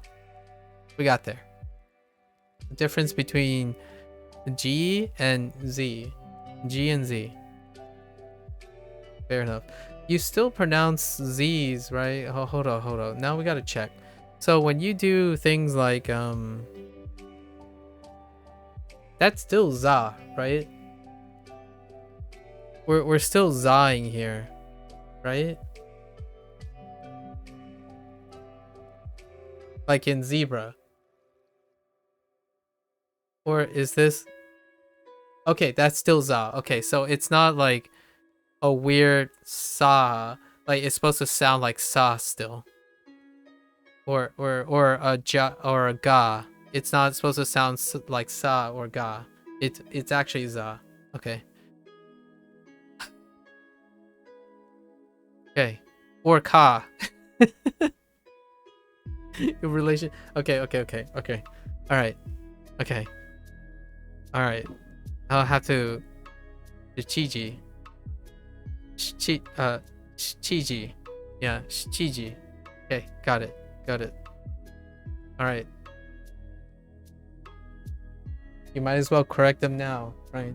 Actually, I like G better. I like G better than Z. The hardest part is actually making all the vowels identical, then working from there. Oh, you're talking about the like the top row, the a I U E O, and then making all the I U E O get all the consonants.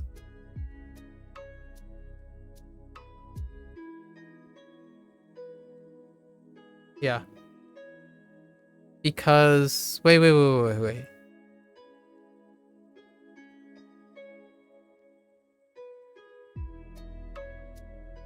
Okay, I agree with that, but there just isn't a G. Is there a G Is that an actual sound in Japanese? Of the kana that I know, like the kana that I've written, you know, the 46, and then the dakuons, I don't think there's a ji. Is there a ji?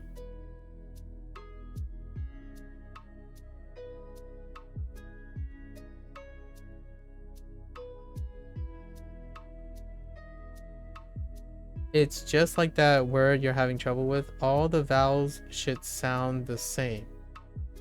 There's no... Okay, there's no G. Okay. Yeah, but... Yeah, the vowels are still the same though. G and G are still the same vowel sound. In this case. Right? The vowel sound is still the same.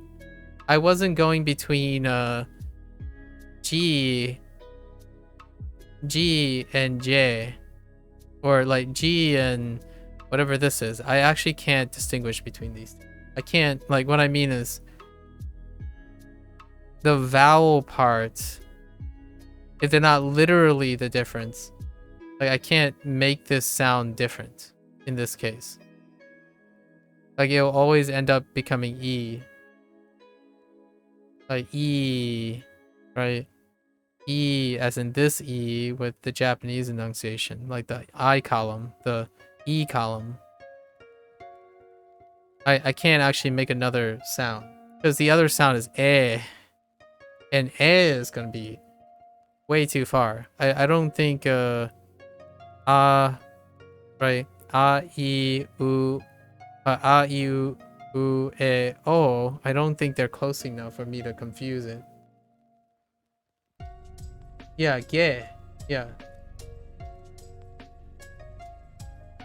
That is like, oh, it's ge. Well, no. I know. Okay. Hold up. I know this is ge. Ge, right? I know this is ge. But now I'm talking about if this is supposed to be E, it's still gi. Like, and E are so far apart, so it's not hard. In my, like, for me, it's, I don't see how it's hard if they're not if they're so different from each other. So when I said G, Z is still E. It's still E. And when you typed this, I was using English phonetics, English phonemes for both. And honestly, I wouldn't say it different for these two. So I wasn't using English, but if it was Japanese, yeah, this is ge. Ge and gi. The G sound is still the same in both of them. It's ge, gi. So it wouldn't have solved the problem because my vowel was still the same. So I was going between G and Z. So this vowel stays the same. Or I guess, sorry, I guess I meant to say I was going between these two. If we're using if we're now combining English with the Japanese pronunciation. So that's a confusion, right? So I was going between these two. Is it hard? I don't know. I like vowels. I think a, I, U, E, O is amazing. A, I, U, E, O is absolutely amazing. They are nowhere near each other in the slightest. And that's brilliant. Consonants are really close together. And I think that's where we fell apart. You and I fell apart because G is very close to Z. And you know what's funny about that? It's also something that Chinese people specifically have a hard time distinguishing. But not Japanese people, apparently, according to when I Googled. Or the difference between, like these sounds. But I think they're really different, though. So, yeah, so it's a difference between G and Z. And I didn't know that. I definitely did not know that. So now it makes sense. So I've been thinking for so long that shichiji, right? Shichiji is viewed this way versus this way. So the vowel is still the same. Yeah, the vowel is still the same. So shichiji, shichiji, shichiji, shichiji, instead of shichiji, shichiji, shichiji. So and G is so much harder, in my opinion, than G. G, G, G, G. G is vibrating to me way more. They're going zh, zh. And then this is just ja, ja, G, G, G, G, G, G, shichiji, shichiji. and I can hear it. It's very similar. It's so similar. I can hear it myself. I can totally hear myself that these two are really close. So ja, ja, ja, ja, ja, ja. Shichiji, shichiji, shichiji, shichiji. Oh my gosh, it's so hard to do the G. So I prefer to default this. Totally. I actually just prefer to remove Z's from E. Forget it. It doesn't really matter. It doesn't matter anymore. I don't have to do it. That's all that matters. English be darned. Heck to English. From in the future, I'm just gonna say Gibras. Sorry, Gbras. From now on, it's Gbras, Gbrush, Gbrush, and gazebos. It's all about the gazebos now. Yeah, heck Gbras. No one heck and it's a xylophone now. Also xylophone. My I can name all the things because my parents have asked them a lot. Xylophones. You don't say xylophones. Xylophones.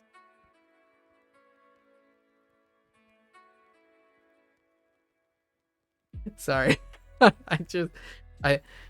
It's so much fun when I found, like, if we didn't figure it out, I think it was gonna destroy my entire evening. Like I was gonna go down a super hard rabbit hole. It just did not click with me. Like I was not clicking on the same wave as you were, and now it makes so much sense. What's another one? Zombie. Zombie. Zombie. Zombie. Zombie. Zombie. Zombie. Zombie. So we could go around saying zombie instead of zombie.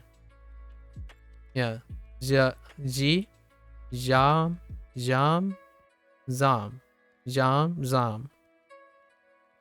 Ji. Ji. Ji. Ji. Ji. Jam. Zam. Zamboni. Zambies. Zambonis. Jambonis. Oh my gosh, jambonis. Jambonis. We're gonna leave that up there. Jambonis. Oh, nope, never mind. Oh, there we go. Yeah, we're gonna leave that up there. Jambonis.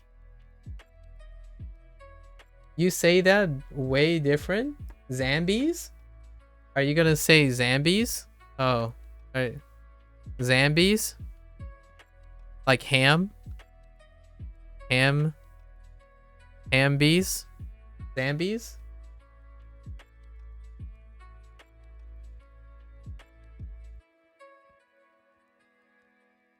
Oh. Zombie. Oh yeah, no, I'm oh, you are going oh, and that's not a vowel joke. Sorry. So you were going zombies with a. Really? Really? Interesting. That's not how you spell zombies, right? No, please tell me that's not how you spell zombies. We're gonna go down another rabbit hole if that's how you spell zombies.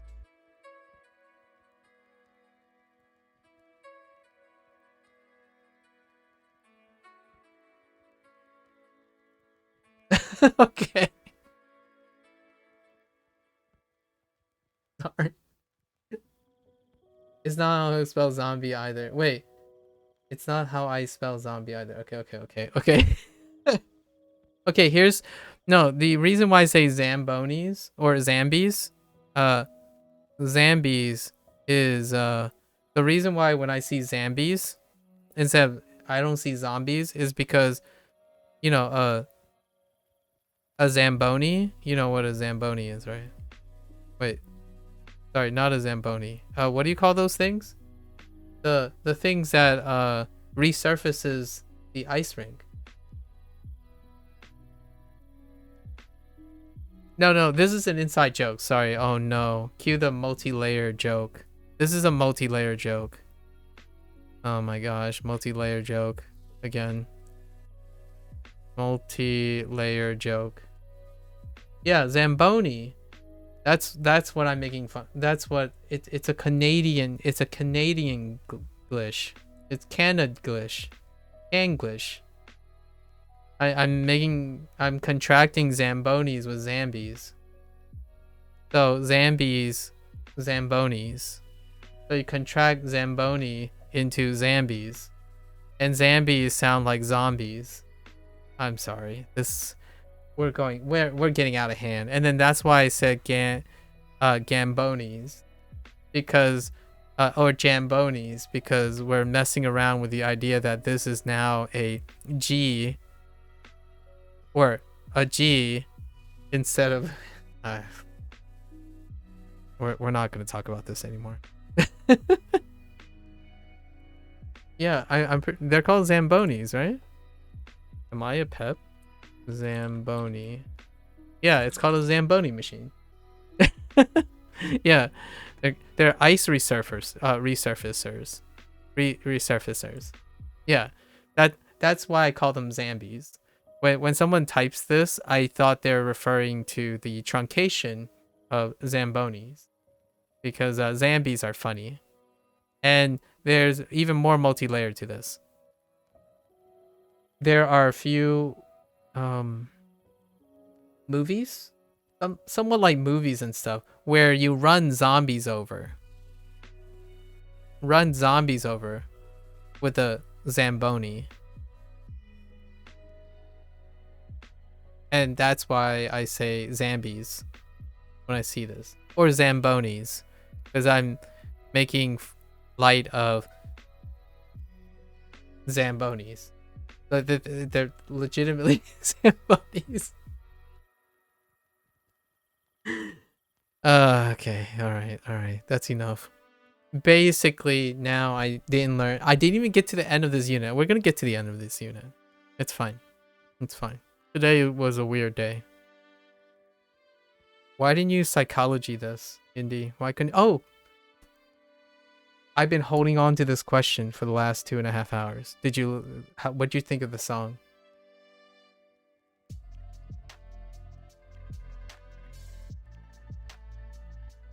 Oh, I finished this. Andoryu-san.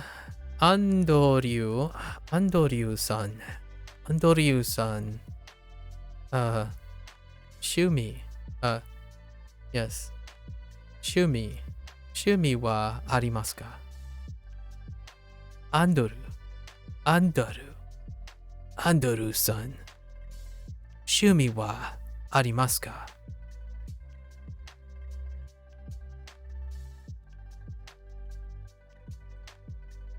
You thought it was a meme song?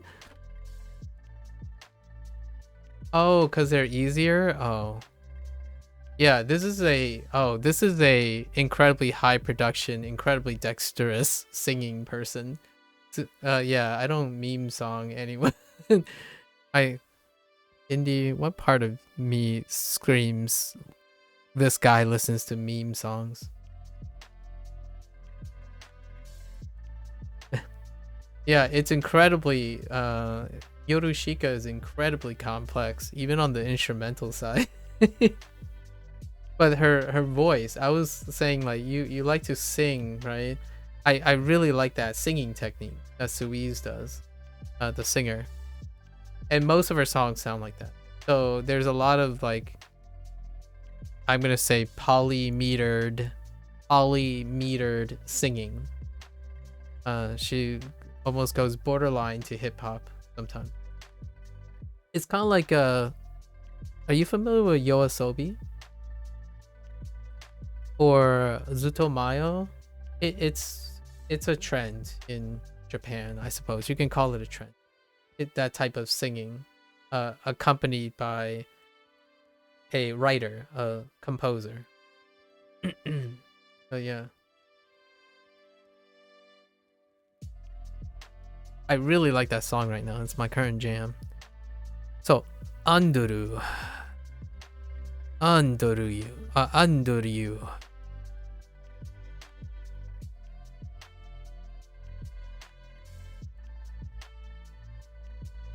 Wait, which one's idol?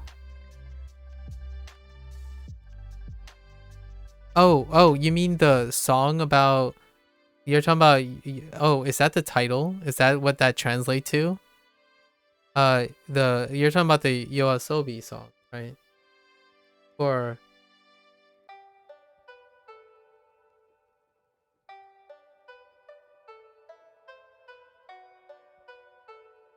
Oh yeah, I know. Yeah, I know. Yeah, I know. Yeah. Oh, that's idol. Oh, wait. I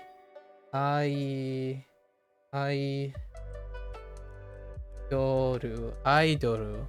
Wait, Idoru. Ooh, is that a singer or a group or a thing?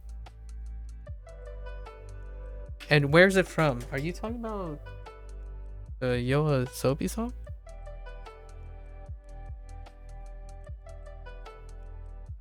It's the song's name. Yeah.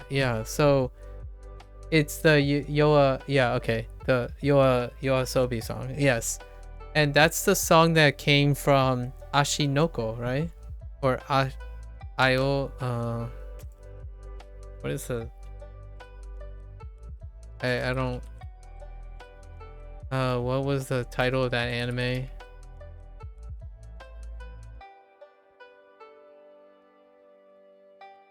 Aoi. Oh no, Oshinoko.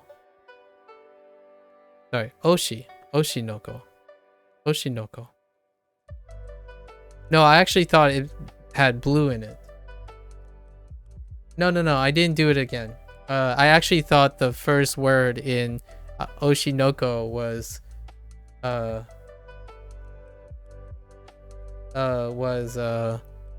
blue. Aoi. I was trying to say Aoi Noko, like blue something, but it's Oshinoko.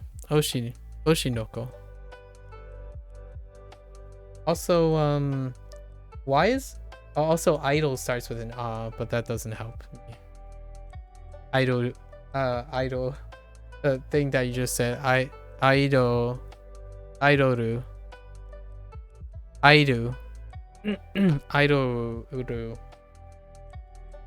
That's different. I was deliberately saying A that time. I was deliberately eyeing that time, not mistaking it. I thought it might have had blue in it.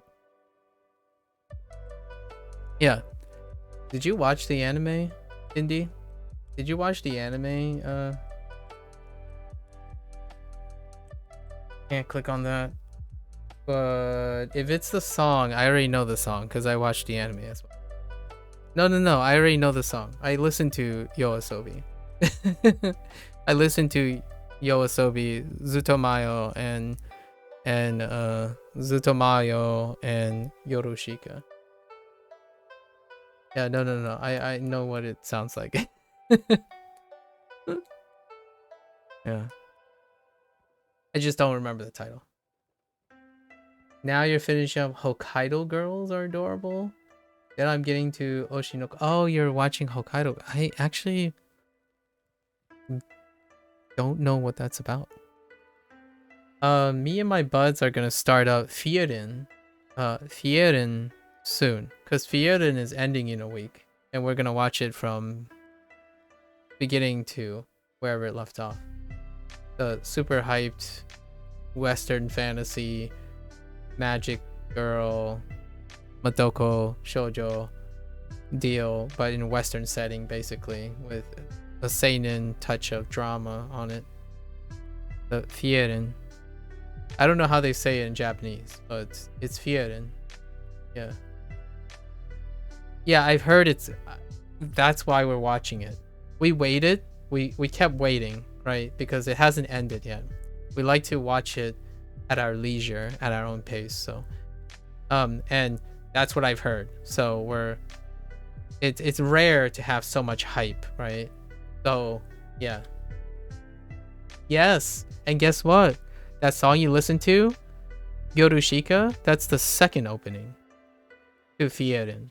Yorushika Haru is Yoasobi and Yorushika is those groups are really like those two people are very hotly used.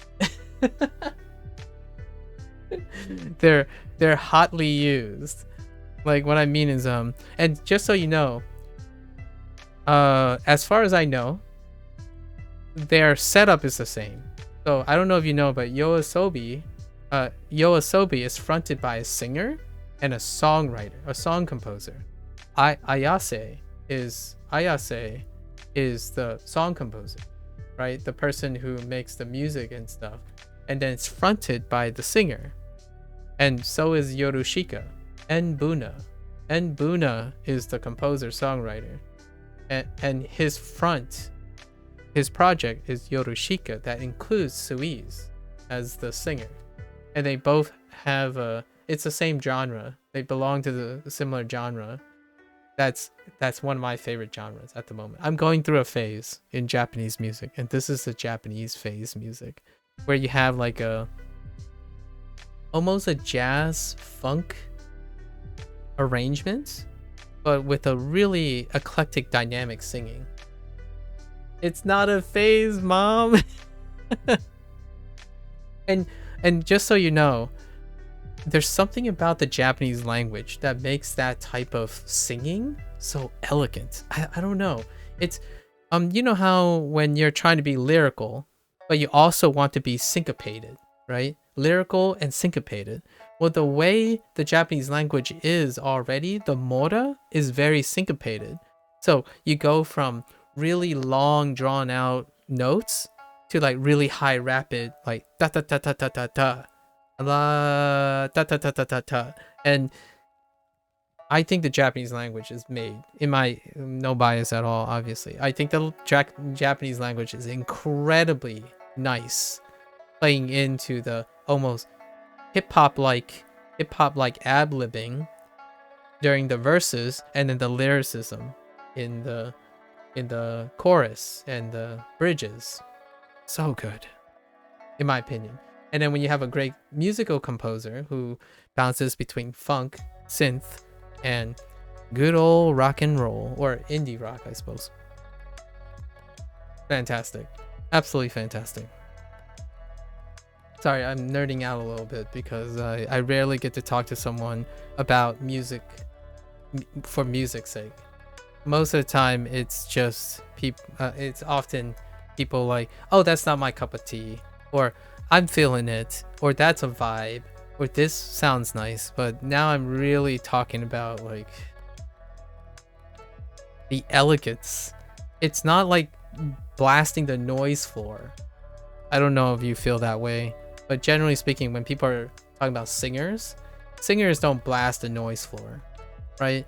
Right now there's kind of a pushback, but right now music, contemporary music, like the heavy stuff or like the trending stuff, they're going towards just hitting the noise ceiling. Like the noise ceiling is so like getting hit hard, like it's capping. And when I listen to these types of songs, at least this genre, there's elements of pause, back and forth, playing. There's a story involved in the lyricism, in the not just the lyrics itself, but the composition of the song. There's highs, lows, pauses, breaths, and Yorushika is one of them. At least I feel. And if you ever watch the music videos, it kind of adds another dimension to that. There's, you know, an exposition. What's going on? What's the mystery? And then there's a twist. There's a crash. And then there's an extension again, right? Sorry. I sound like music is telling a story, but I love when music tells a story. Like the music itself, even the notes and the dynamics, not just let's hit the noise ceiling, not just hit the noise ceiling. I don't know if you're familiar with it, but when you're playing games, like video games, and a lot of common internet culture type of music, it's hitting the noise ceiling. It's constantly hitting the noise ceiling. You're either into pop music, which is about consistency, right? Consistency, which in the United States is hip hop mixed with rap right now. And then you have back-end tracks, which creates the beat, but the background is often just associated with the beat. It doesn't accompaniment. It doesn't harmonize most of the time. It provides a beat for singers and for like rappers and hip hop, and that's great and all. I kind of like a little mix. So yeah, I do love when music still tells a story, not just because the lyrics say so. Like when someone says a line or a verse that says that they're very down and depressed, the music can bring you down and depressed at the same time. Like it's a escalation of the stuff. And in some of these songs, like Haru in Yorushika, it's about the coming spring and what it symbolizes, and it feels bittersweet when you realize what the song's about. However, spring will come, right? And that's often what I mean by, I don't know what the Japanese says, but a title like Haru is self-explanatory based on how you feel in the song. Something terrible happened, or it seemed like good days, then something terrible was realized, but spring will come anyways, and it's a new day. So I really like the imagery I'm getting from the music. You have told me that you love Your Lie in April. Explain some music I could take you on a journey. Yeah. Have you seen a series? Okay. I know we're digressing like pretty hard, but this is all part of the Japanese culture. Have you seen a series called Nodame Cantabile? It's not Nodame. Nodame is the only Japanese thing. This is Cantabile is not a Japanese word, but Nodame, I think it's called Nodame Cantabile. It's a 3-season show. It's about Nodame is the archetype trash girl archetype, but she's a talented pianist, or she has a talented pianist, and it's opposite of the guy, right? The guy who is a talented musician, and he wants to become a composer. There's a lot of classical music in. in this show, it name drops like Schubert and Franz Liszt, like classical music, like Beethoven, Mozart, and all that stuff.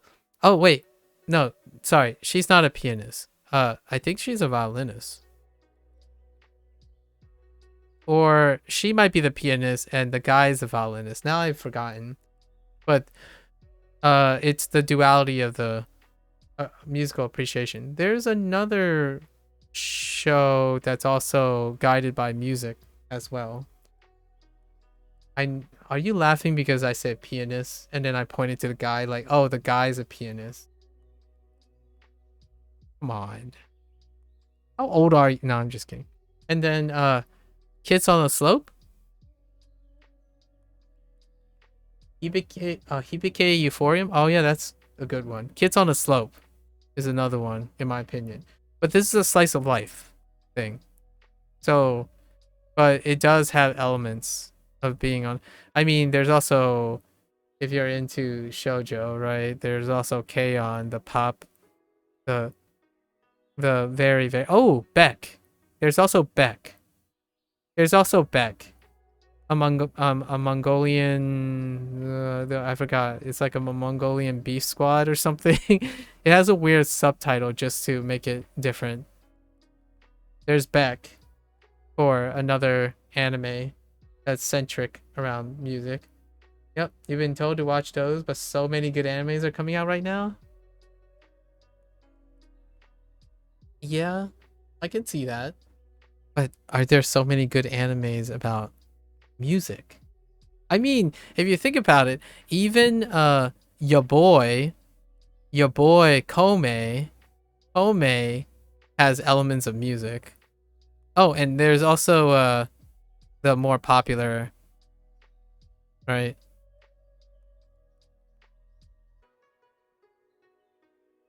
I don't know how you pronounce this. It could be Bochi, Bokchi, like this too, right? Although this deals with social anxiety most of the time.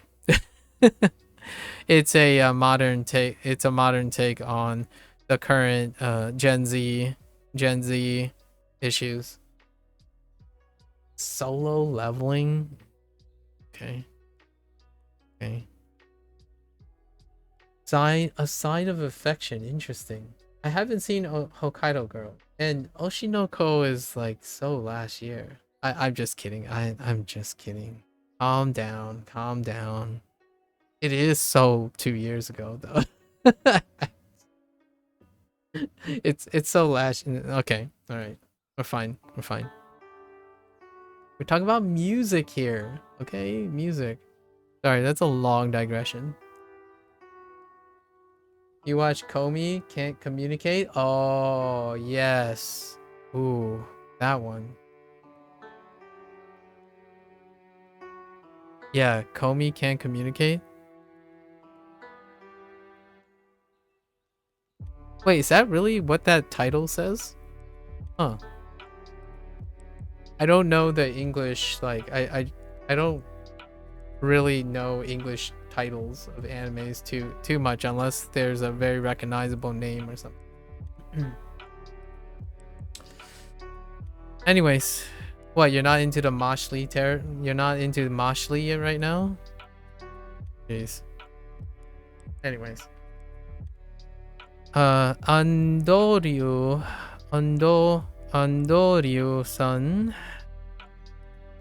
What? Okay. Do you have a life? Do you have a life? There you go. Andrew, do you have a life? It's basically the subtext with his English question. If it's too mainstream, you won't watch it. Severin is not mainstream, so you can still watch that. If you know what I mean. Because, like, what do you mean? You said solo leveling. That is so... Indy, don't give me conditionals. You heckin'... That's cognitive dissonance. Indy, don't give me that if it's too mainstream. You just listed solo leveling. That's more mainstream than Severin. Although Moshly is, I'll give it to you. Moshly is definitely more mainstream than Solo Leveling. I'm only watching that because my friend said they read the book and they want to watch the anime. I like this friend. Oh, okay. All right. You're forgiven. I would do anything for a friend too. Even violate my own principles of snobbery. Now I'm gaslighting you. Sorry. Now I'm gaslighting you. My bad. I'll take that back. I'm sure it was. I'm sure I didn't do any irreparable mental damage there to your feelings. I would watch anything. Last time me and my friends watched it's like Lacrosse Recoil. I think that's the show. Let me double check. Pretty sure it's like Lacrosse or something.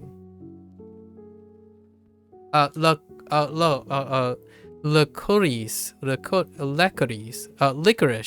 That's what we call it. Licorice, but I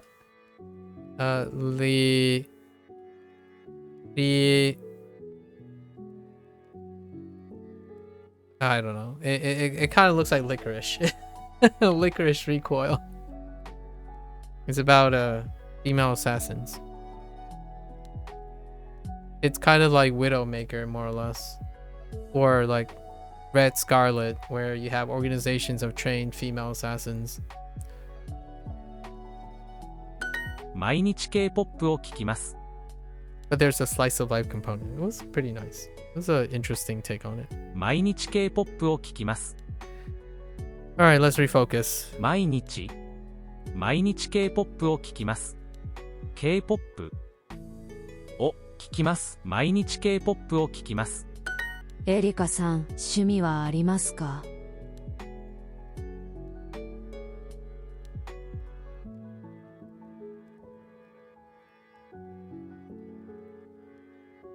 花さん、趣味はありますか？ 3 Oh, that was an address? Yeah. 趣味はありますか？よく日本のゲームをします。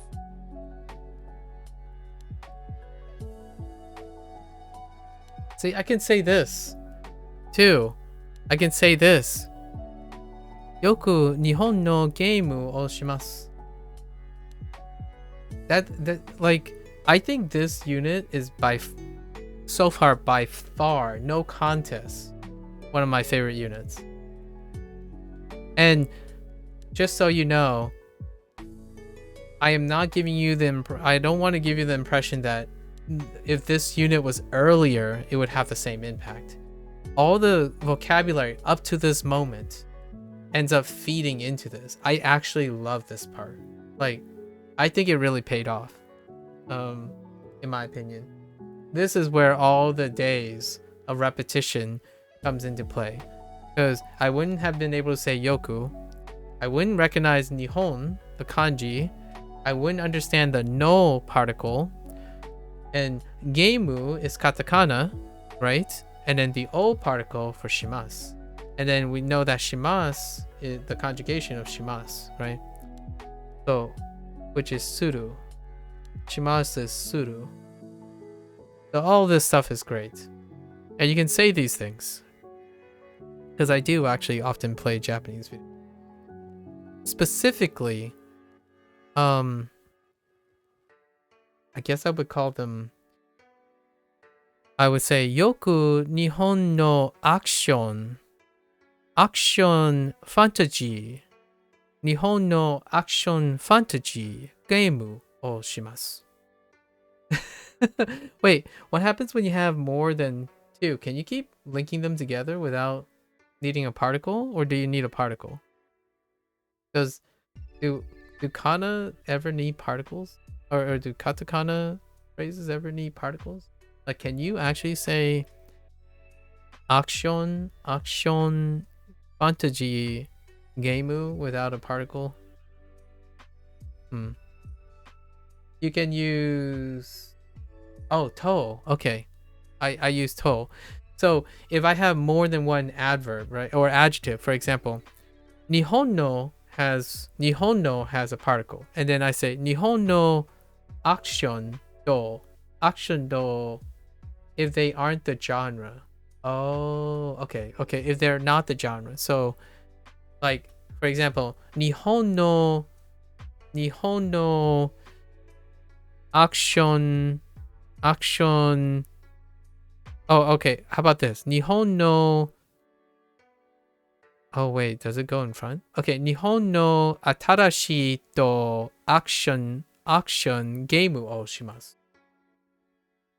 Is that how you use the to? Since I'm only saying it's a new, like I often play new or Can you combine multiple genres without using a particle? Because I actually did action fantasy action fantasy game o shimasu.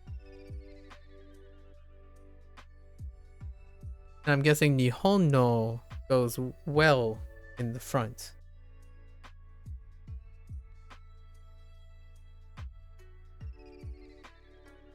Now this is the stuff here. That was Nihon no action fantasy to fantasy game. Okay, so you just put to. Can you put to multiple times? So like Nihon no action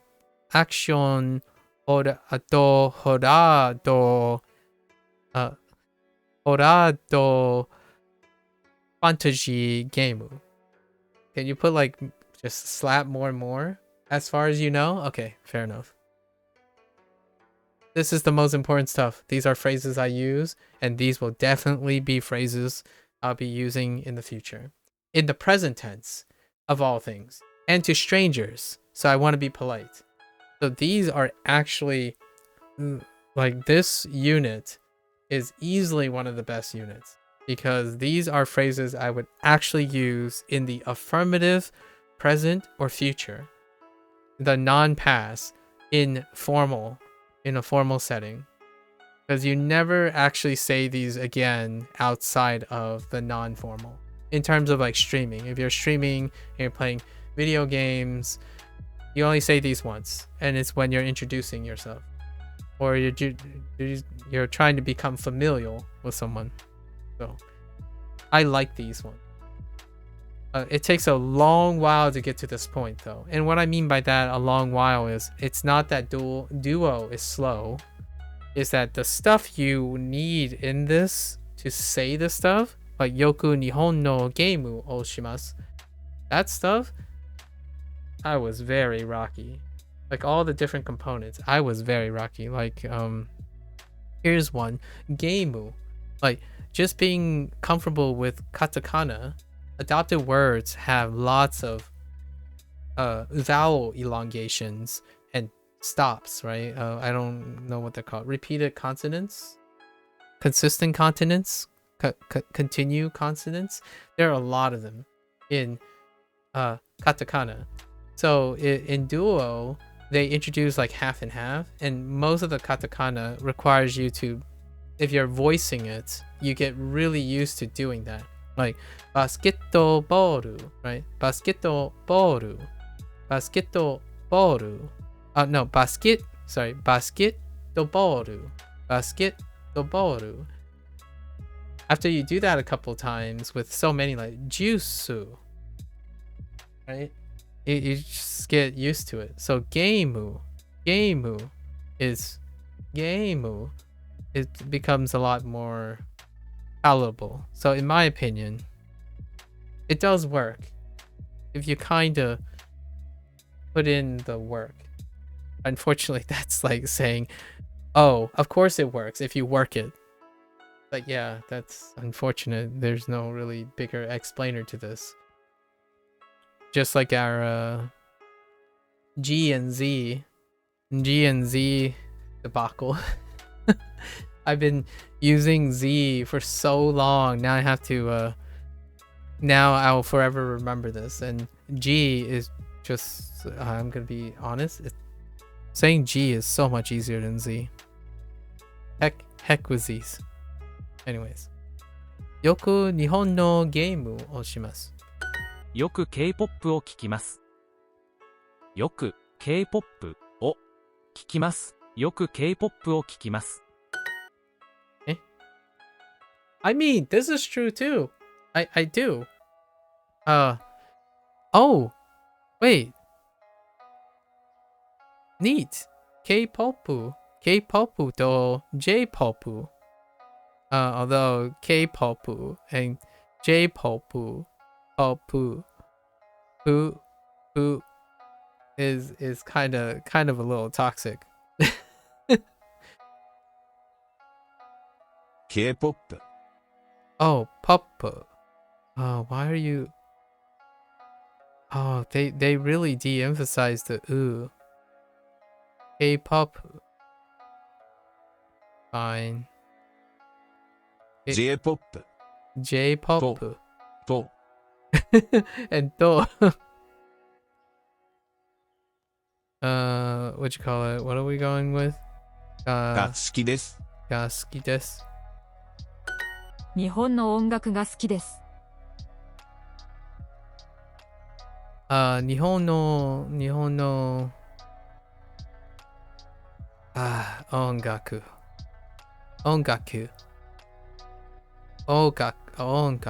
Yeah, 音楽. I need to open up my... Yesterday, whenever I get tired, I close off my ooze. I close off my ooze. So it sometimes sounds like gon ongaku instead of ongaku. Ongaku ga suki desu. Ongaku ga suki desu. Nihon no ongaku ga suki desu. Ongaku ga suki desu. Okay. Nihon no ongaku ga suki desu. I like Japanese music. We can get behind that, you know? I don't like Japanese music. Do you like Japanese music? I could say indie-san wa Nihon no ongaku ga suki desu. Indie-san wa? Or Inde-san wa? Although it'd probably be indie. As in indie. Probably. I would probably write like this is the katakana thing, right? You'd be like, oh no, in might be a little different too. It'd be more like N D.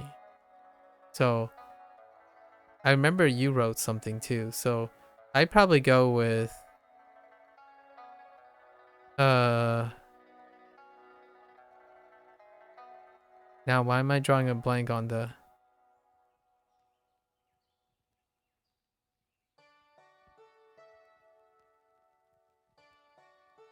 I would even exaggerate a little bit more.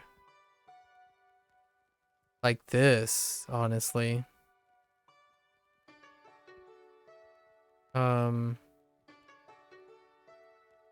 Whoops.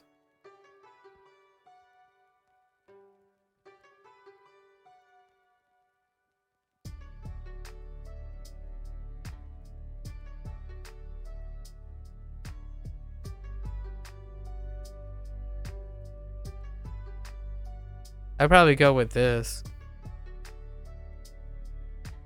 Andy. Yeah.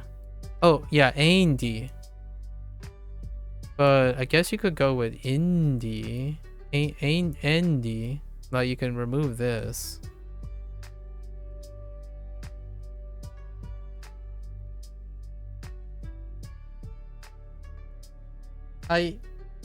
Anime no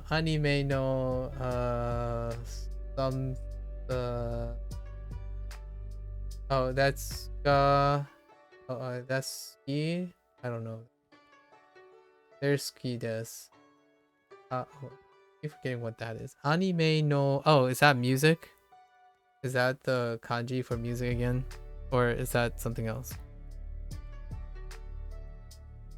It still doesn't help. I increased my font a little bit and it still doesn't help. Anime no. Oh, it is. Okay. Oh man, when do we get the kanji for music? Or do you never get the kanji for ongaku? Ongaku. Anime no ongaku. Oh, that's so good. That's a useful phrase. I love it. Here's a question. When do you use no to characterize something? Like in this case. When do you... Oh, sorry. The question is, when do you not use it? Like, or when do you use it? Actually, I take it back. When do you... Like, since you can't use anime... Oh, when it's a noun? Do you use no to change the noun into an adjective? Like Nihon is a conceptual noun. No is used like a possessive. Oh, so if I said Nihon ongaku, Nihon ongaku, it would mean... How is that different from Nihon? What is the expression would be different? Or is it just unacceptable? If you took away the no. Like Nihon ongaku ga ii desu.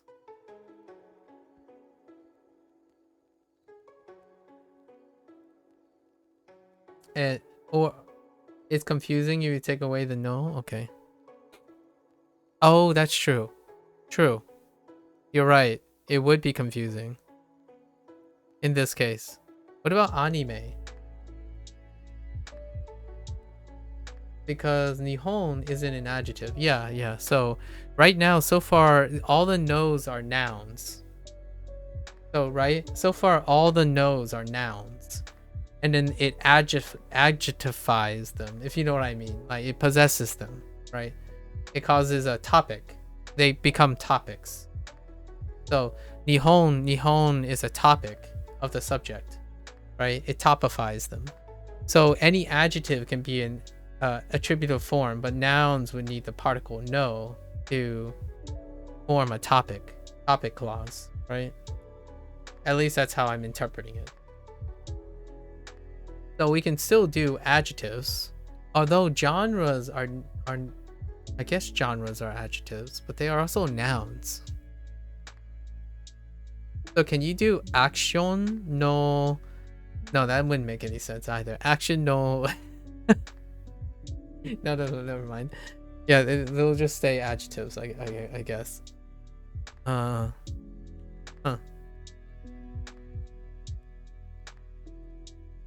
So interesting. Some things are adjectives in Japanese and not in English. Fair enough. Oh, true. Okay, I see.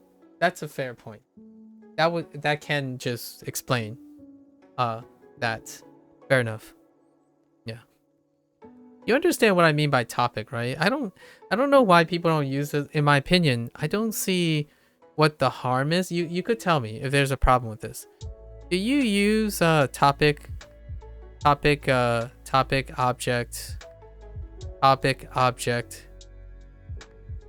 guess sub, maybe sub predicate as the terminology?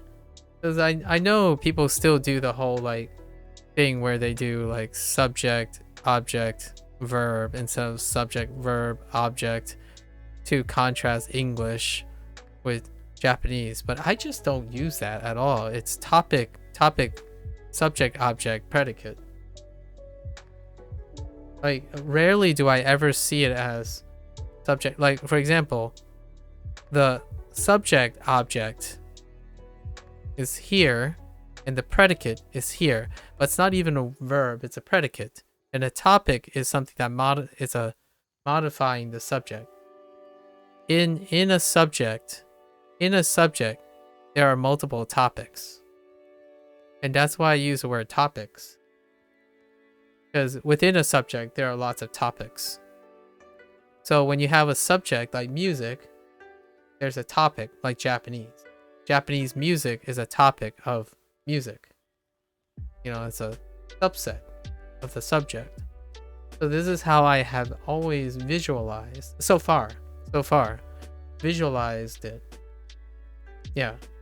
That's why I never got into the whole, like, when someone says, oh, but now wa, you know, like a lot of people kept adding at me. It's like, well, wa isn't is, and that's why wa can be used. Well, wa is a topic marker.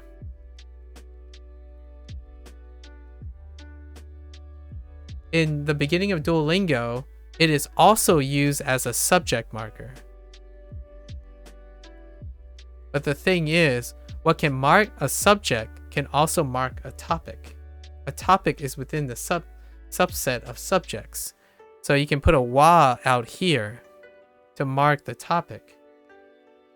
So in a sense, what the particle wa does is it marks topics. It is a topic marker. And within the topic are subjects in the reverse order because of its arguments, right? And that's the reason why I didn't fall into any of those, I don't know, whatever you call those pit holes in terms of the early pattern thing. Lots of the particles operate this way. In fact, almost all the particles operate this way. And then when you enter like destinations, which I did see a few destinations, and then like things like ni, right? Ni. And then you have like now you can have multiple, right? You can have multiple objects and multiple topics. And multiple objects come, depending on where, you can use the te form to cluster multiples. Yeah. So I haven't ever really lost track of this. It's actually super elegant. I love the Japanese system. And the only thing that confused me was that I thought subject cover a larger area than topics. Oh, I see. That makes sense. I see what you mean. Yeah. Like, for example, the way I remember is because of science, right? Because if you think biology is a subject, right? And when you have a syllabus, you have multiple topics, right? Like cell, I don't know, death, cell and death, and nutrients. Yeah. So I think one thing, yeah.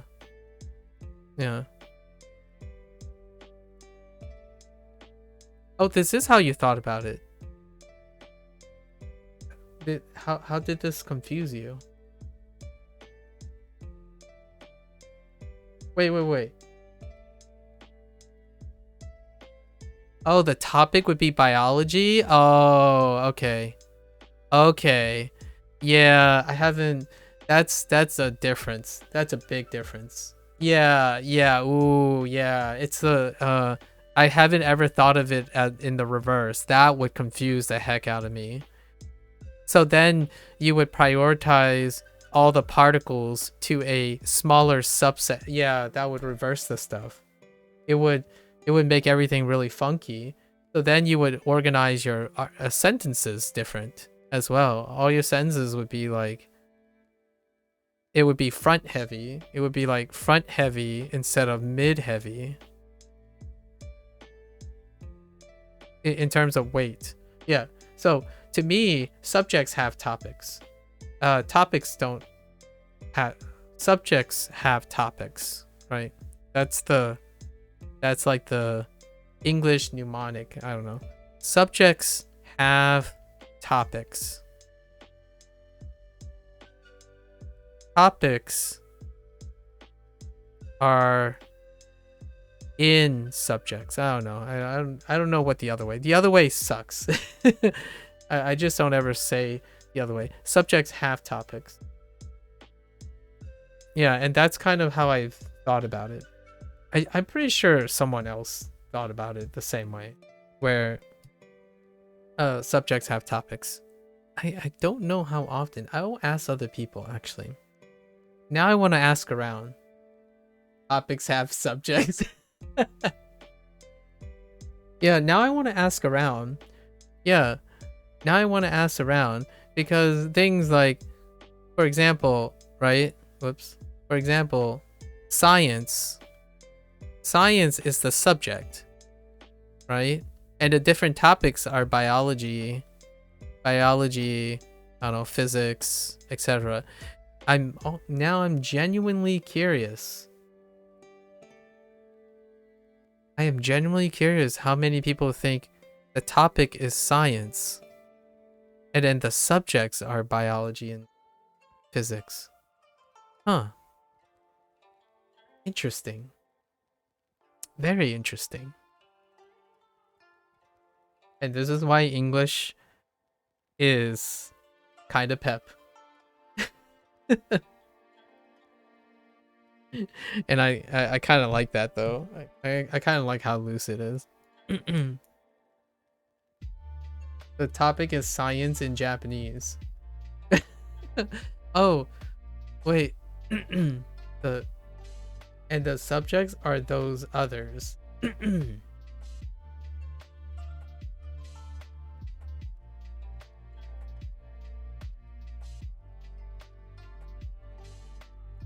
Yes. Wait. Yes. Yes.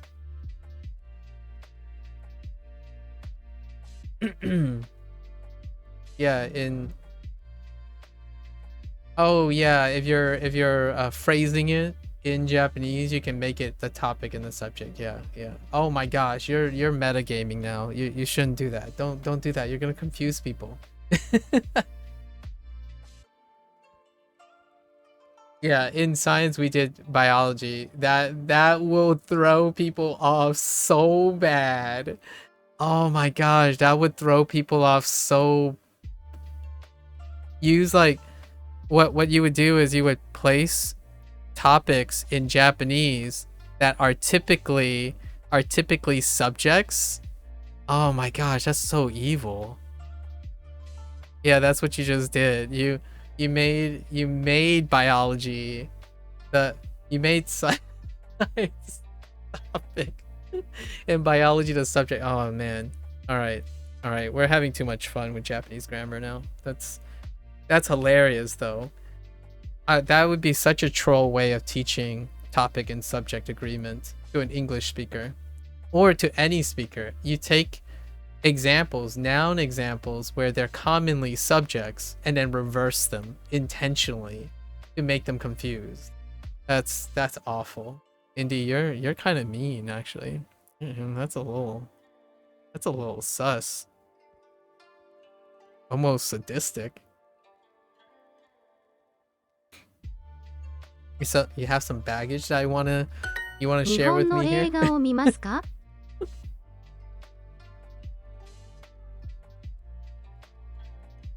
You have some baggage you want to share with me about your confusion about topic subject agreement? 日本の映画を見ますか? 日本の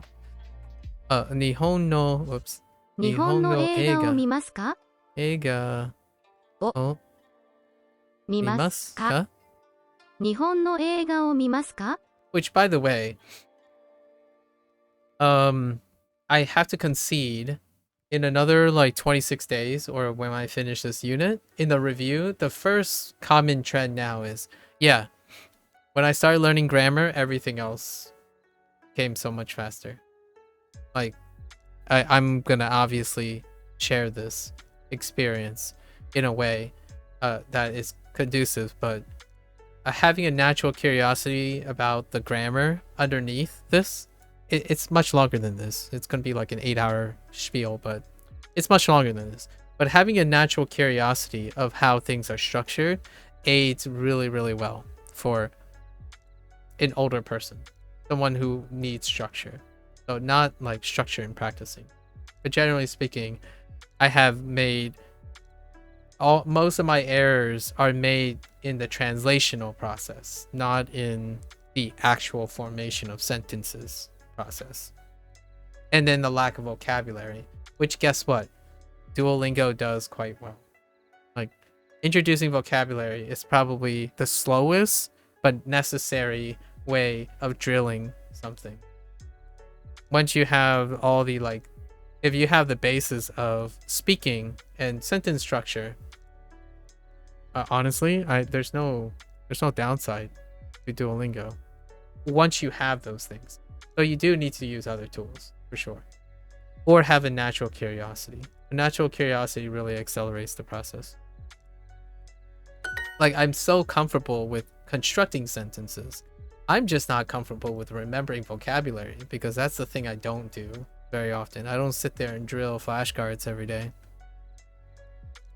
which there's a chance I might end up having to do if I need to really, really strap down and expand my vocabulary more rapidly. Am I going to? 日本の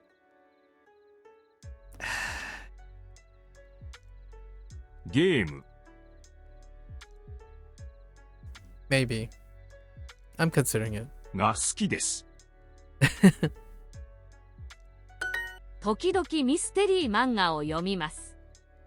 時々ミステリー漫画を読みます。Yeah, yesterday I was blitzing through stuff when I'm focused. Of course, as per usual, I am notoriously unfocused.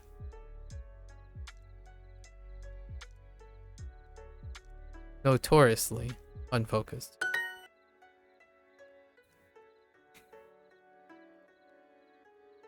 Do you have a life? Well, do you? We got a lot done today. It was very important because the one thing I really appreciated is that you were telling me about G and Z's. I swear that is a game changer for me. That's an actual game changer. Because now anytime G comes up, it's no longer Z's. It's G's, right? And oh my gosh, it makes my mouth less tense already. Although I do have to admit, you get a good workout when you try to do it with a Z sound. Like, just try it. Say shichiji. Say shichiji with a Z sound instead. Like, get the Z into the G and use the same mora. Like, you have to get that fast vibration and like engage the fast Z sound with one beat. Like, after saying that a couple times, it makes my mouth tense. I've tried it and that messed up my whole pronunciation. I don't like it. So that alleviates so many problems. Or so much like tension.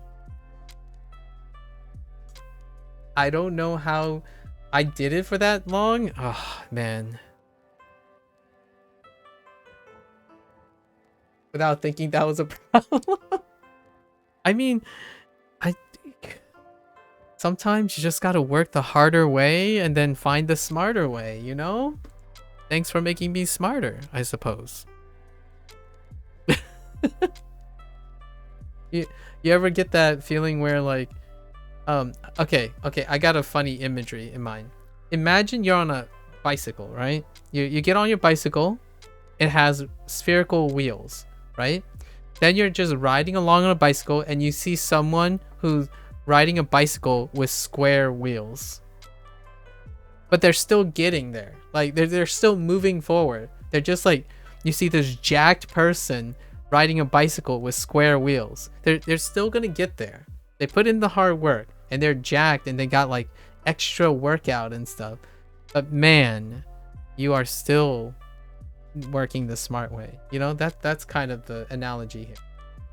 I basically put in more work on holding the vibration, but ultimately I didn't need to do it, and that's fine. I was working harder than I needed to.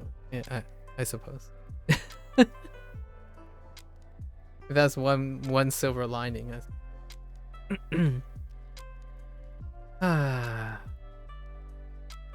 Oh, which, by the way, it's no different from someone coming into a Duolingo stream and say, oh, stop using Duolingo. Stop using Duolingo.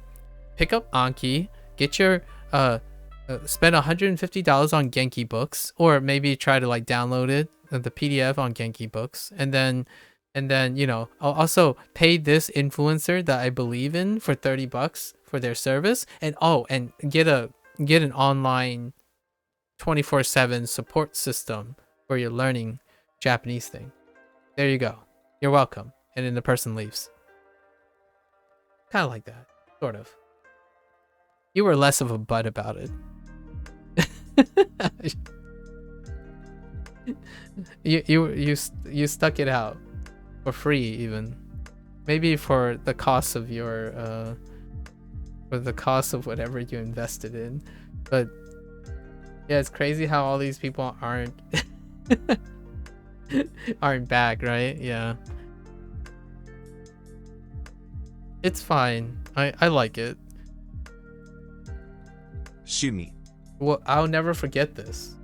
Like, how can I ever forget all these things as I'm learning something? If I will only forget it if I decide never to use Japanese for the rest of my life. Like, stop right now and I'll never use Japanese. All these stories will die with it, right? I mean, it's still gonna be pretty hard to forget today, even. I mean, just a bit ago, Jojo helped me reinforce my memory about them being Croatian, living in Germany, and heading to France for vacation. Like, and that was 27 days ago. I still remember the stick up my butt comment though, from day 7 as well.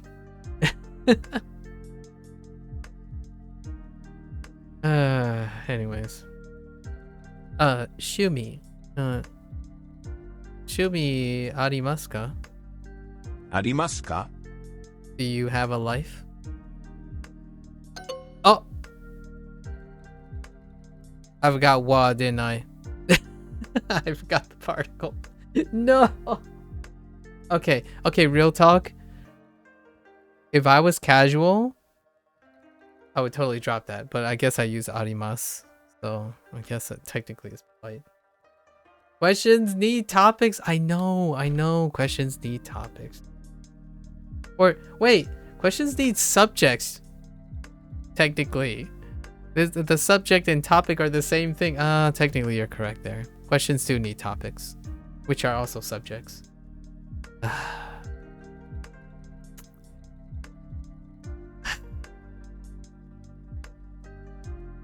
Okay. I'll show you a topic. 日本の日本の音楽音楽が好きです。が好きです。He's so happy. He's so happy. Oh, and then we have the complete opposite. I often watch mystery dramas with my family. Okay. よく家族とミステリードラマを見ます。よく空手 Oops. 空手家族とミステリードラマ Oh, を見ます Okay. Oh, how do I? Oh, yeah, yeah. Heckin'. 趣味 I'll show you a wa. There's your wa. わわわわわわわわ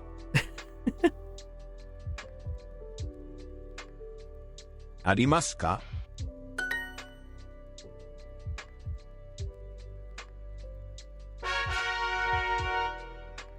All right, we're so close. I did extra yesterday. I was really hoping to get into Unit 3, but we had just so much fun time discussing things or having fun. They really, I don't know if you had this, but in my section in Duolingo, whenever they introduced a new vocabulary, like a new food item, they always start, like in this section, they have systematically started with, I don't really like it. Like, I don't know what it is about it, but Duolingo in this section is like, oh, hey, we're going to teach you how to say, I don't know. It's any food, insert food. And then they start with machoto. Like, the one thing you have to remember to say is how you don't really like food. So that was all of yesterday. I don't know what their deal is. Oh, you can use it. ア Yeah. メリカのコーヒ Machotto. ーはちょっとどんなコーヒーが好きですか？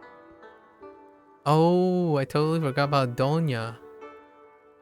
Dona. どんな I keep thinking of donut. Donut. And then now every Japanese person in the world is gonna hate me. Donut. Wait. どんなコーヒーが好きですか？ Kohi. が好きですか？ I like this thing どん too. な I don't know how often this is being used too. どんな I do like Dona. Dona. Hi. Dona anime ga suki desu ka? Ga suki desu ka? Right?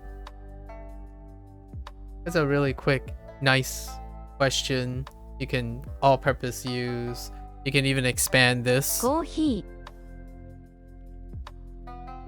How do you say slice of life in Japanese? I'm curious.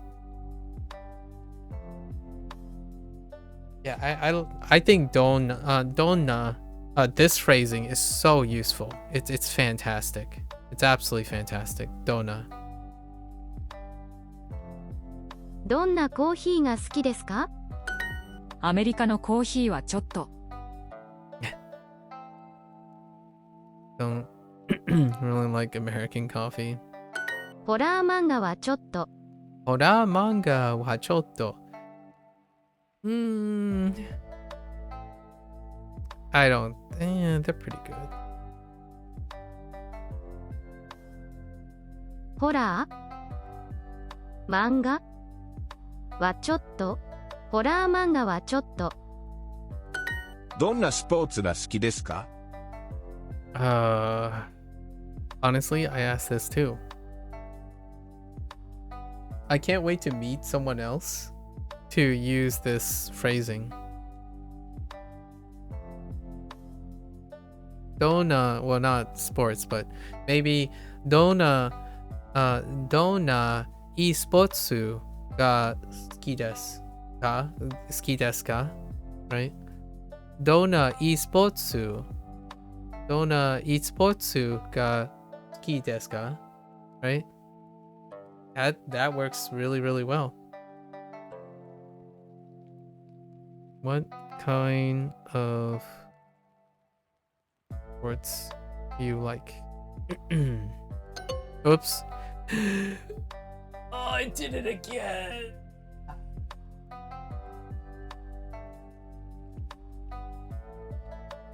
This is what I mean by English colloquials.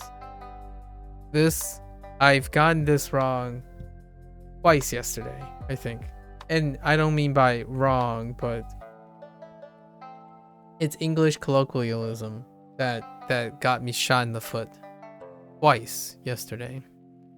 What kind of sports do you like, as opposed to what kind of sports do you like? The do is implied, but my English is gone. どんなピザが好きですか？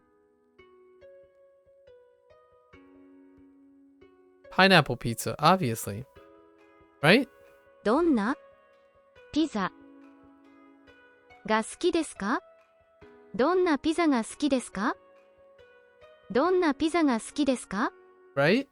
Pineapple pizza, obviously. Hawaii pizza. Hawaii. Hawaii desu. Hawaii ga desu. 好きです。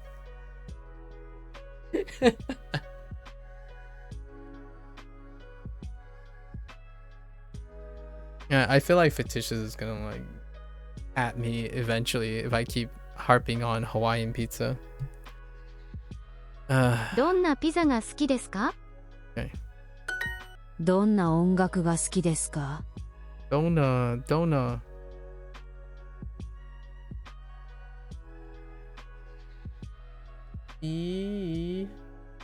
Oh, G pizza. G pizza.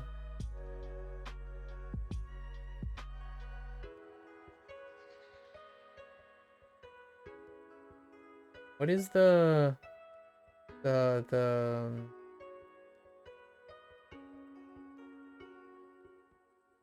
Oh, is that a counter?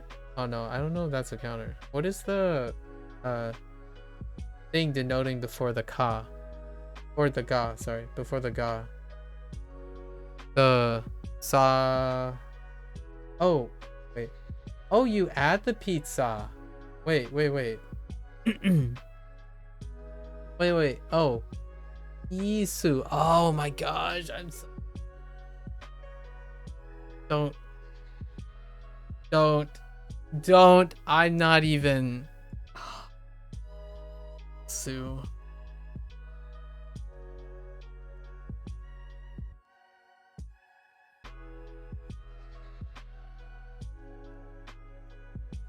I'm not.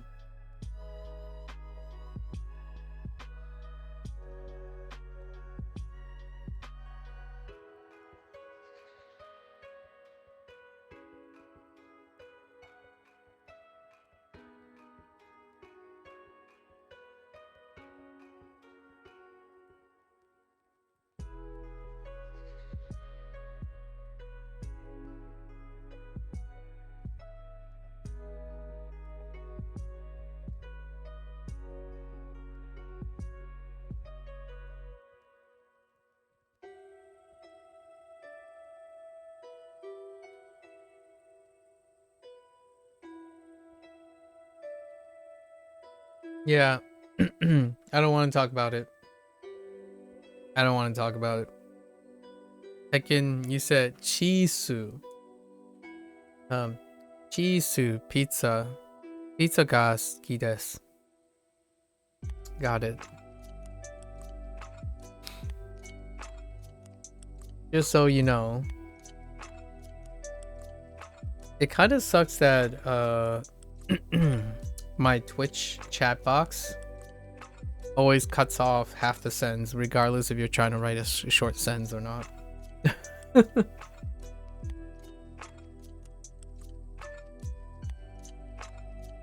I'm like, ooh, I know I've seen that.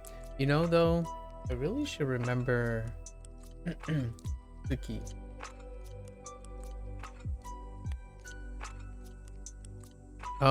Is Suki like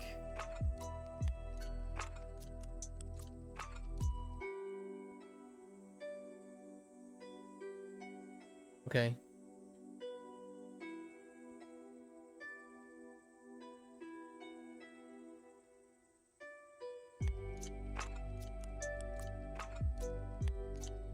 I don't think that's the stroke order. Oh, it says one stroke? And then you do this? Oh, and then there's like a... I guess this is a one stroke here.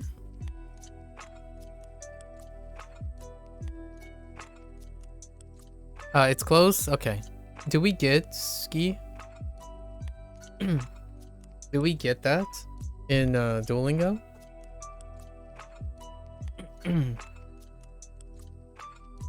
Donna ongaku gaku ga suki desu ka? Suki desu ka? Suki desu ka? So, donna ongaku ga suki desu ka?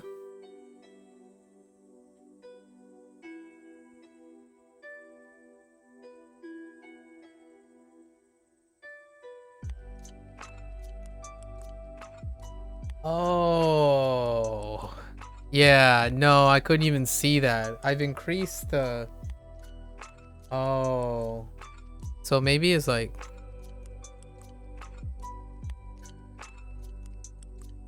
I don't know about the one stroke here. Like, I'm not sure if this is one continuous stroke here. So like, no, there's no way. That's got to be like something like that. And then this one, it feels like this is one stroke and a one stroke here. Oh, it's a continuous? Wow. So, I'm guessing this one is like, whoops. And then, so this one is, or do you do this first and then, right? So you probably do this first to get the partition.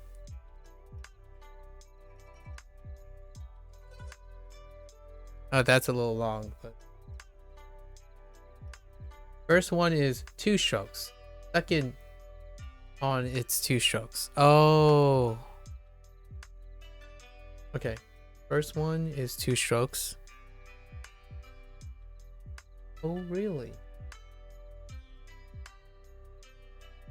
And the second one is 2 strokes. Okay. So both the kanji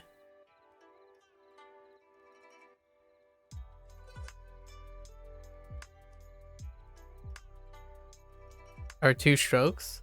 I don't know which stroke order. Like, I'm thinking this stroke order is 1. This is 2. This is 1. This is 1, and this is 2.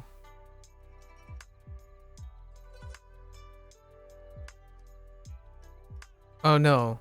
Wait. Actually, it could be 1, 2. Opposite. Okay. So is it A asterisk? So is it so this way? So this is 1, this is 2. And then I'm still not sure if this is 1 and this is 2. Hey Asterix. How's it going? How are you? What's today? Tuesday.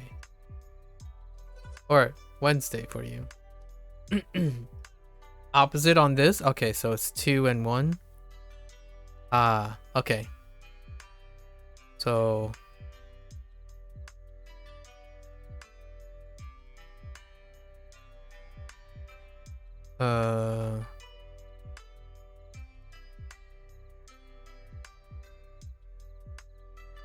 we'll work on that whenever we get it.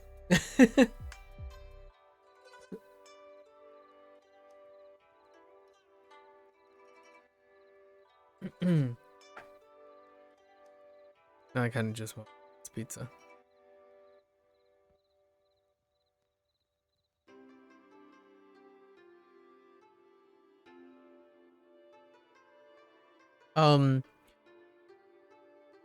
最近はどうアシュリックさん。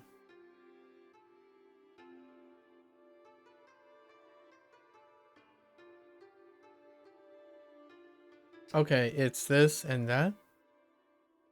It's good? Oh, I see. Ah, okay. I see that notation. That makes sense. Ah, okay.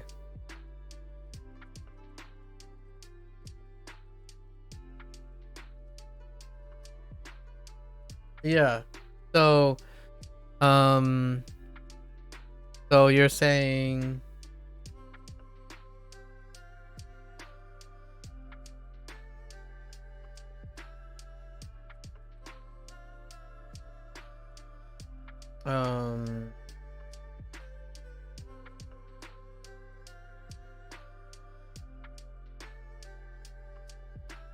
it's 3 strokes for both. Okay. Okay, yeah, I see it now. Okay, okay.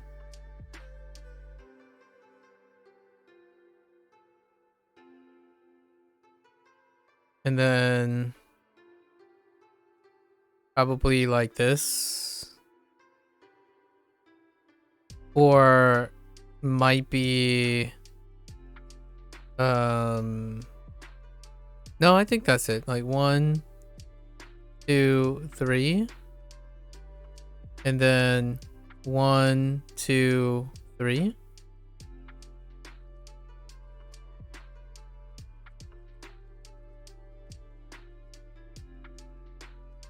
This one is questionable. This might be 2 down here and 3 here. But anyways, neat. Very neat.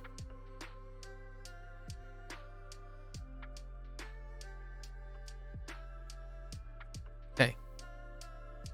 What kind of music you like? And I almost did it again. What kind of music do you like? English, get out here. I think his third one. Oh. So yeah, so for this one, like 1, right? 1.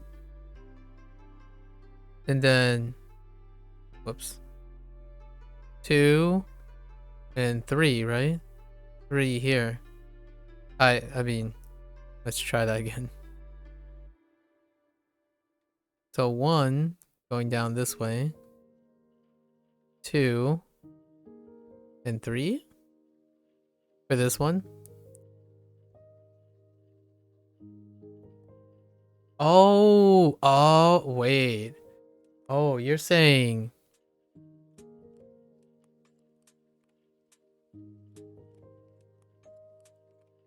wait. Oh, wait. Like this? So 1, 2, 3. Okay. Okay. Okay. Neat.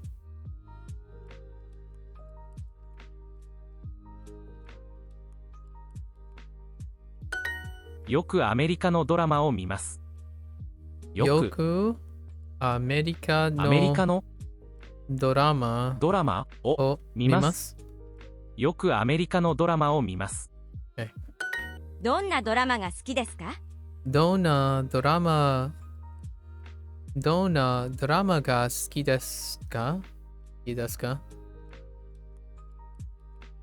？What do you do with your limited memory? Okay. What kind of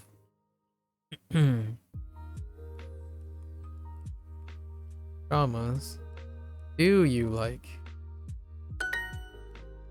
Once again, it's a struggle. I gotta struggle to put in that do. I'm a bad native speaker. Bad native English speaker. You drop the do's. Wait. Would that change to Japanese though? Would it change to Japanese? Can you express what kind of dramas you like? Or is it still the same? Do you still say drama ga suki desu ka? Suki desu ka? What kind of drama do you like? Versus what kind of drama you like? Yes, no, well... I don't think it changed to Japanese. If you drop the do.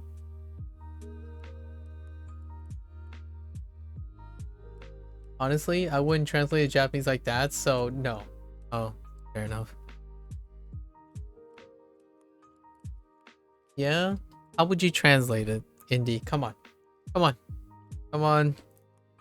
You get a free pass. Get out of the storage closet.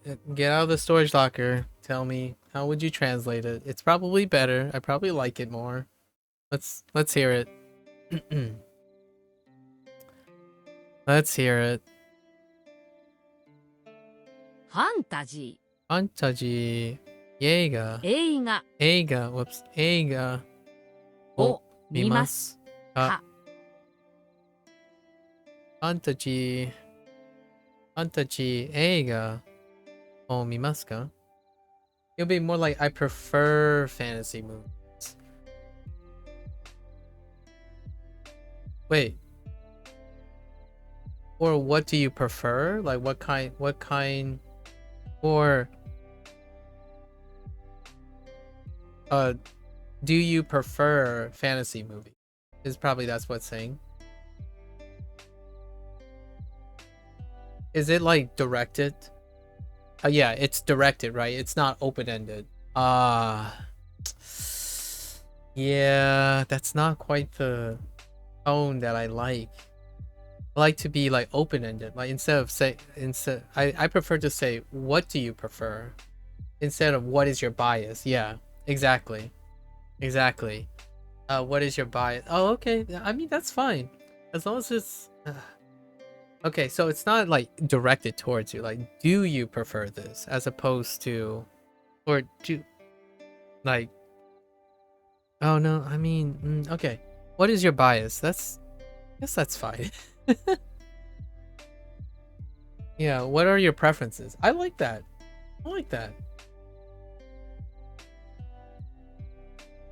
Someone already told me something else. SoCal told me that you can use...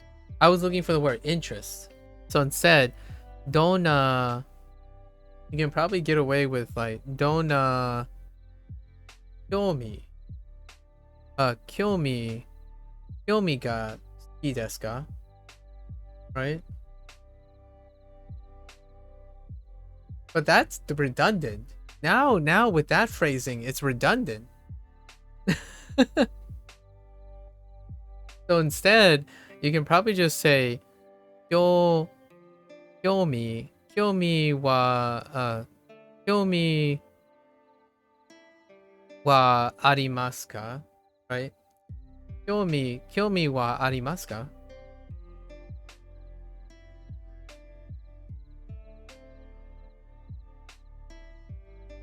Which is what kind of...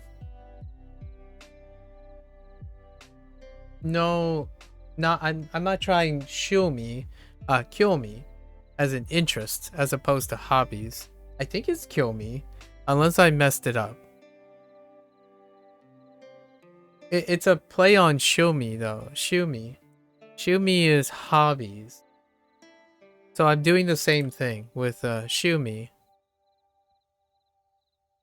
Let me make sure. Oh no, that is not the right phrase. Wait, how do I...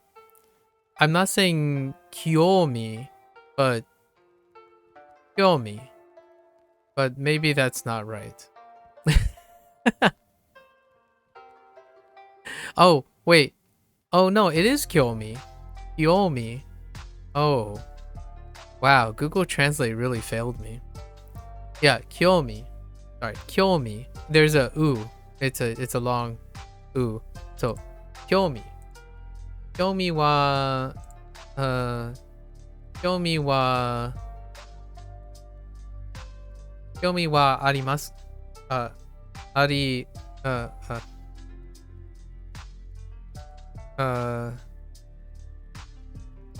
oh no. Arimasu ka? Yeah. Kyomi wa arimasu ka? Yeah. Because to me, hobbies are very specific. Interests is less specific. So I kind of like that phrase way more than what do you prefer? As in, like, what is your bias? I prefer to say, to emphasize interest as opposed to attaching it to that person. Oh, am I saying is there interest? Arimasu ka? I thought it said, do you have any interest?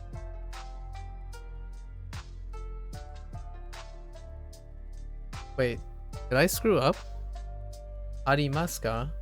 Do you have any interest? Or what are your interests is I guess what I'm trying to say. What are your interests? So kyomi wa arimasu ka? What are your interests?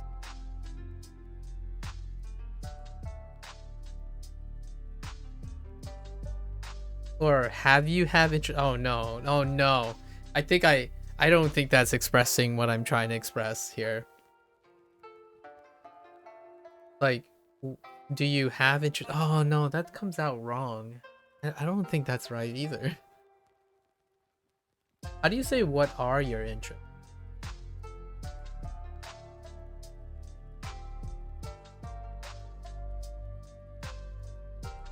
I thought I figured this out, but maybe.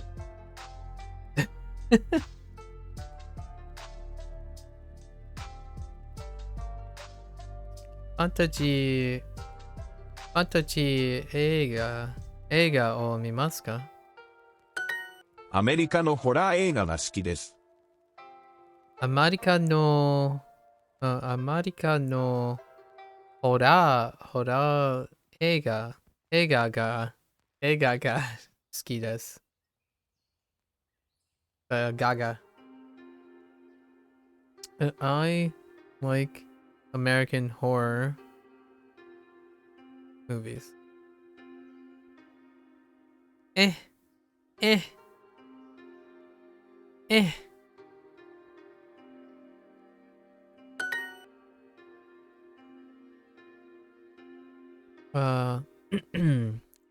Yoku Fantasy. Yeah, you see? Right here, Indy. You saved my life. Fantasy. Now I'm not saying fantasy, like fantasy. I'm saying fantasy. It's so much Fantasy. fantasy instead of fantasy. Fantasy instead of fantasy. Arimas is more of does it exist? Does the bathroom exist? Or oh, do you have a bathroom? So you would say non. Oh, non desu ka. I see. Is that the kanji for kyomi? So kyomi wa nan desu ka? That's probably what I was looking for. I don't know if that's the kanji for kyomi. Identify your interest. Okay, fair. I mean, that's close enough. Unless there's a way to say, share your interests. Or tell me your interest. Oh, wait. How do you say tell me your interest? How do you do that? Would you use watashi? Oh, no, that would be implied, right? So tell me your interest. Or speak your interest. Ooh, speak your interest. I could say that, right? Kyomi wa, you don't know the word, but yes you could. What about Kyomi wa hanashimasu? Amane hanashimasu.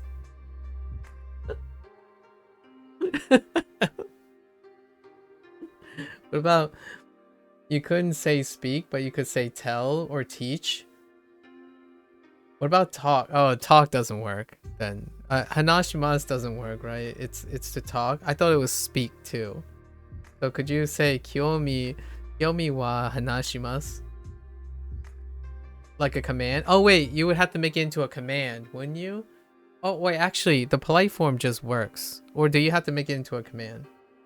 Oh, you don't say so? Okay, I guess it doesn't work. I don't have the word for tell or teach, unfortunately.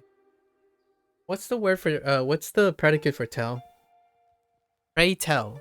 Pray tell what it is.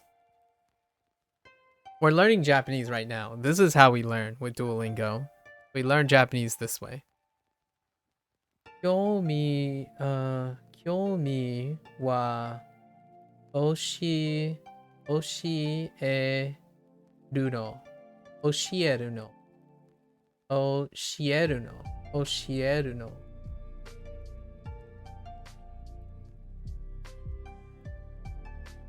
Interesting. So, so is it Oshiru is the plain form?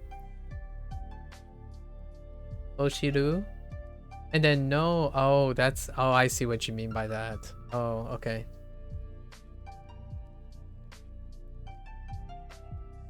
Yeah, no is like a leftover. It's like a at particle. At. Yeah. So you're leaving an at particle at you. Kind of like a digame. I didn't use kanji because you wouldn't know. Yeah. Thanks. I appreciate it. Oshiru. Yeah. Oshieru. No. I think the sentence is better. Oshieru. Ho. Do. Wait. Oshieru koto. Oh, ni at. Oh, yeah, that's right. You can use the ni particle to go at you. Okay. Oh, okay. Yeah. Yeah. Yeah. True. True. Kyomi ga suki desu. Yeah. Yeah. Or, I mean, not suki desu, but arimasu. Arimasu. So do you have... Oh, that's good. That's really good. That's actually kind of nice. That is a clever, a different way. Huh. I actually understood those. Nice. Thanks. Thanks, Asterix. Yes. What do you mean I'm not there? That makes sense. But... Wait. What part didn't make sense? Oh, maybe like the knee. You're telling me I didn't get the knee particle thing. Oh, the koto. Yeah, you're right. The koto. I didn't get there yet. Yes, you're right. I didn't get there yet. Yeah, the koto ni, but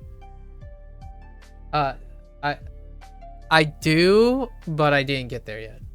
To some extent. I do koto ni. I do, but I don't.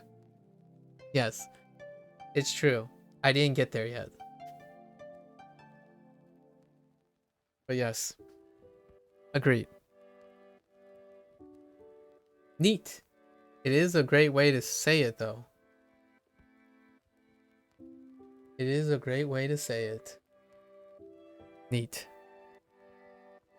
Oh, and here you go. Fantasy. Indie. Fantasy. Like fantasy. Fantasy. Indie, just go with me. Say fantasy. Fantasy. Like that stuff sucks. Fantasy. Like you have to like do the thing that English does where you shorten, you extend the syllable before, you extend the mora before the last syllable. So you end up going fun da double beats G, like with the Z. So fantasy. So instead now it's fantasy. Fantasy. Fantasy. I'm sorry. We spent like an hour. I'm milking it for all it's worth. Okay. Fantasy manga. Or I'm curious if actually I can probably ask you asterisk. Do you find it weird if, say, if someone spoke to you and instead said fantasy, so fantasy manga, right? Instead of saying this, you say Yoku. hang on, yoku fantasy manga, hold up, manga 漫画を o 読みます。 yomimasu.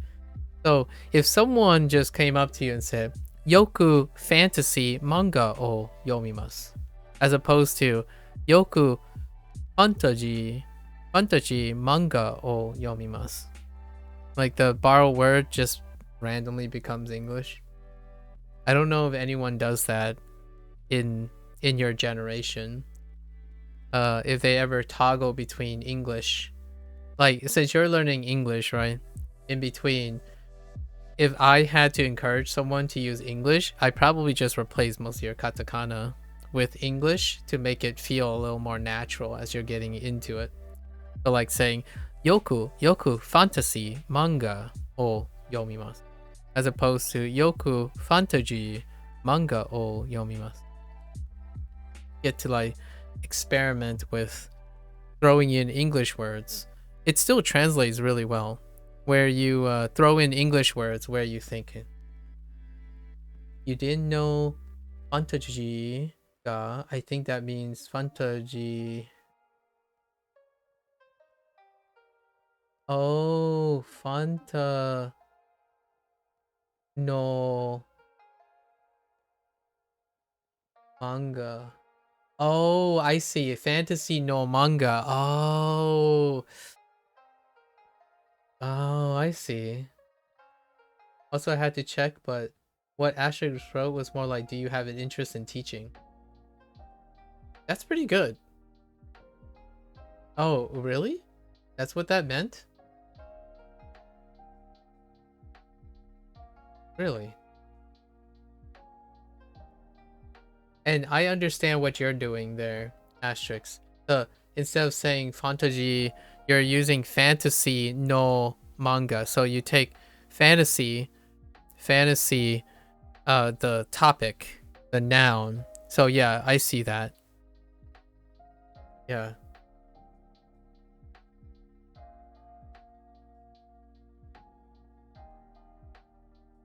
Oh, he was literally saying that, Indy. He was literally saying that.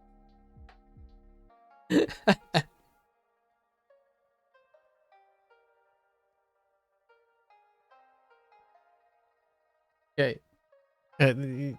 It's fine. So let's see. Fawn. So what's the shortened fantasy? How do you say? It's still the same, yeah. So there's a fantasy no, yeah. So is this casual? ファンタジ Wait, Indy. I don't know if you know, because Asterix is saying there's a chance they're dropping the no here, right? ー、漫画、 Maybe it's Manga. maybe you can still put a no in here. It's just Duolingo dropped it. But if you want to mean, so you could say.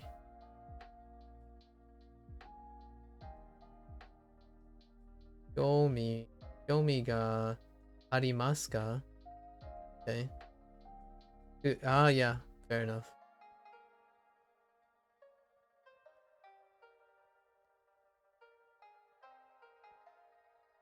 Sugoi. Sugoi. Does sugoi is Sugoi also kanji. This is a misunderstanding. Here it is. Here it is. I think when I said I want to ask the question, I think there was a miscommunication asking what is your interest? Like for example, Indy, if I said, how do you say what are your interests? And you only heard what are your interests, then you would type back, my interest is teaching. I'm interested in teaching. So he was I think Asterix was answering my question, not answering, not telling me how to say what are your interests, if you know what I mean. It's so cute.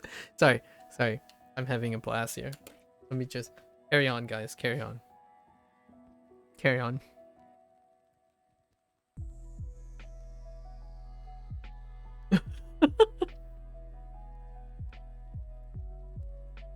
Oh, don't apologize, Asterix. I think it's really, that's awesome. You don't have to apologize. It happens all the time. English happens all the time. It's not even abnormal. It happens all the time. Nani ni kyomi ga arimasu ka? Oh. Interesting. So what, and then you use the ni particle for directing Yomi. Huh. Nani ni Yomi ga arimasu ka? So what exists? Wait. Exists. What interests exist? What interests exist? What kind of interest? Oh, I get it. What kind of what interests exists? And then versus kyomi, right? Kyomi wa nan desu ka? Interesting.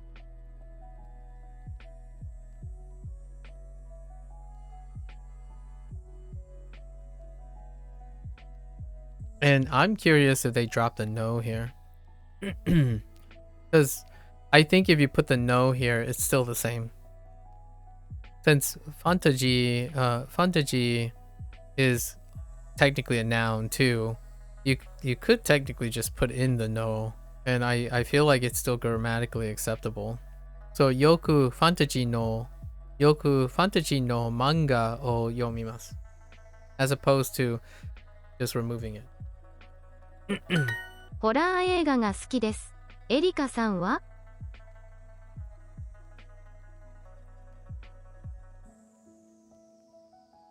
はい。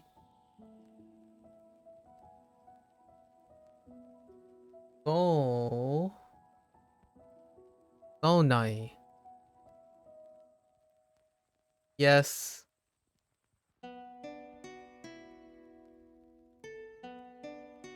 It isn't?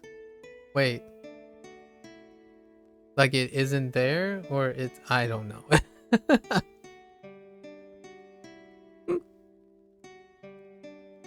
That just kind of sounds like a negative thing, but maybe not.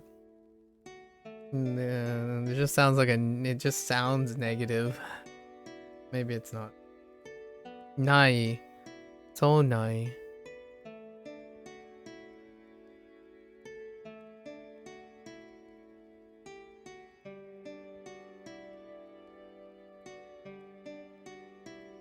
Son na mono.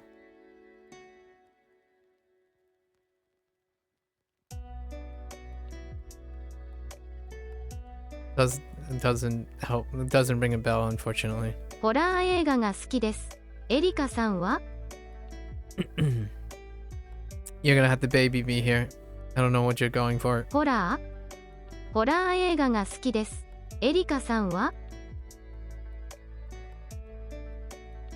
が好きですかが好きですかが好きです。ホラー映画が好きです。好きで、好きです。が好きです。エリカさんは Oh, you're talking with him? Oh, okay. Fair enough.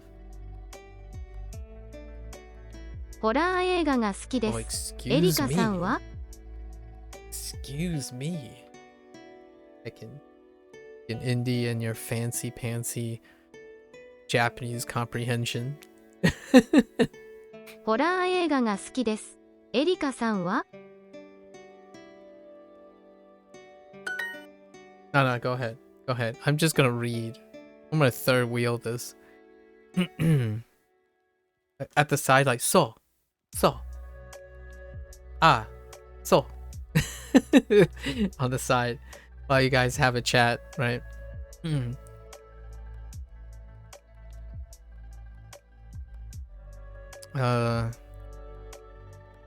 Nihon no fantasy 日本の日本のファンタジー漫画が好きです。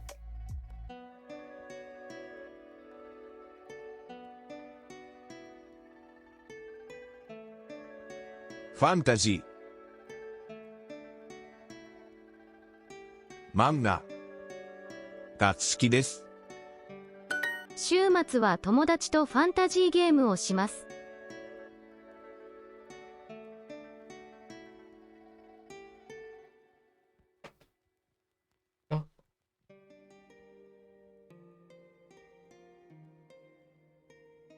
週末は友達とファンタジーゲームをします。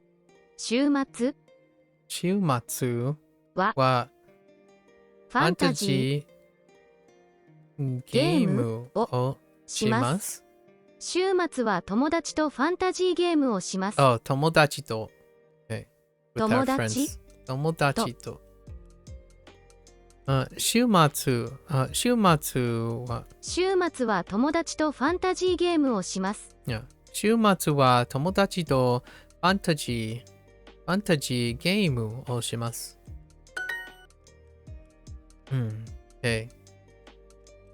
ホラー映画が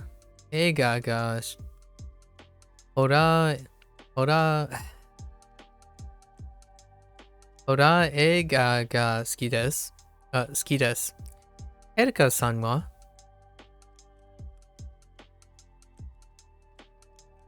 It still feels weird. I just can't get the like you and you. I just don't do that in English either. How about you? If it was like how about you, I might be okay with it. If there had like a few more syllables. So, okay, ホラー映画が好きです。エリカさんは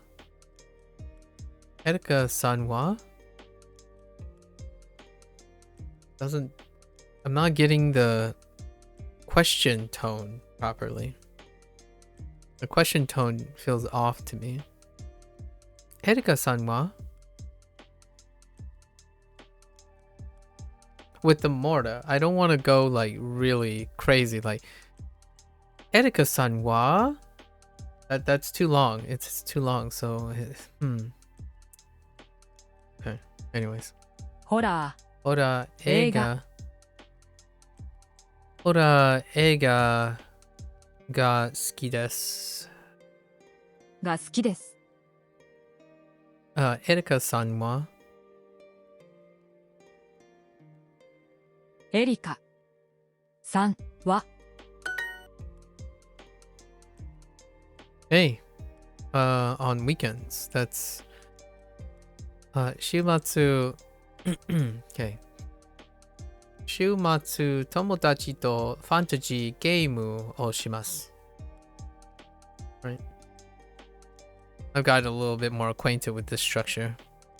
週末週末友達と友達とファンタジーゲームをします。ファンタジ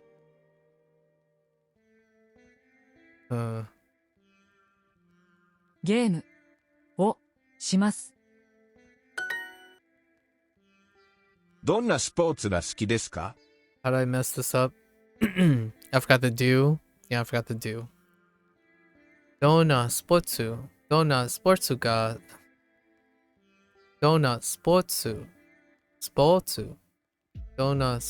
が好きですか？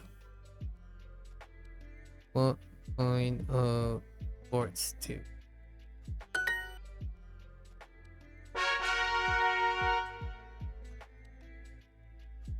He sent me a double XP! Oh no, Lotus sent me a double XP. You know what time it is. We gotta finish up the rest of our kanji practice. So let's do this. Okay. 12 12. Right? 12. We're writing Jew.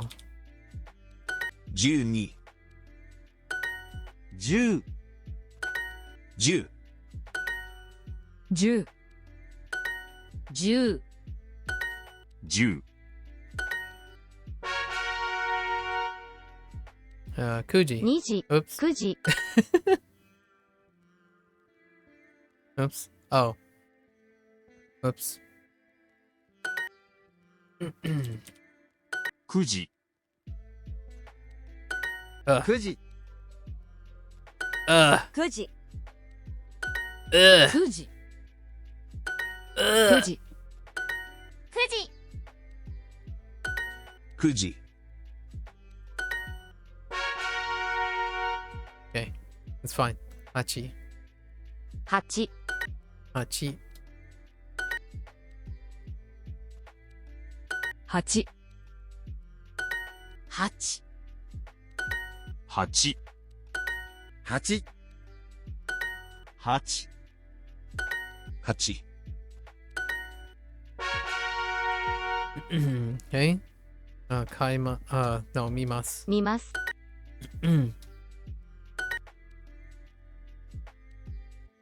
見ます。 Kaimas has something, 見ます、 a different variant of these strokes. Oops. 見ます、 見ます。 A different variant. 見ます、 But quite different. 見ます見ます。見ます。 Wait. Let me see if the double XP Mimas. actually is on. Because I was gonna wait. Oh, it's already timed out. Feels bad, man. Oh, can I send something? No. I cannot. It's okay. Let's go back. It didn't work. 毎晩コメディを見ます Maiban comedy. Yeah, comedy. Maiban Maiban コメデ comedy ィを を見ます 毎晩コメディを見ます コメディはちょっと。 Comedy wa chotto. Oh. I don't really want to say that. 時々父とアクション映画を見ます。 Wow, that came out fast. 時々 Toki chichi to comedy. Wait, did I hear comedy? No, maybe not. 時々父とアクション映画を見ます。 Action eiga omimasu. アクション Action 映画 eiga 映画を o 日本の Oh. 日本のします。 Wait, します。見ます。 what am I doing? 時々父とアクション映画を見ます。アクション映画はちょっと、 Action. Oh, come on. Why do they really want me to say these things?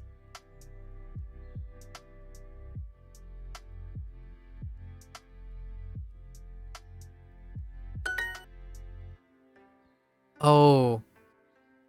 Do I remember this? It's Renai. Right? Renai. Renai drama. Renai drama ga suki desu.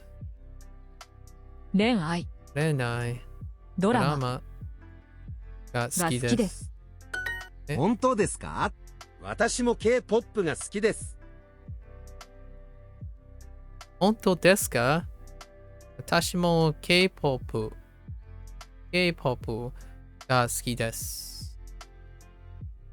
I also like K-pop. Can I please? Thanks. 本当ですか？私もサッカーサッカーが好きです。本当ですか？私も柔道をします。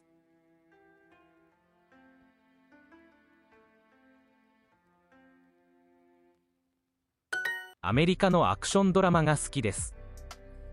アアメリメリカのカのアクションアメリカのアクションドラマが好きです。ドドラマラマが好きです。が好きです。よく家族とコメディを見ます。よく家族とコメディを見ます。コメディ。Gotta not let my Americanism slip. よく家族と、よく家族と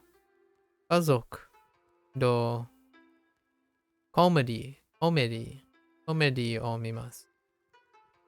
I watch comedies with my family. I often よく家族とコメディを見ます。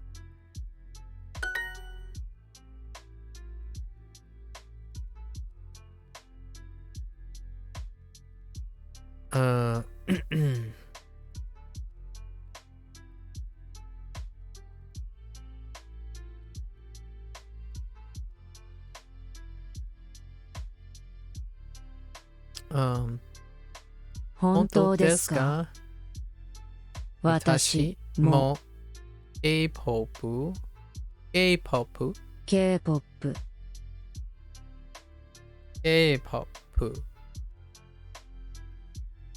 がです。がが好き好きで。ですす。が好きです。本当ですか？本当ですか？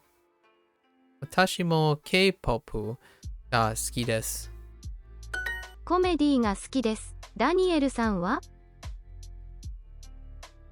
コメディはが好きです。が好きです。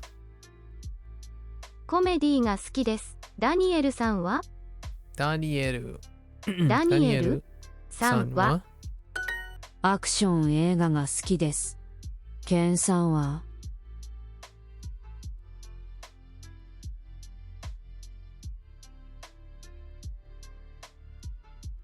アクション映画がです。映画が好きです。ケンさんは OK。I often watch Japanese drama. Family romance drama. よく日本の恋愛ドラマを見ます。よく日本の恋愛ドラマを見ます。韓国の恋愛ドラマが好きですか？ OK。韓国のドラマ。Wait。韓国の恋愛ドラマが好きですか？彼氏、恋愛ドラマ、泳ぎますが好きですか？韓国の恋愛ドラマが好きですか？好きですか？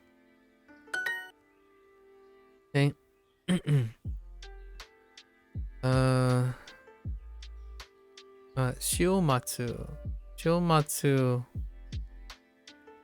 週末恋愛ゲームをします。週末。恋愛。ゲームをします。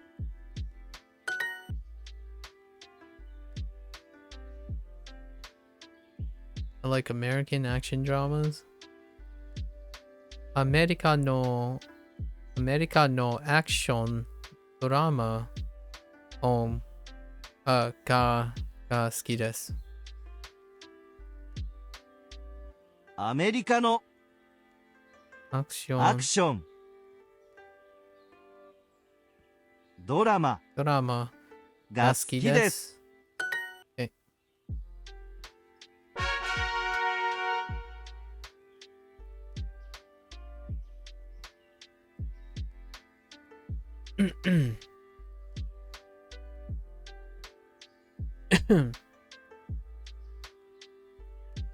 Okay. どんなスポーツが好きですか？どんな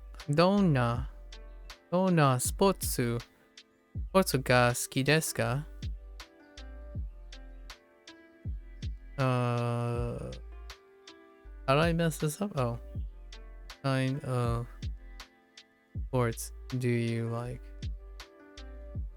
エリカさんは中国出身です。Okay. エリカは中国出身です。エリカさんは中国出身です。Oh, I missed the honorific. エリカさんは中国出身です。エリカさんは中国出身です。Okay. Do you have any hobbies? 趣味はありますか？中山花と言います。中山花と言います。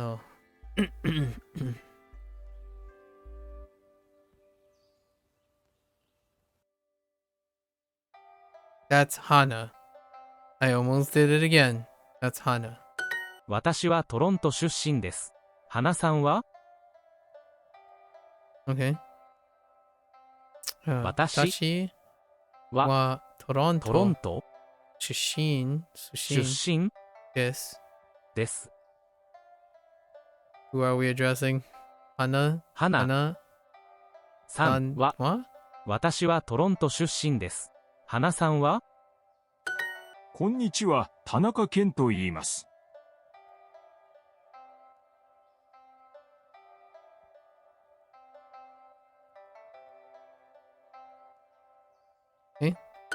どんなアイスクリームが好きですか？どんなアイスクリーム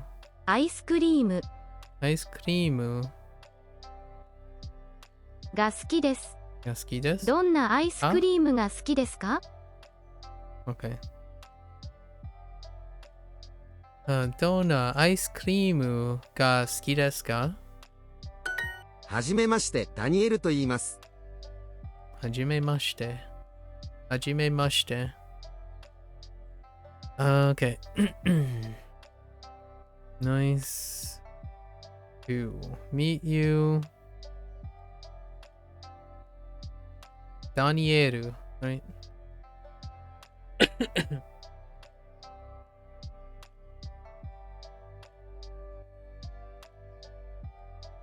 Nice to meet you. My name is Daniel. 私は韓国出身です。田中さんは？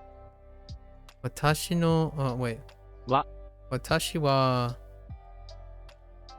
は韓国出身です。田中さんは？ Okay. 韓国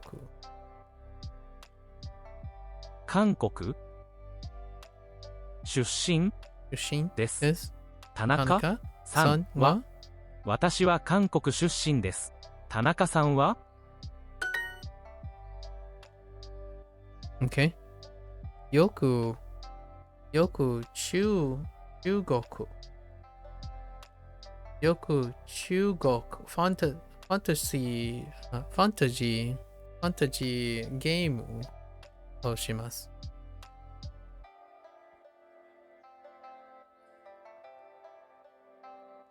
よくよく中国ファンタジアンドリューー、アンドリューファンタジsorry、ファンタジーゲゲーームムををします。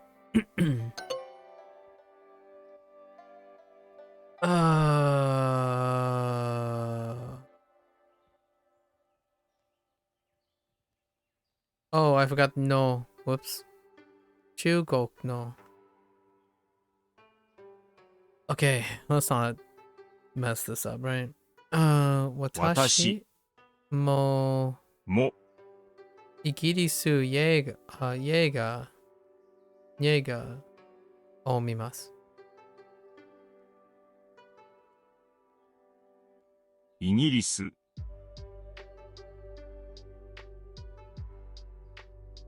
のイギリスの映画映画映画をを見ます。見ます。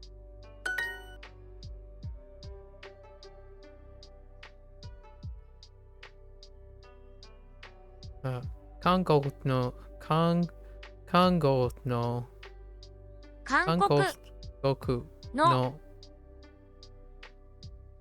恋愛ドラマドラマは Whoops が好きですか？が好きですか? How'd you lump all these together? Okay. And then this is the one. So, よくよく中国の中国のファンタジアンドリュー ー I did it フ again ァンタジーファンタジーゲームをします。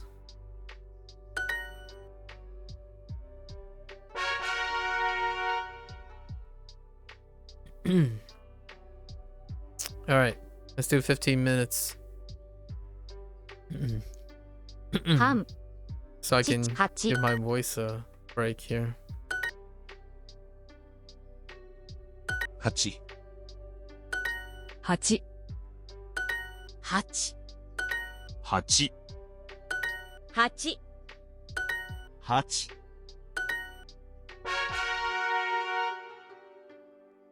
見ます。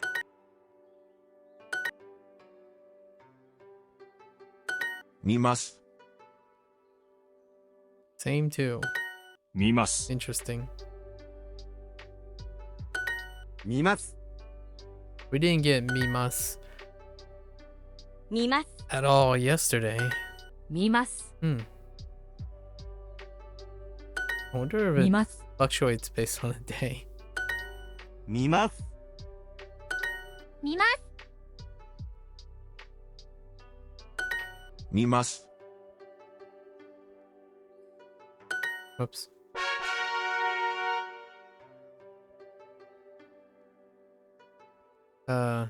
Ichiji. 1時. Yeah, 1時半. 1時半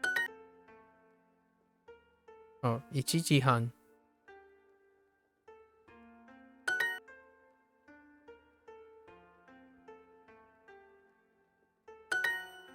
1時半 The 半.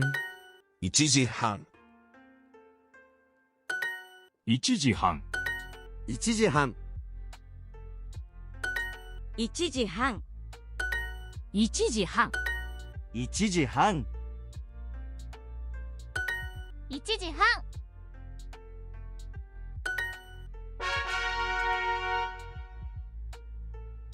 読みます。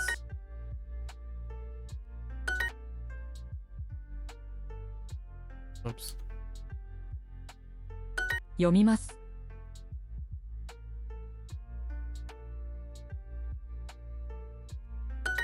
読みます。読みます。読みます。読みます。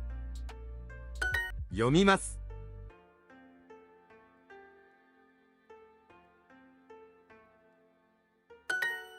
読みます。読みます。読みます。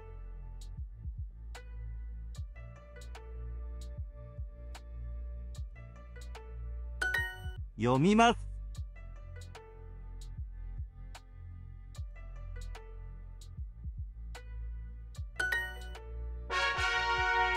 Okay, let's do the next set. 新しい。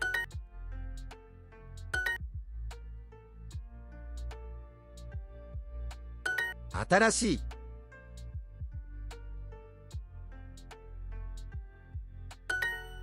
新しい。新しい。新しい。新しい。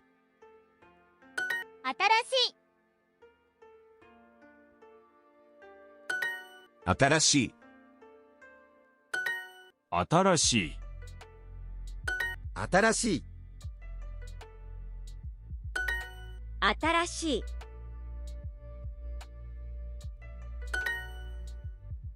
新しい。新しい。新しい。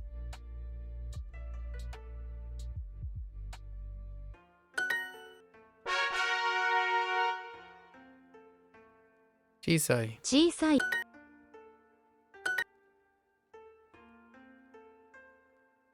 小さい。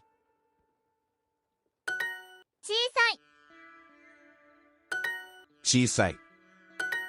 小さい。小さい。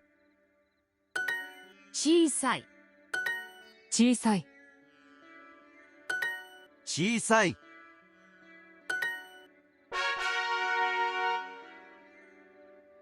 千。千。七千。千。七千。千。七千。七千。千。七千。千。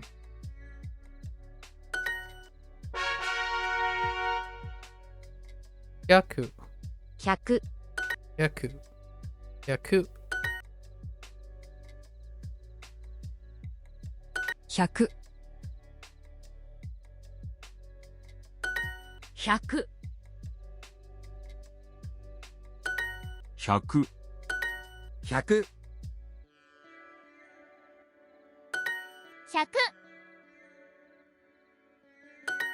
百。百。百。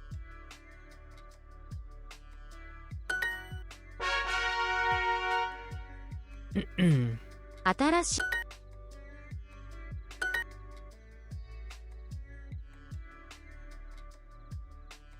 新しい。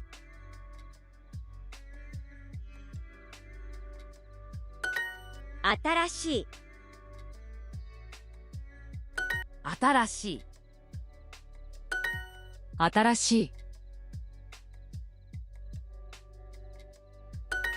新しい。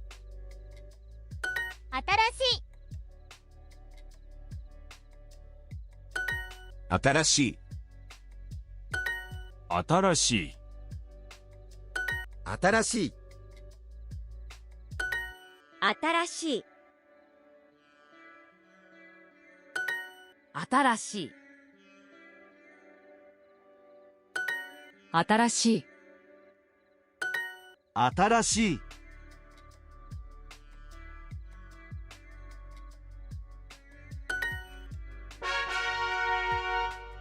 Okay. Let's do the next one. 土曜日。土曜日、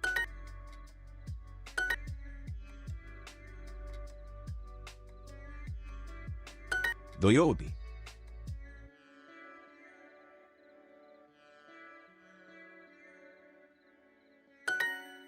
土曜日、土曜日、土曜日、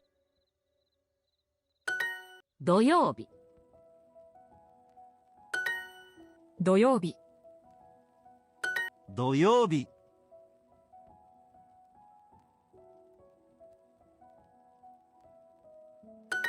土曜日、土曜日、土曜日、土曜日、土曜日、土曜日、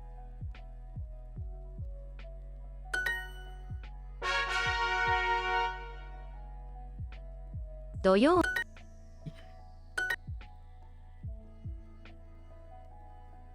土曜日、土曜日、土曜日、土曜日、土曜日、土曜日、土曜日、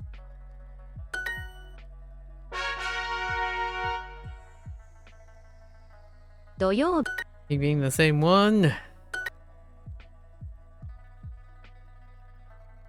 土曜日、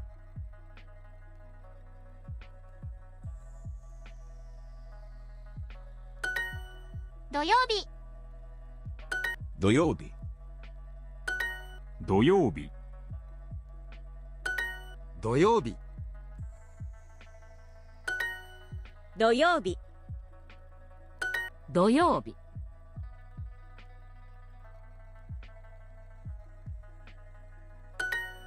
土曜日、土曜日、土曜日、土曜日、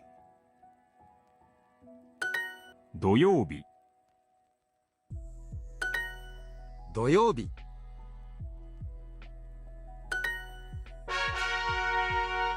Okay. Can I get kaimas? Oh, we did it. 買います。 We did it.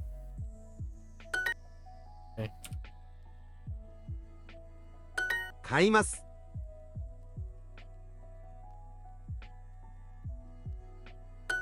買います。買います。買います。買います。買います。買います。 Whoops. Wobbly. 買います。買います。 Ugh. 買います。買います。 Whoops. 買います。買います。 Oh, you don't have to write the whole thing. 土曜日、 Alright, we can move to the last group. 土曜日、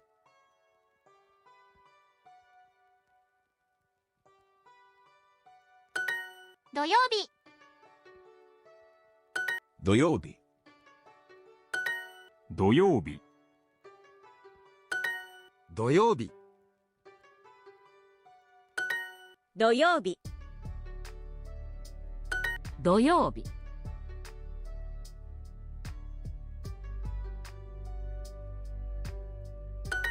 土曜日、 Whoops. 土曜日、土曜日、土曜日、土曜日、土曜日、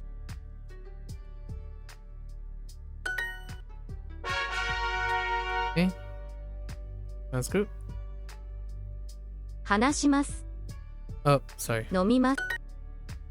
Nomimasu.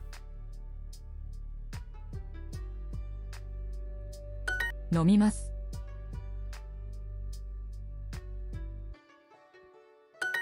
飲みます。飲みます。飲みます。飲みます。飲みます。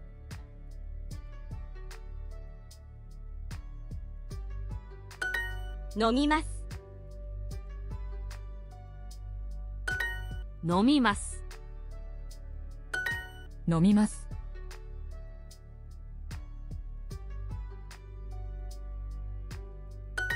飲みます。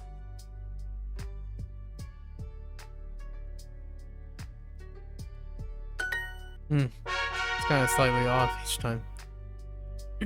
飲みま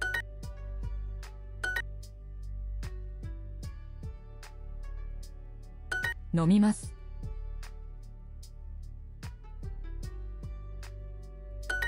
飲みます。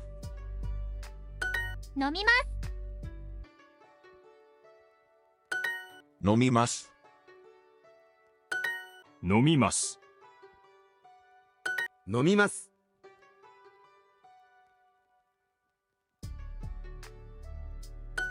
飲みます。飲みます。飲みます。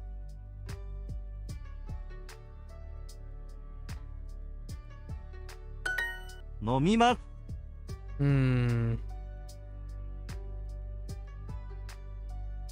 Oh. Whoa. That stroke was way off. 食べます。食べます。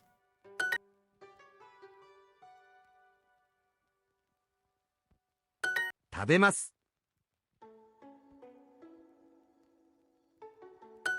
食べます。食べます。食べます。食べます。食べます。食べます。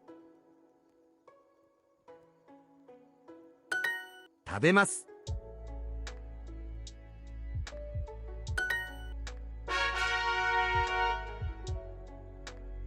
食べます。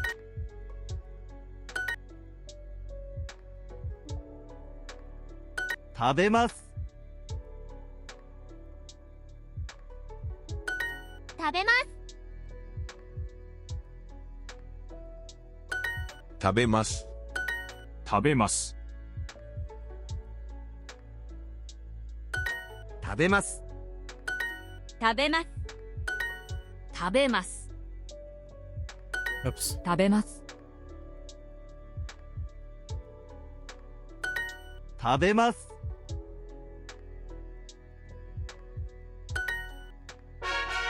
Introducing the Duolingo Family Plan. Encourage all your favorite people to learn a language with unlimited hearts, no ads, and more to help them learn fast. Add anyone to your plan. Your family, your friends, anyone. Save together, learn together with the Duolingo Family Plan.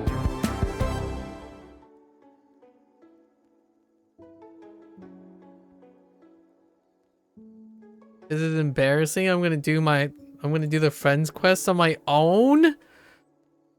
Oh. I mean, that's fine. What's so embarrassing about that, Lotus? You're chilling. You reached the end game.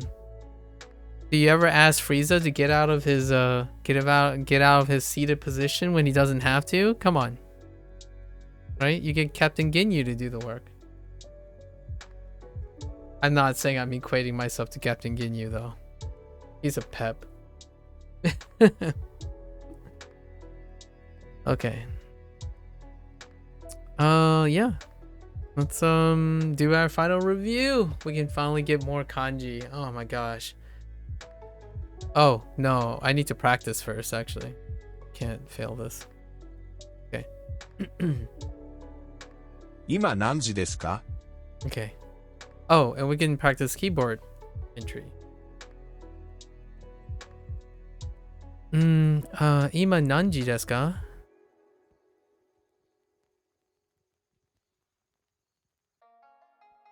Ne, 今1時頃です。今 1、2、 Oops. 2、じ、 G.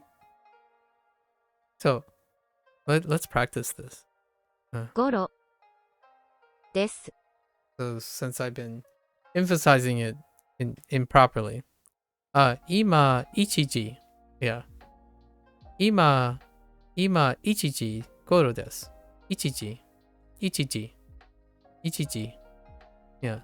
今1時頃です。Right. 今1時頃です。So much better than 今1時。今1時。Right. 今1時頃です。Instead, 今1時。今1時頃です。Right. Okay. 今1時頃です。先生、今何時ですか？ Oh, right.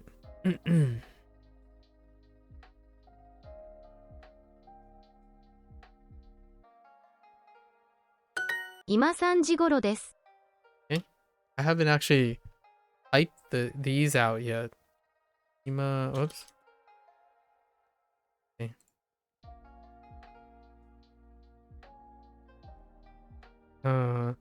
今3時頃です。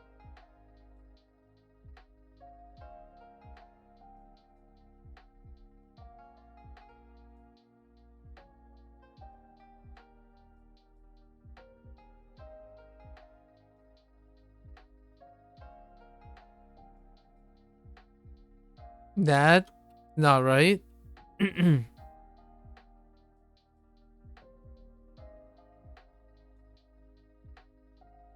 Oh, now it's right. Huh.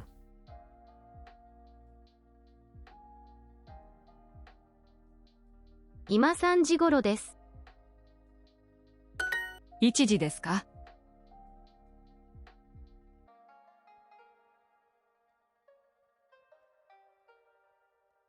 What the heck?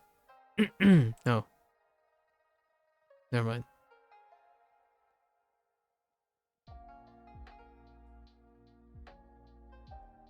いいえ、2時半です。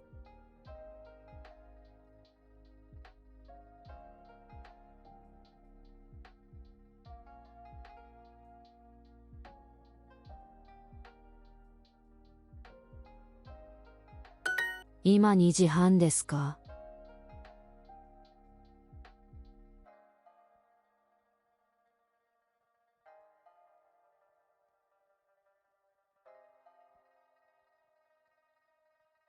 1時です。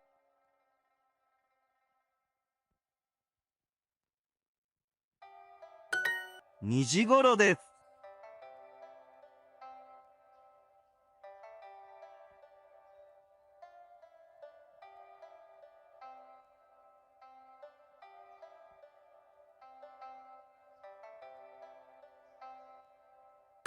1時。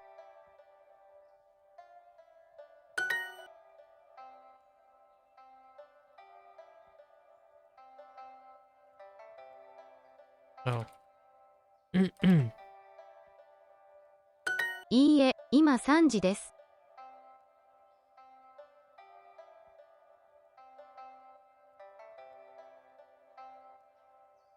What?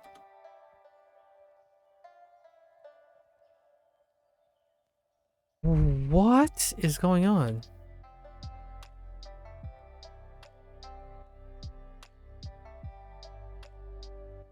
What's the first one? What's this? For Sanji.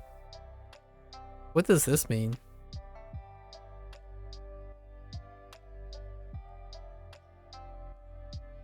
Sanji? As in one word? Huh.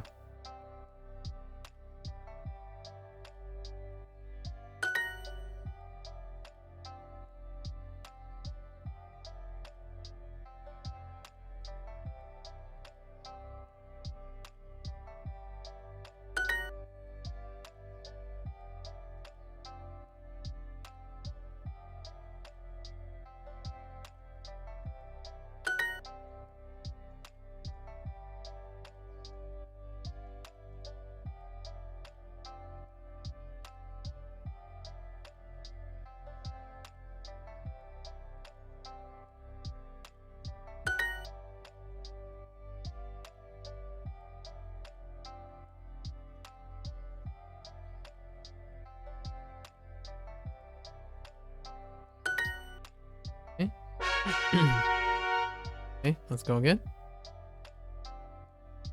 That has very different meaning. I didn't know that. Yeah. Sometimes the IEM input does something else, and I have no idea what those. How is that more common than Sanji, as in Sanji? Sanji.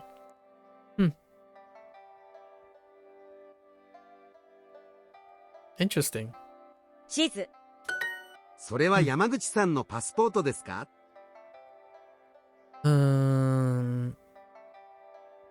これそれ whoops. So, okay. Oh. Is that? Guess we can add this. Passporto. Okay. パスポート。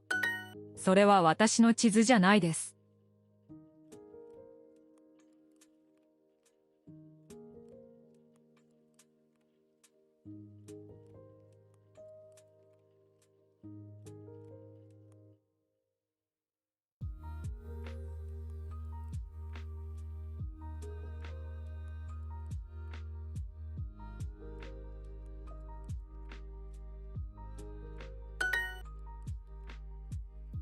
Oh, I hadn't seen空港。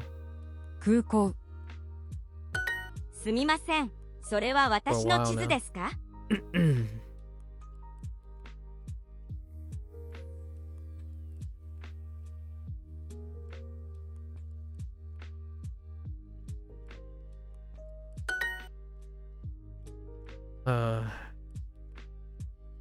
地下鉄。地下鉄。地下鉄はどこですか？それは切符ですか？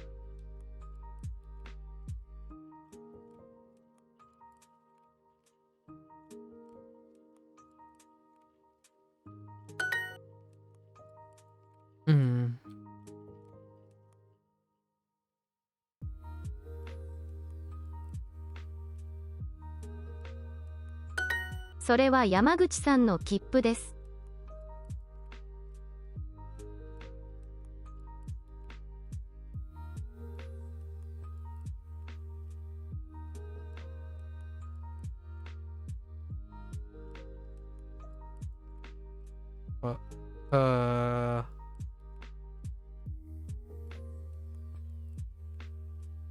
Is that what you said? それは山口さんの切符です。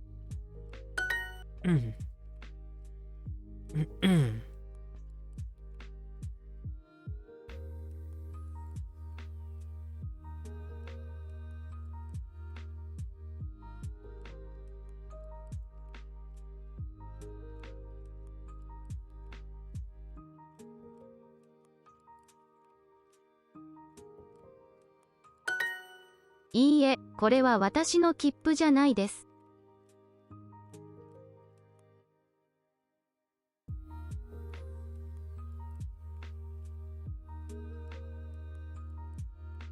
いいえ、これは私の切符じゃないです。Dang it.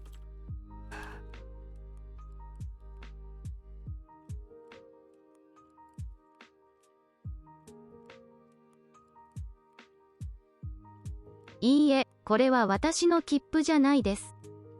Dang it.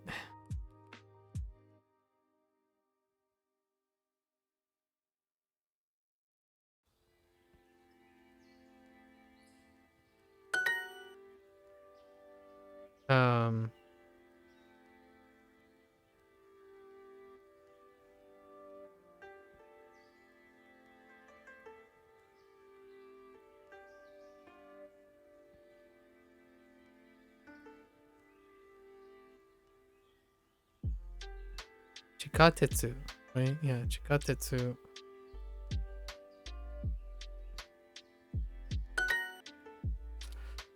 Okay.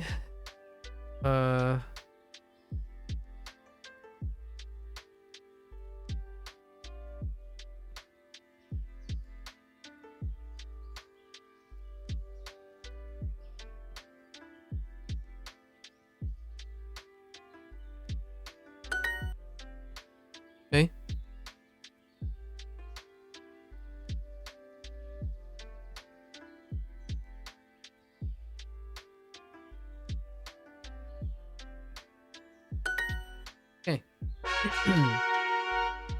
Oh, we got 2 more hearts to get. 12 6時にお茶を飲みます。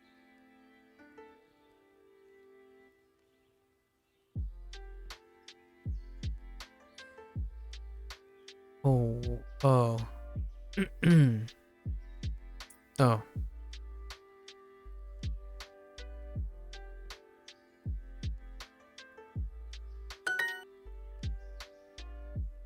弁当9時半にお茶を飲みます。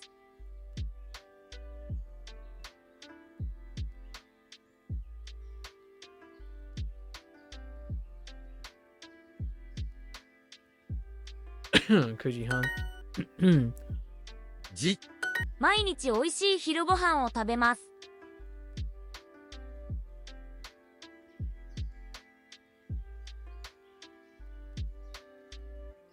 9, 8.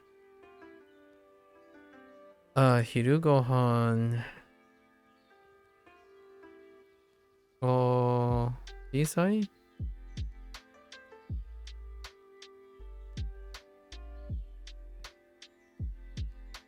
？Oh.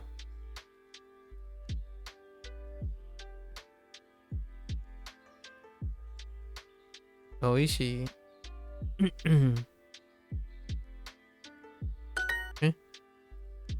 ジュース。12時に昼ご飯を食べます。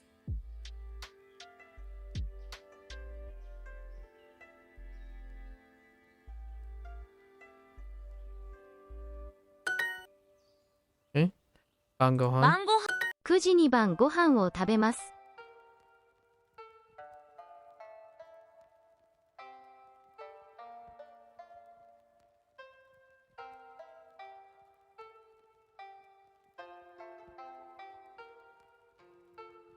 Wait. 9時に晩ご飯を食べます。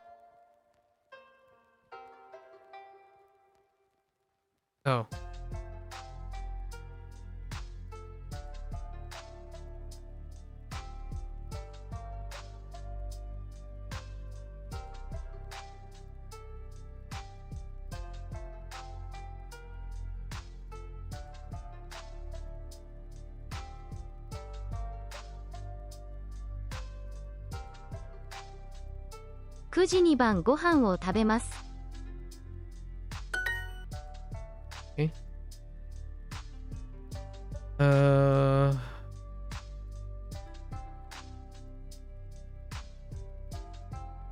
Cheesy? Right? Cheesy? Cheesy?12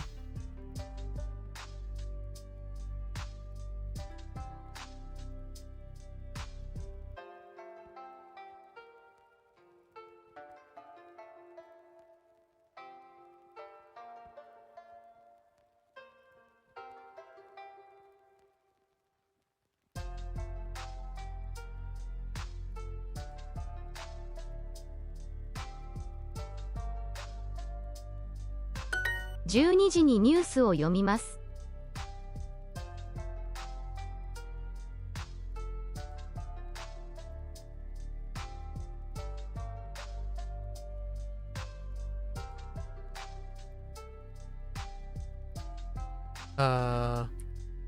Yeah.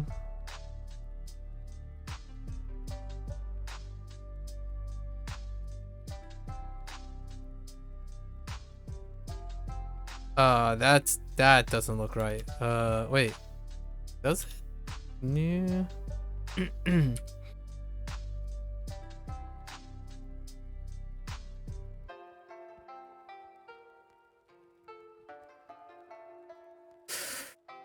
News. Oh, right.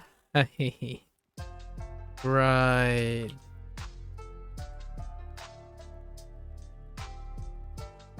Yeah. ニュース。12時にニュースを読みます。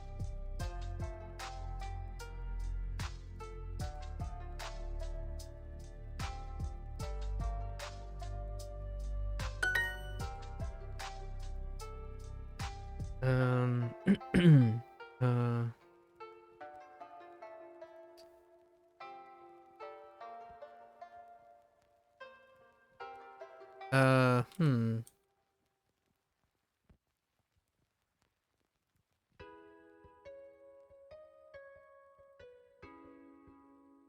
Yeah. Juice. Juice. Juice. Oh. No. ケンさんは2時にコーヒーを飲みます。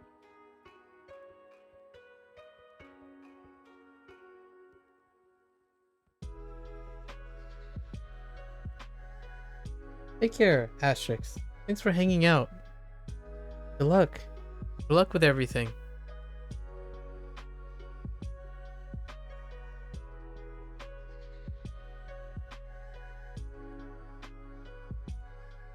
Well, ケンさんは2時にコーヒーを飲みます。ケンさんは2時にコーヒーを飲みます。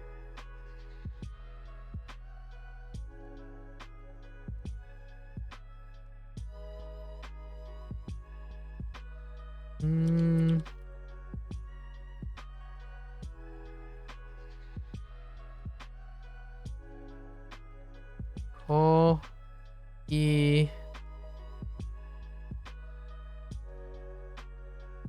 飲みます。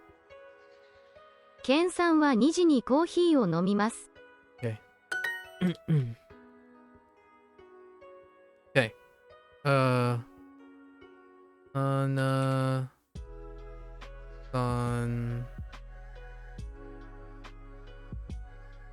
wa oki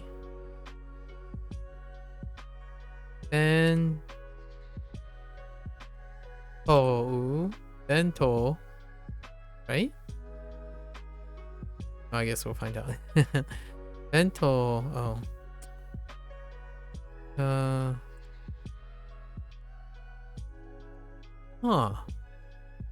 Topic,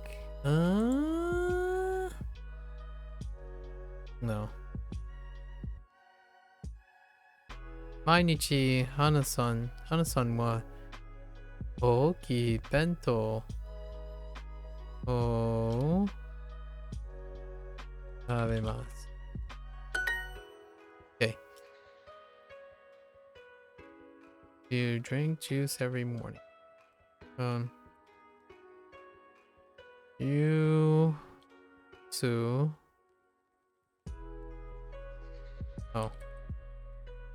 毎朝ジュース飲みOkay. That's enough hearts. Well, I think we're good enough hearts for this review.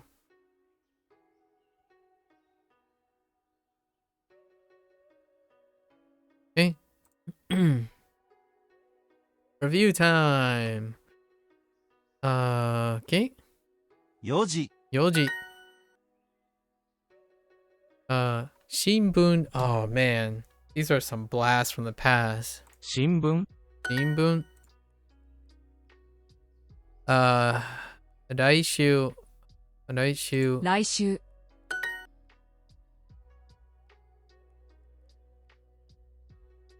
階段 stairs 階段ファンタジー self-explanatory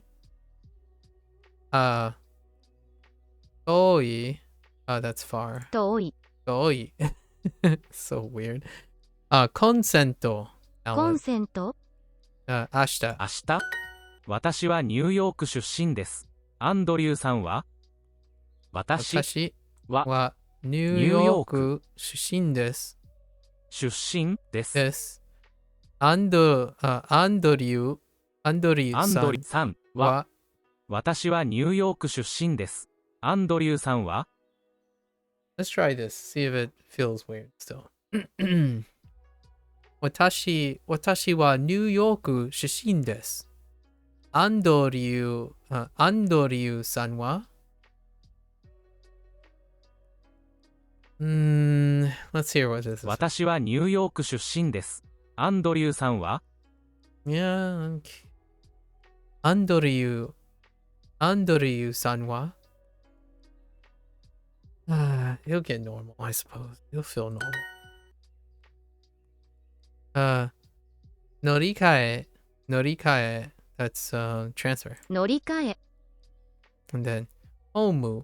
ホーム Kaidan. 階段 And of course, they would put in Betenamu. Betonamu.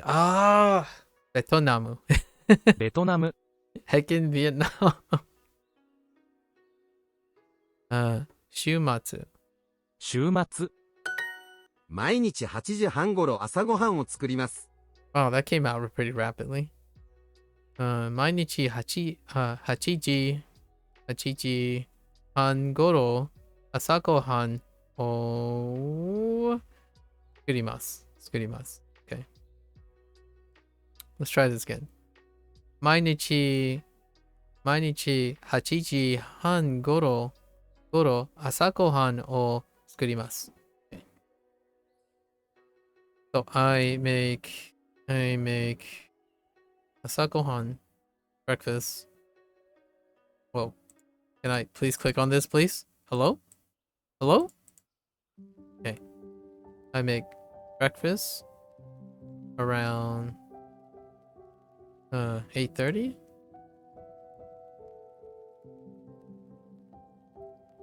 Where the heck is 30? Oh, wait. Yeah. 8時半. Oh. I don't want to talk about it. What? Okay. I don't want to talk about it. Every day. コンセント。コンセント パスタ。パスタ Oh no, come on. Elevator. エレベーター日曜日。日曜日 And アクション。アクション私は韓国出身です。田中さんは Okay. 私は 韓国出身出身です。田中さんは私は韓国出身です。田中さんは Let's try this again. 私の韓国私のは韓国出身です。はるかさんは Okay. Right. 私の韓国出身です。はるかさんは Right. I'm like moving my hands to try to kind of animate how I'm feeling. Oh, that's what I was gonna share about the other day. I've been watching, so the language YouTube algorithm ended up hitting a voice actress too, who does like lots of accents, and she's a professional voice actor. And I absolutely love it when she explains things that naturally people do. And I have an inclination of doing the same thing, which is the idea of like moving your face, trying to get your hands in it. So whenever like we're doing these things, I kind of do the same thing, and it makes it feel a little bit more natural. Like, 私の韓国出身です。はるかさんは Right, something like that. Scrunch up the face, make it feel a little natural. Not like the stilted thing. Like, 私の韓国出身です。田中さんは kind of like that, right? So, gotta add some cadences and some personality into it. At least that's my personal opinion. It's kind of nice. Own it. If someone says my accent's horrible, fair enough. I'll still own it. At least I sound different, I suppose. Anyways. 毎朝8時にラジオを聞きます。毎朝8時にラ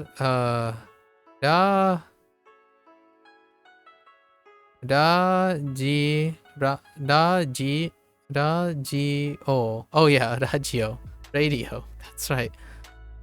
Radio. Radio o kikimasu.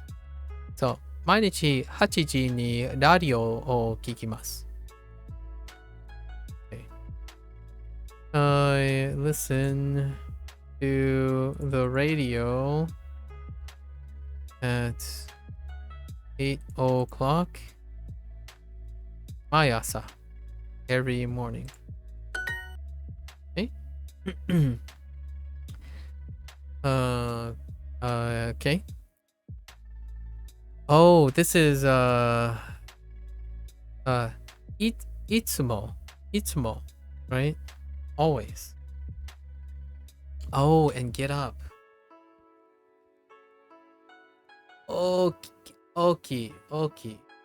Okimasu. Okay. So いつも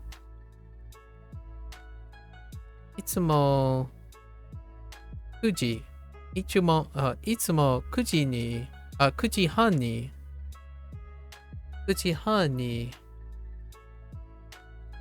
起きます。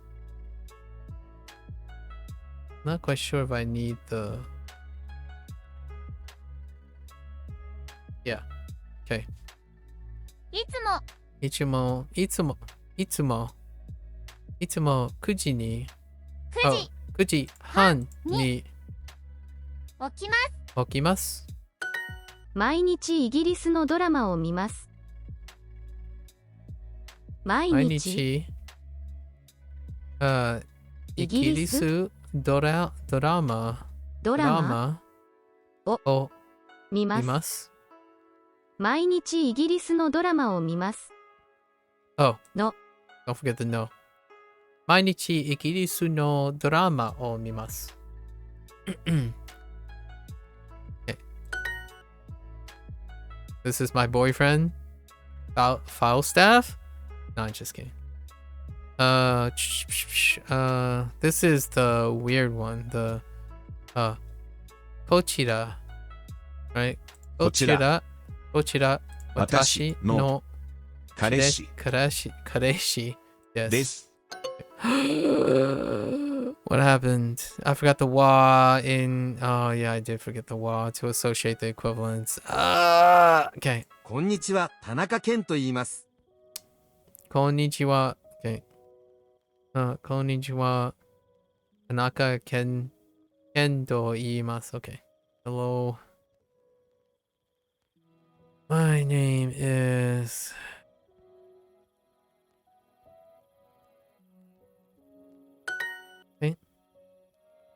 I sleep around. Sorry, I sleep around 10:30 every night. So, 毎朝10時半頃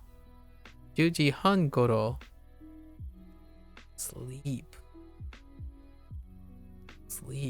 Ame no wait. Nay? Yeah, nay. It's neru, right? Neimasu. I think. Yeah, it's there. It is. Neimasu. At least I think. Neru. Okay.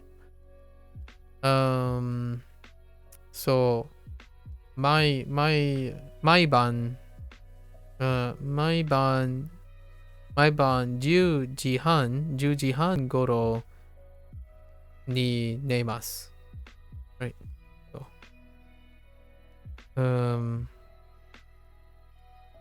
毎晩10時半にOh, not ni. Actually, it's just goro. Yeah, it's just goro. Goro 寝ます。So, 毎晩10時半頃寝ます。Right. And then, how do I screw this up? Oh, the wa. So, こちらは私の Kareishi. Kareishi. Yes. This. We did it! Alright, we'll leave this for tomorrow. Wow, I went so late. Oh, also great too. It's nice. Had so many good conversations today. I'm not gonna even bother making another clip. Alright. As always, ooh, we're getting into whoever this character is. This is a cute animation and a cute animation cycle as well. They have some good animation cycles. Infinite loop. It's satisfying. Alright, folks. There you have it. End of 34. Maybe I'll bring back some more stories. Thanks for hanging out, folks. Thanks for listening. Always feel free to discuss, share. Tell me something interesting about what you're doing. And I don't mean interesting to you. Try to tell me something that may interest me. It's probably pretty much everything. If you're doing the usual routine, I would love to hear it. Or maybe even in Japanese. If you can get me to understand it in Japanese, that would be a bonus. Alright? So, until next time, stay safe, stay healthy. Keep on learning. Try to enjoy life. I mean, I know, same old routine. Throw in an excursion on the side, you know? If you're gonna do the same walk to work or the same drive to work, add one little thing to it. Stop by, look at, I don't know, a sign or a store. Look at it for like 5 minutes, then get back in your car and then go back to your normal commute. Add a little variance to it here and there, right? And I would love to see how that changes your perspective each day. Come back and share. Until next time, as usual, mata ashita. Ya ne.